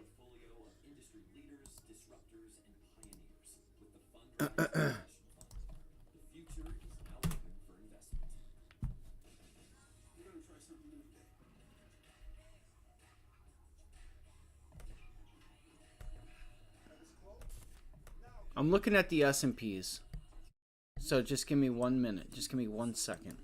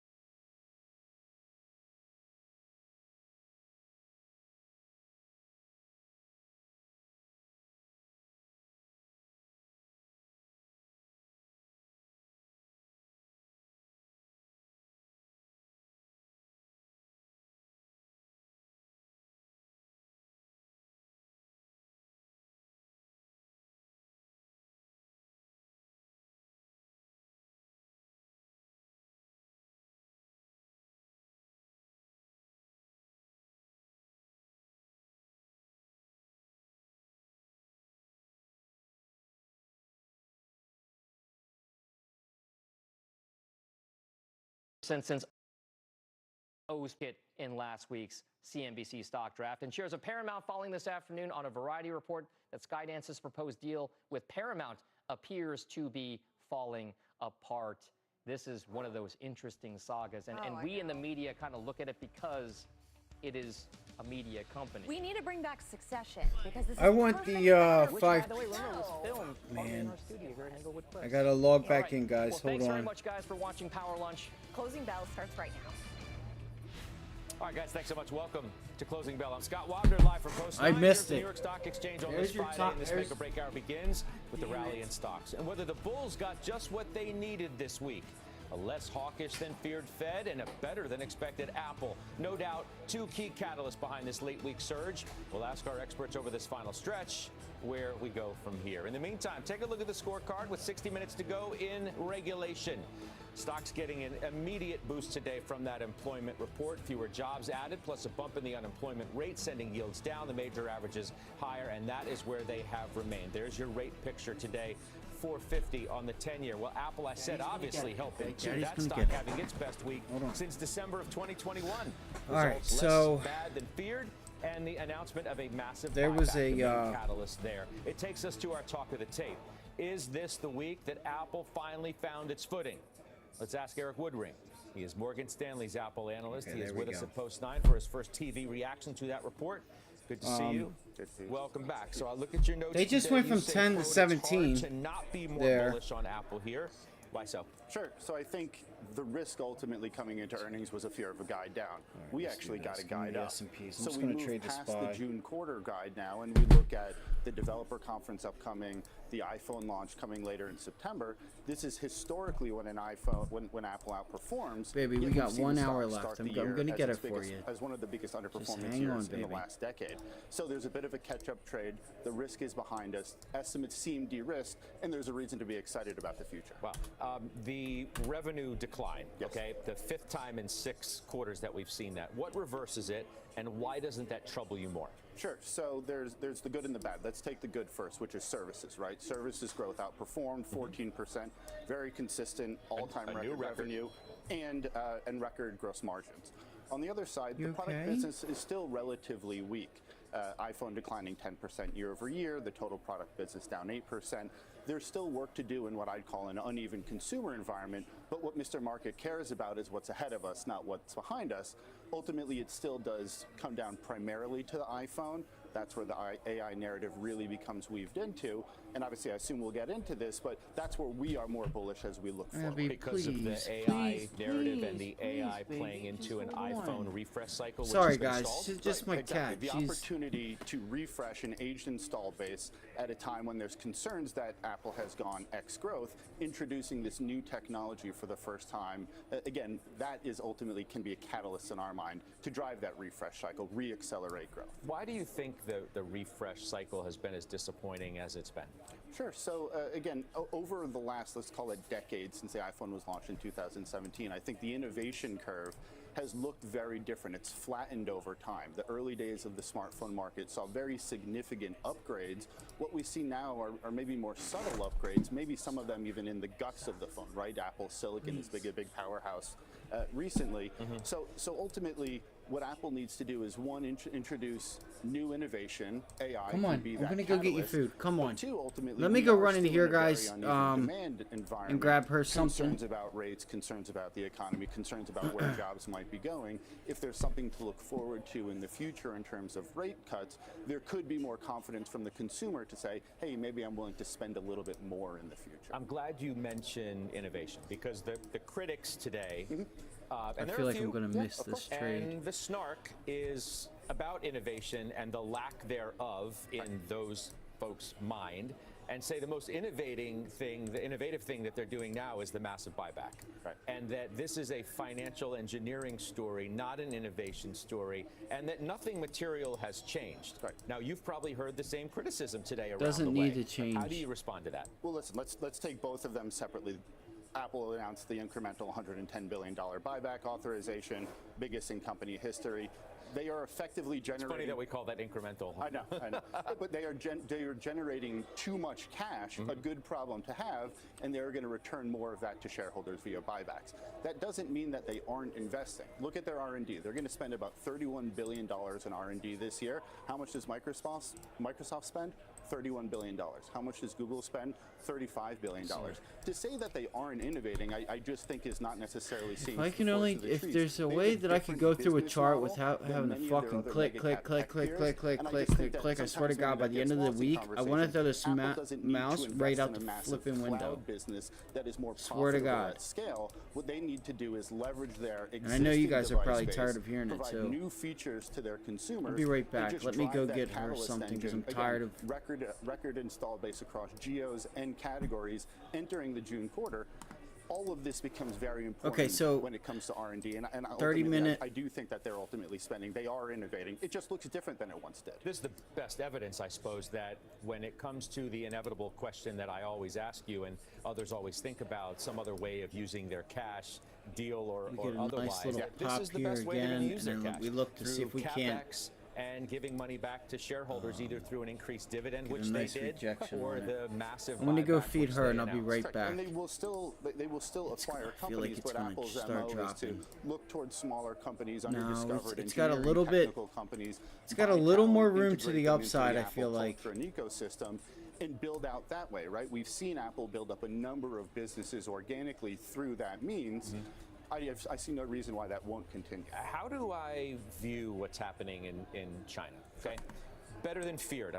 I get it. Okay, we declined 8.1%. That was better than feared, but 8.1% decline is nothing to sneeze at. I mean, we still have an Apple. I'd like to China see if we can problem get that. in a market that once Come was on, 20% Turkey, let's of go their get you growth. something Now to that eat. number's come down a bit Because I know as soon as I competition go and declining to market do share. this. Reconcile all of that for my viewers. Sure. So I would say Come on, that you wanna give me there's a something to difference between a cyclical challenge and a secular challenge.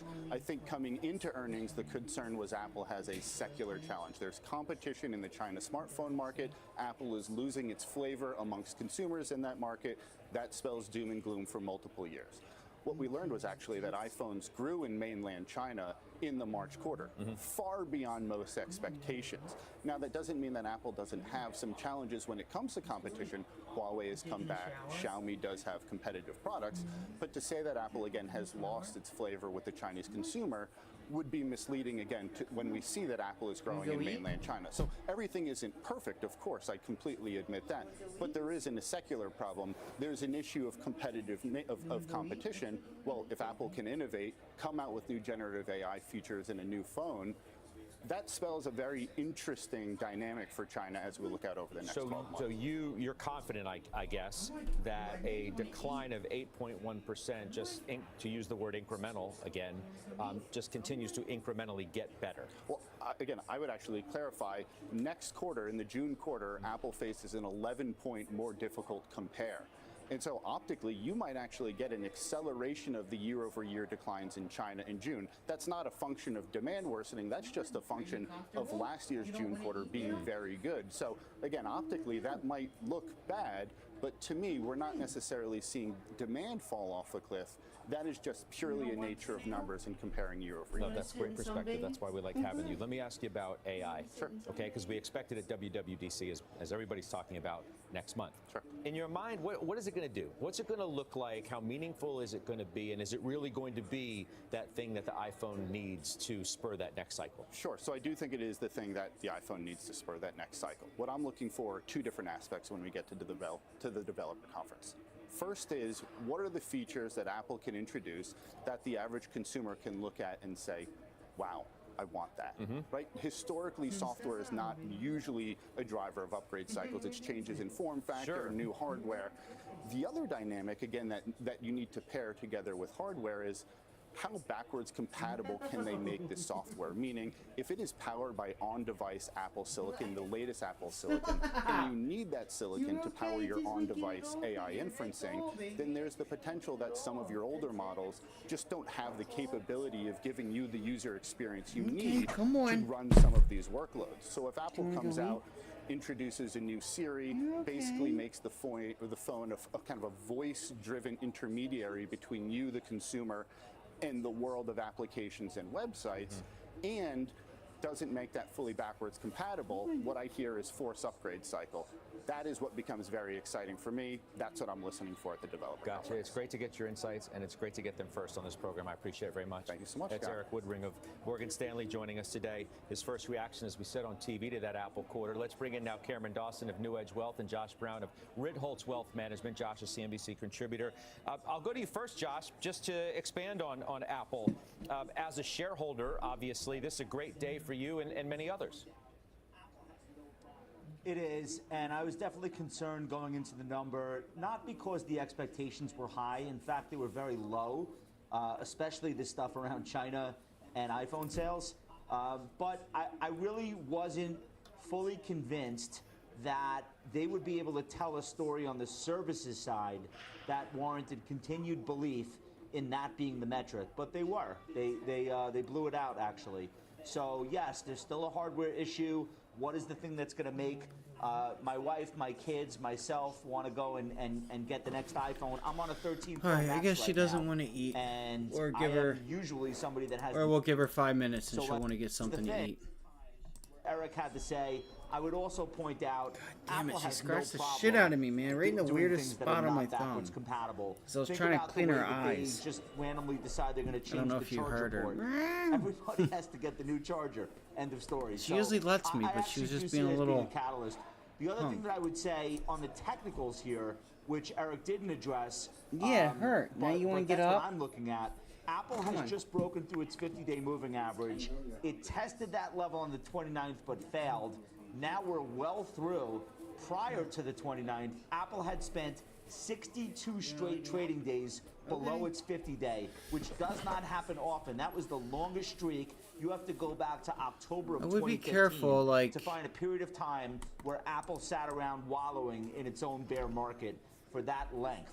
So I think something has materially changed around sentiment. 5, 10, I think 13, services are the 14 reason cents, why. 15. We will need follow through in June at the developers conference, and then of course that follow through is going to have to take the shape of AI Siri. So then, Josh, when I asked the question at the very top of the program, is this the week that Apple stock found its footing again? You offer Talk up to me what in sounds June. like a resounding yes. Yes, but talk to me in June because we're not breaking out into a new trading range. I think if look at how this company is making their earnings every quarter. It's buybacks. This is flat to down revenue quarter after quarter after quarter. Sure. But earnings growth. How are they doing that? Buybacks. We're okay with that for now. I don't think that'll keep this stock with a 20-something handle on the multiple for much longer. So I think the Yeah, second half's but gonna their be really sales will important, keep that and 20 not on just the how much multiple. stock they can buy back, Like, these but guys what they talk can do on about the just the product side, cash. so Like, that we're so not what? looking They're at doing 50% something of with the cash. revenues Whoop-de-doo.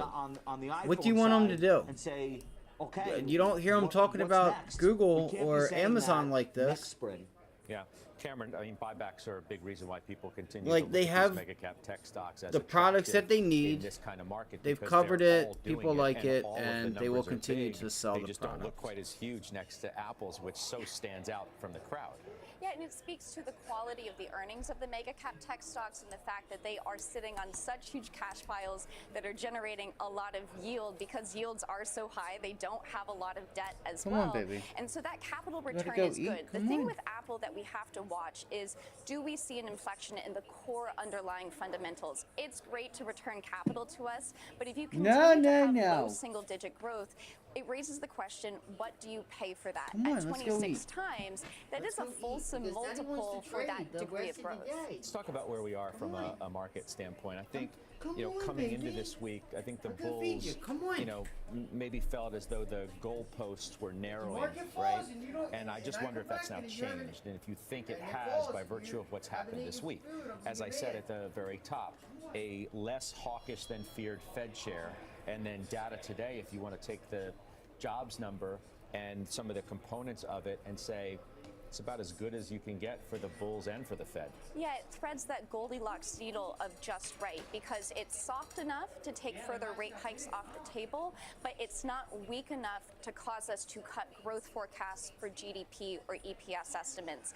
And that's why markets can rally under this. Now, when we think about it from a technical perspective, yes, we're seeing a rally, but we're still right below our 50-day moving average, which just tells us that we may not be quite out of the woods for the digestion, even with this week's data. Does it open the door, though, the data today, to a rate cut earlier than perhaps once again we thought? If you look at the projections from, not everybody on the street, but you have several who suggest that July will be the first cut. You could still get 4, maybe you get 3, some say 2, and then of course maybe the consensus is 1. Yeah, we think 1 to 2 is the right number still, given the backdrop of the data. We don't think that given where inflation is, given how tight the labor market still remains, even with today's data, that the Fed can move to ease unless we see much weaker employment data or a more substantial deceleration in inflation, which just means that we think it is firmly in the back half of the year. November, December is when we would get the first cut. That, of course, would change if we were to see a sharp weakening in labor data. So, Josh, why don't you address that too, sort of from the Monday to Friday change? You send us into the weekend thinking about how the narrative for the bulls may have changed back for the better. Well, I think the main thing to focus on, I guess, is where the odds of the rate cuts have landed as a result. So September is the first month where the futures have a higher odds of a rate cut versus no cut. 32% chance of no cut, but a 49% chance of a 25 basis point cut. That could move around a lot, of course, but I feel as though that satisfies all of the conditions that have been on everyone's mind, where it can't be too close to the election, but obviously it should take place sooner rather than later if the data continue to cool off, et cetera, et cetera, et cetera. I think about it if I were sitting in Jay Powell's seat, and I think when he saw that reading this morning, I'm sure he had the data earlier, but he probably looked at that and he probably went, yes. And so I think the market reflects that. And I think even when you look at the mix shift of which stocks are up the most today, it's tech. It's the companies that want the lowest rates the most. And none of that is surprising to me. So look, I think we're now in a situation where we're still going to have noisy prints, but maybe we've seen the worst of the quote-unquote re-acceleration fears. Is mega cap tech, Josh, back, so to speak? I put it in quotes because, it never really left. But there were some who were thinking it was getting off the bull train. But if you look at this week, Apple's leading the way, as we said. It's having the best week in a long time, up 8.5% for the week. Amazon 7.5%, Nvidia 6.5%, Alphabet 5%, and then Meta and Microsoft 2.5% and 2% respectively. Is this trade now something we can count on firmly again?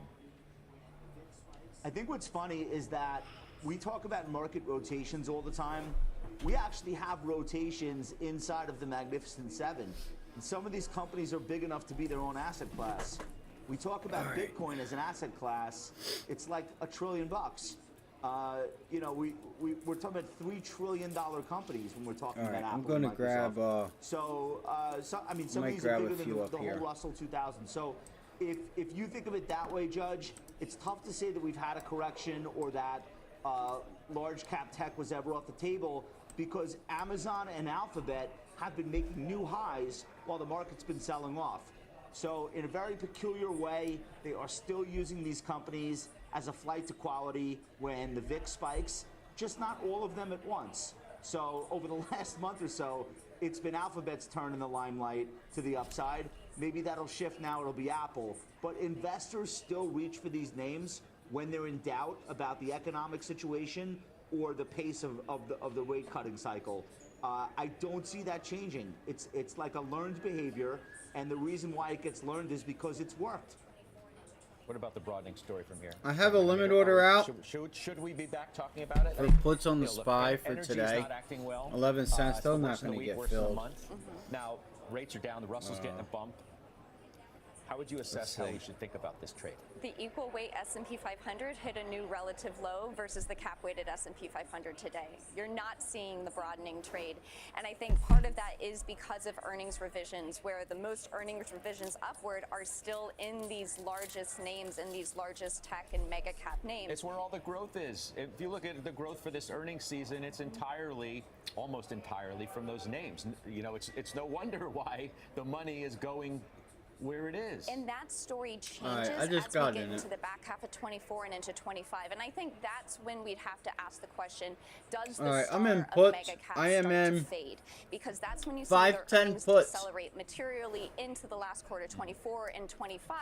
The market now has priced a big shift where the rest of the 493 really take the mantle for earnings growth.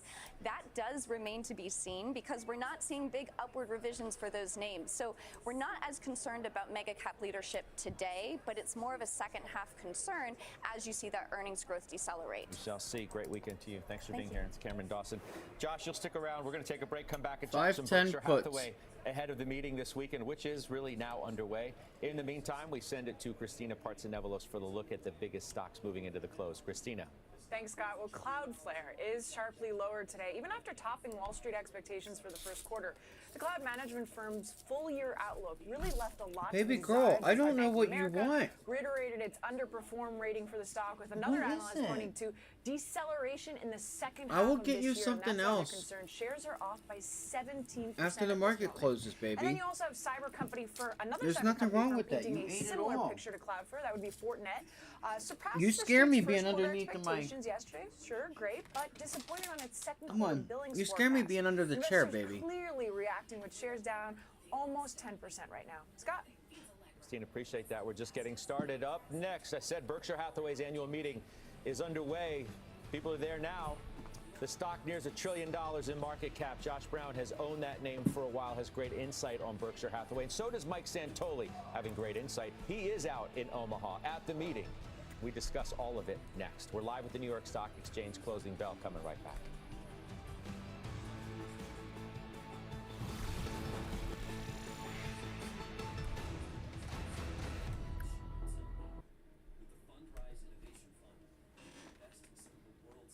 Come here, baby.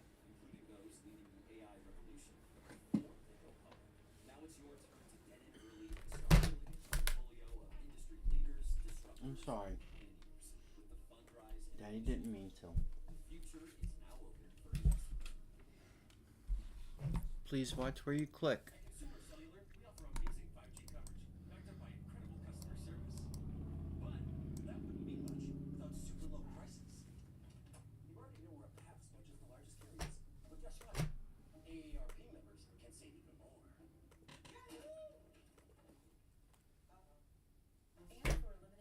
Abby.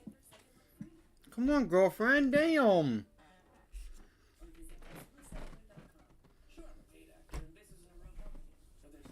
Go. Come on. Come on. Go ahead.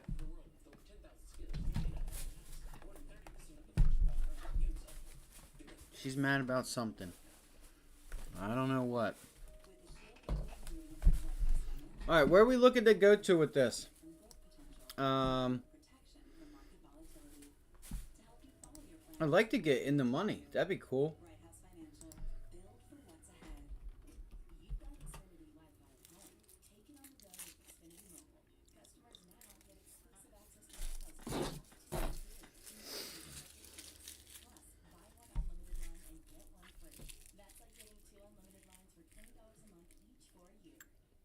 Nice little pullback 508.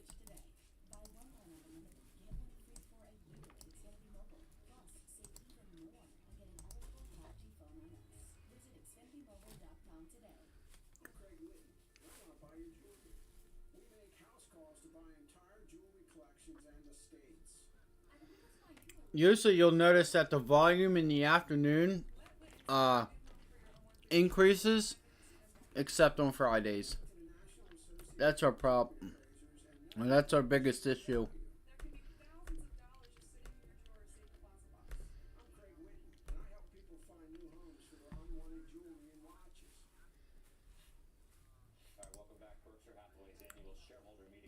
She don't want to move. Everyone has left the building. The so-called Woodstock of capitalism drawing a big crowd as always. Let's bring back Josh Brown. He owns the stock. Mike Santoli owns great views on this firm. It's great to have you. Mike, I'll go to you first because you're there. Just give us a scene setter, if you will, and what you think the overall mood is going to be out there this weekend. Yeah, mood should be good. Just I think based on how the markets have done, how Berkshire Hathaway has done as well. It seems like actually a little bit of a heavier crowd here in the exhibit halls in the past couple of years. We were just saying that. I know they're expecting more people. I think the Prices go up. All right, welcome back. Berkshire Hathaway's annual shareholder meeting underway in Omaha. CNBC carrying live coverage of that event starting 9:30 a.m. tomorrow morning. The so-called Woodstock of capitalism drawing a big crowd as always. Let's bring back Josh Brown. He owns the stock. Mike Santoli owns great views on this firm. It's great to have you. Mike, I'll go to you first because you're there. Just give us a scene setter, if you will, and what you think the overall mood is going to be Yeah, I might out there this weekend. Get up out of these. The volume isn't. The volume is based on how trash. the markets have done, how Berkshire Hathaway has done as well. It seems like actually a little bit of a heavier crowd here in the exhibit hall. You guys want to have a watch party with that tomorrow or what? I know they're expecting more people. I think the idea is now Berkshire Hathaway, of course, it's this kind of unique animal. It's like the biggest non-tech stock in the market, broadly defined. It's many, many dozens of companies inside of it. But ultimately what it is a very broad claim on the U.S. economy with a massive financial cushion in the middle of it and a way to recycle capital in a pretty efficient fashion. Has outperformed the S&P over the last 2, 5, 10, 20 years on a price basis. Over the last year, it's more or less kept pace with it. So I feel as if there's a lot of relevance in terms of what the insurance business looks like and what that may mean for inflation. Obviously, bonds are a massive buyer of treasuries. What does Warren Buffett think about the prospect for yields from here? And then, of course, just the overall economy, whether it's, the railroads or the energy businesses. Josh, I think you've always, given such thoughtful commentary around come on, man. The Mr. volume Buffett is just... and Berkshire. You've been a shareholder for a long time. Just what that firm has meant to you as a shareholder, I think has a special place in how you formulated many of your ideas around how to be an investor in stocks. Sorry. I really appreciate hearing that from you, Scott, because we've been talking about the markets, you and I, for like 12 years now. So I'm glad that you've observed that from me, and I absolutely agree. I think of some of Buffett's most well-known ideas, such as my favorite holding period is forever, and then I think about how I try to apply that with what I'm doing. If somebody had invested $1,000 in the S&P 500 in 1965, they'd have $300,000 today. That's an incredible return. If they had put that same $1,000 in Berkshire Hathaway on the same date, they would have $42.5 million. That's the difference. So this is now, to Michael Santoli's point, this is now a business that basically is so big that it's impossible for it to be materially divorced from the fundamentals of the U.S. economy. So we accept that. It's also impossible for them to replicate the performance that I just laid out, and they're not trying to do so. They have $163 billion in cash. That cash is earning money faster than they can dole it out at current bank interest rates. It's just in this incredible position. The Apple position has been extremely important to the Berkshire story over the last couple of years. And the negatives, they seem really cyclical. So in the Buffett letter that had gone out a couple of weeks ago, that's what he focused on. He talked about the railroad having falling shipping volumes. Okay, that's a U.S. economy story that's cyclical. And he talked a little bit about some of those other types of things. The other negative is real estate. They had a $250 million settlement they had to pay. That stuff comes and goes. The important thing, Scott, is that the businesses that Berkshire both fully owns or invests in the equity of are amazing businesses, and when they're not, they sell, And when they are, they don't. It's going to be the sell. first And that's Burke why you get meeting performance that without you've got Charlie Munger. Over 2 years, 5 years, That's 10 going to years, be 60 years. It's very simple to make. Michael, it's Hopefully hard they to do think something of nice for him. this event, Which I'm sure they and will. That's really what it is. It's an 36 event. views. Without Charlie God Munger. damn if you are a passed, non-interesting obviously, recently, and it just motherfucker. enables us, I think, Holy to hell. think about what the Berkshire of the future is going to look like, the kinds of investments that they may make in the future. People that The don't void even of trade, Mr. Munger that are and on what the that stock market, means that talk for markets all Warren day, Buffett himself, as he thinks about what the next average great thing 1,000 is to going to be. 2,000 on the low end. Yeah, there's an interesting kind of dual 36, message that you'll bro. pick up, which is one, that Charlie Munger You gotta himself do and better, his bro. voice is going to be missed tremendously. Tomorrow is Yeah, like we kind just of the gonna start showcase over. of We're Buffett gonna and do Munger's something kind of else. discourse on display at all times, to do and that'll something definitely be somewhat of a void. But on the other hand, he's been involved and a partner of Buffett's for so long that it feels as if all the lessons which he constantly delivered are somewhat ingrained in the company. And of course, what you mainly would look at is what Warren Buffett himself said about Munger, which is he taught him how to get out of just that kind of old-fashioned, deep value, statistical approach to cheapness and buy higher quality businesses at fair prices. That's the key single insight that allows you to buy something like Coca-Cola, American Express, and all those other long-time holdings at a price. Maybe they weren't bargain basement, but the insight was the world will see that these brands are worth more over time than just what they earned last year. And I think that's something that will probably carry through, even if it's really hard to move the needle on the portfolio or on the size of this company in general because of its financial heft. So it is much more different. It's got to, by definition, be slower moving, make more incremental bets, perhaps, although it was only, early 2016 when the Apple position was initiated. And, it's been a pretty good 8 years from there in terms of the game. How would you, Josh, lastly address So that same what's- question? Just how you as a shareholder think about the Berkshire of the future and what might be the next great investment this This firm is why I makes? think the markets are going to stay flat, guys. So I think one thing you'll never hear Warren Buffett talk about is what's the next great thing. There's a really great anecdote in my friend Morgan Housel's book. It's a book about the things that never change. And it opens up with Warren Buffett Right here. driving during the financial crisis Just a in little a bit car down. with an investor, and the investor's carrying on. Did you see this happen, that happened, etc. There's your He said, double "What was top. the best-selling It's like you candy got your bar double top in and the spy. 1963?" It's Snickers. What's the best-selling candy bar today? It's Snickers. There's something Oh to my the Berkshire gosh. story about investing in things where basic human needs and behavior is probably not going to change. So are people going to be using an American Express card in 10 years, drinking a Coke, etc.? Probably. Will they need the use of I don't know why. That railroads sounds and real good right utilities now. and An American banks? Express card. Probably. I have not had a That's the soda Berkshire in a story. long So the time. next great thing is And a Coke. probably That not sounds gonna really come up. good. I would like to see Baby Todd girl, are Combs you and Ted okay? Wexler out front a little bit more, especially considering the fact that outside of Apple, the stock portfolio itself would be an interesting thing for shareholders to get to ask questions about if we get bored with asking Ajit Jain about insurance. Yeah. So that's maybe something to think. I appreciate both of your insights. Josh, thanks for sticking around. Mike, we'll see you again in the zone. That's Mike Santoli down in Omaha. Another reminder, don't miss our coverage of Berkshire Hathaway's annual shareholder meeting, 9:30 a.m. tomorrow, right here on CNBC. Coming up next, class back in session. With big tech earnings now in the rear view, the Dean of Valuation, Aswath Damodaran of NYU, he reveals where he sees the market heading next and why he says this month will be what determines how returns look for the rest of the entire year. Closing bells back after this.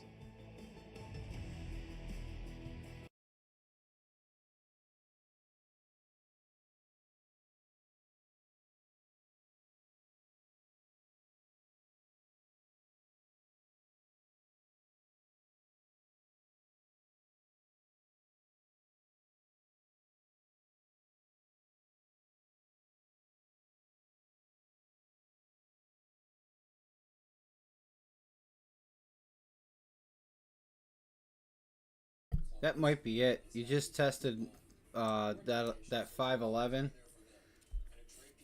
That might be it, guys. That's probably it. That's probably all the markets are going to do today. Really boring day. Really boring week, honestly. All we did was go down to 502. Went up to 5. I mean, end of Wednesday, end of Thursday were a couple cool days, but Monday flat, a little down day Tuesday, but it just happened so weirdly. And boring week, bro. Really boring week. We still have not really tested 508 either. We still haven't really tested it. Now is an excellent time to consider municipal bonds from Henyon & Walsh. If you have at least $10,000 to invest, call and talk with one of our bond specialists. 1-800-376-4376. It's gonna be tough. Come on, man. Get some damn volume in here. There's no volume at all. None.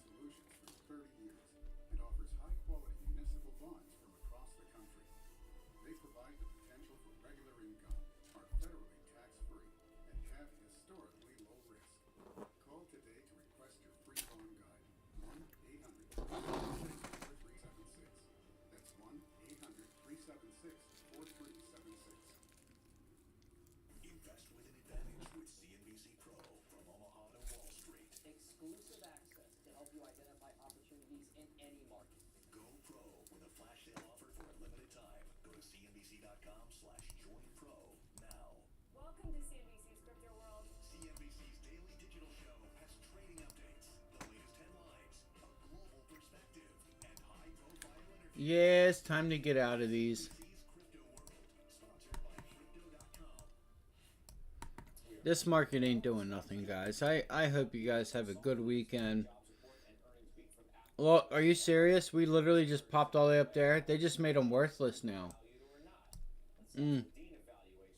Sad, sad day. On volume. At that.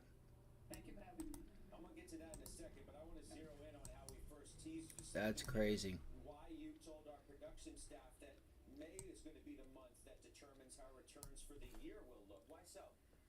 I think the first quarter was all wine and roses. Everything was great. Wow. Everything looked like it was coming together. The economy was staying strong. Inflation looked Unbelievable. down.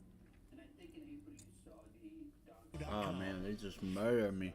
We are back on the bell. Stocks jumping today on heels of that softer than expected jobs report and earnings beat from Apple. Question now, with big tech earnings out of the way, are those names overvalued or not? Let's ask the Dean of Valuations, Aswath Damodaran. Is the Professor of Finance at NYU's Stern School of Business. Professor, welcome back.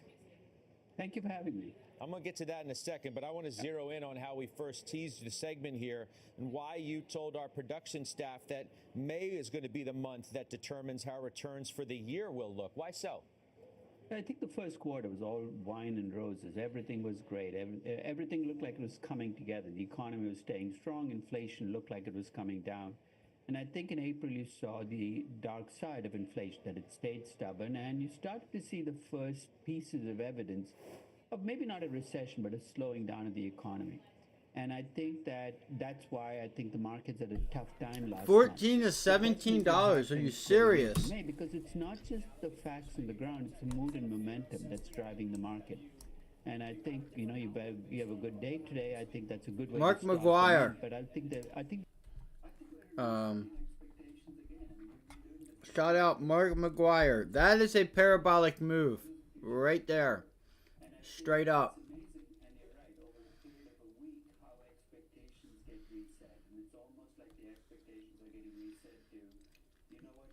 This is up 33%. Something that's up 2% on a day is not a parabolic move, my guy. I appreciate you. I'm not hating. I'm just saying.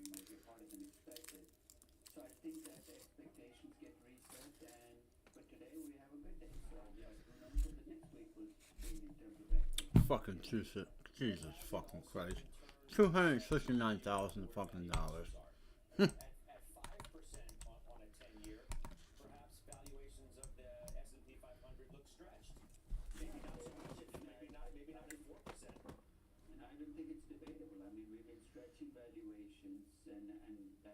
that band is getting tighter and tighter. I mean, I have not this quite open about the fact that I own all 7 of the Mag 7 stocks. None of them is undervalued now. The reason I own them is I bought them at convenient prices, and I don't think they're overvalued enough to dump them, but I won't be buying any of the 7 today, perhaps with the exception of Tesla, which, at least based on my valuation, is pretty close to fair value. The rest are, are stretched and getting more stretched by the moment. Alphabet, I think,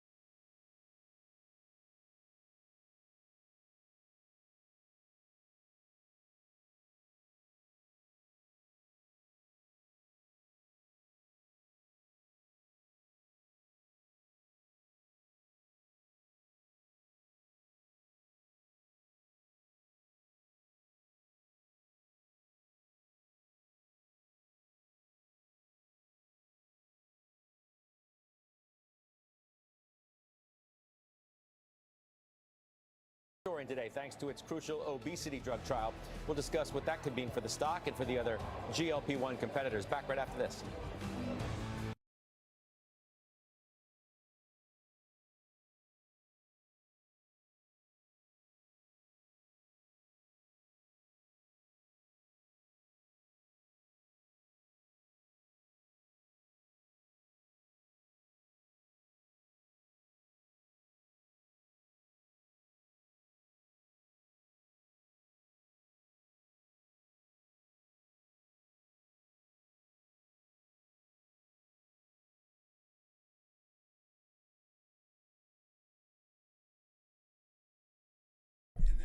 The SPY officially has not moved.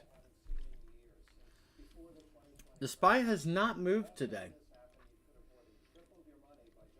It's kind of worrisome. Not really worrisome, but we opened up at 511.16. We're at 511.20. We literally have not moved. I'm still in some puts. There's 510 puts. We'll see if I can get something. It's Friday. The volume fell off.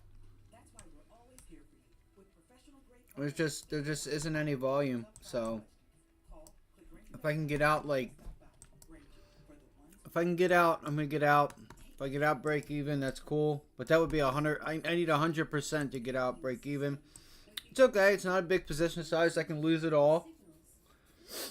Not that I will. It's just a small trade. Just to throw on. Just to see if it worked. You know, I was actually looking for a pullback. Even down into like 511, 510, 50 or so. And you look, it's just reverting right back. So. Might even go higher from here.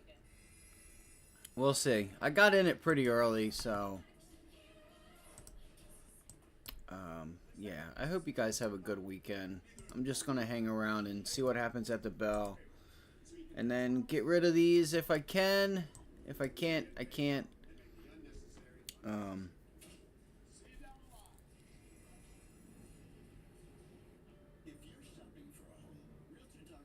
There's a jet out there. I don't know if it's a corporate jet or what. That's why I paused. Yeah, look. See how it just goes right back all the way up and kills the premium to nothing? See that? There's no volume.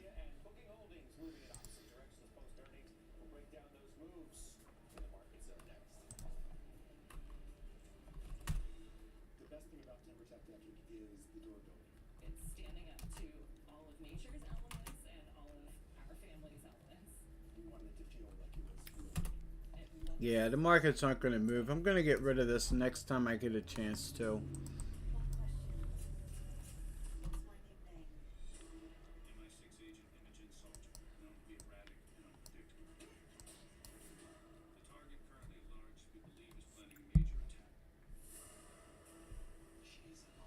$10 minutes. You wouldn't even think there was 10 minutes left. Professionals trust.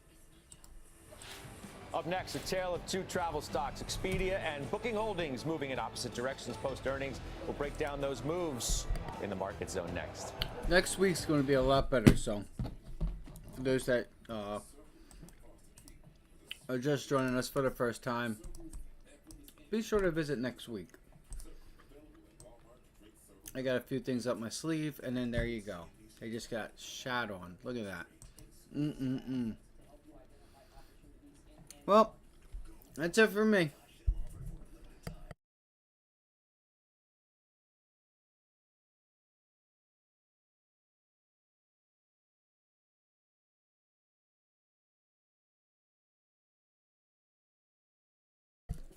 Remember this, when you start seeing volume that does not build up on Fridays, like if I take you to a 30-minute chart, look how the volume does not build up the last like 2-3 hours.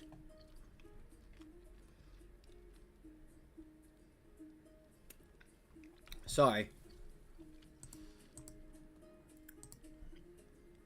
Okay, never mind. You can see how it'll start to build up towards the end of the day, and you're not getting that build up.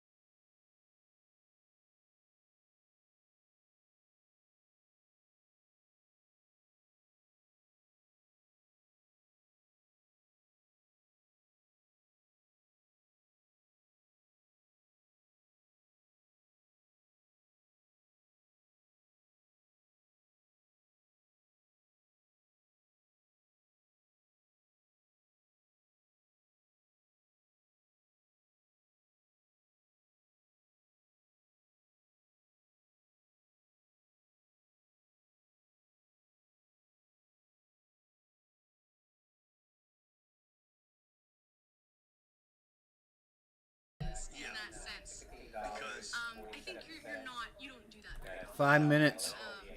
5 minutes. 5-minute roll call.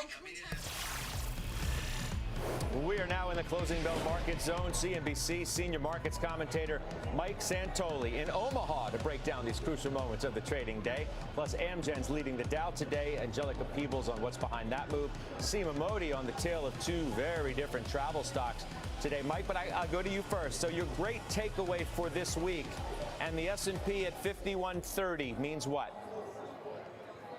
It means the pressure was relieved on a few fronts. You had both the 10 and the 2-year yield down about 1/4 percentage point from their highs. That's essentially the market's way of rebuilding the possibility for a Fed rate cut down the road because patience might be rewarded on inflation. You had Amazon and Apple earnings plus all the rest that have built toward a conclusion that earnings estimates seem fine. And what happens after earnings season? You roll ahead another 3 months, and the forward 12-month estimate becomes kind of your baseline for your valuation assumption. So everything's working along the way that you perhaps want to see it to keep this a routine pullback within a bull market. We're 5 weeks into it. We had a 5% pullback. You're about half of that back. You know, still a lot to prove in terms of the index level, but I do think it's been relatively constructive, even though we have to see if enough momentum was rebuilt in the fundamental story to keep, us in this zone where the soft landing seems very plausible.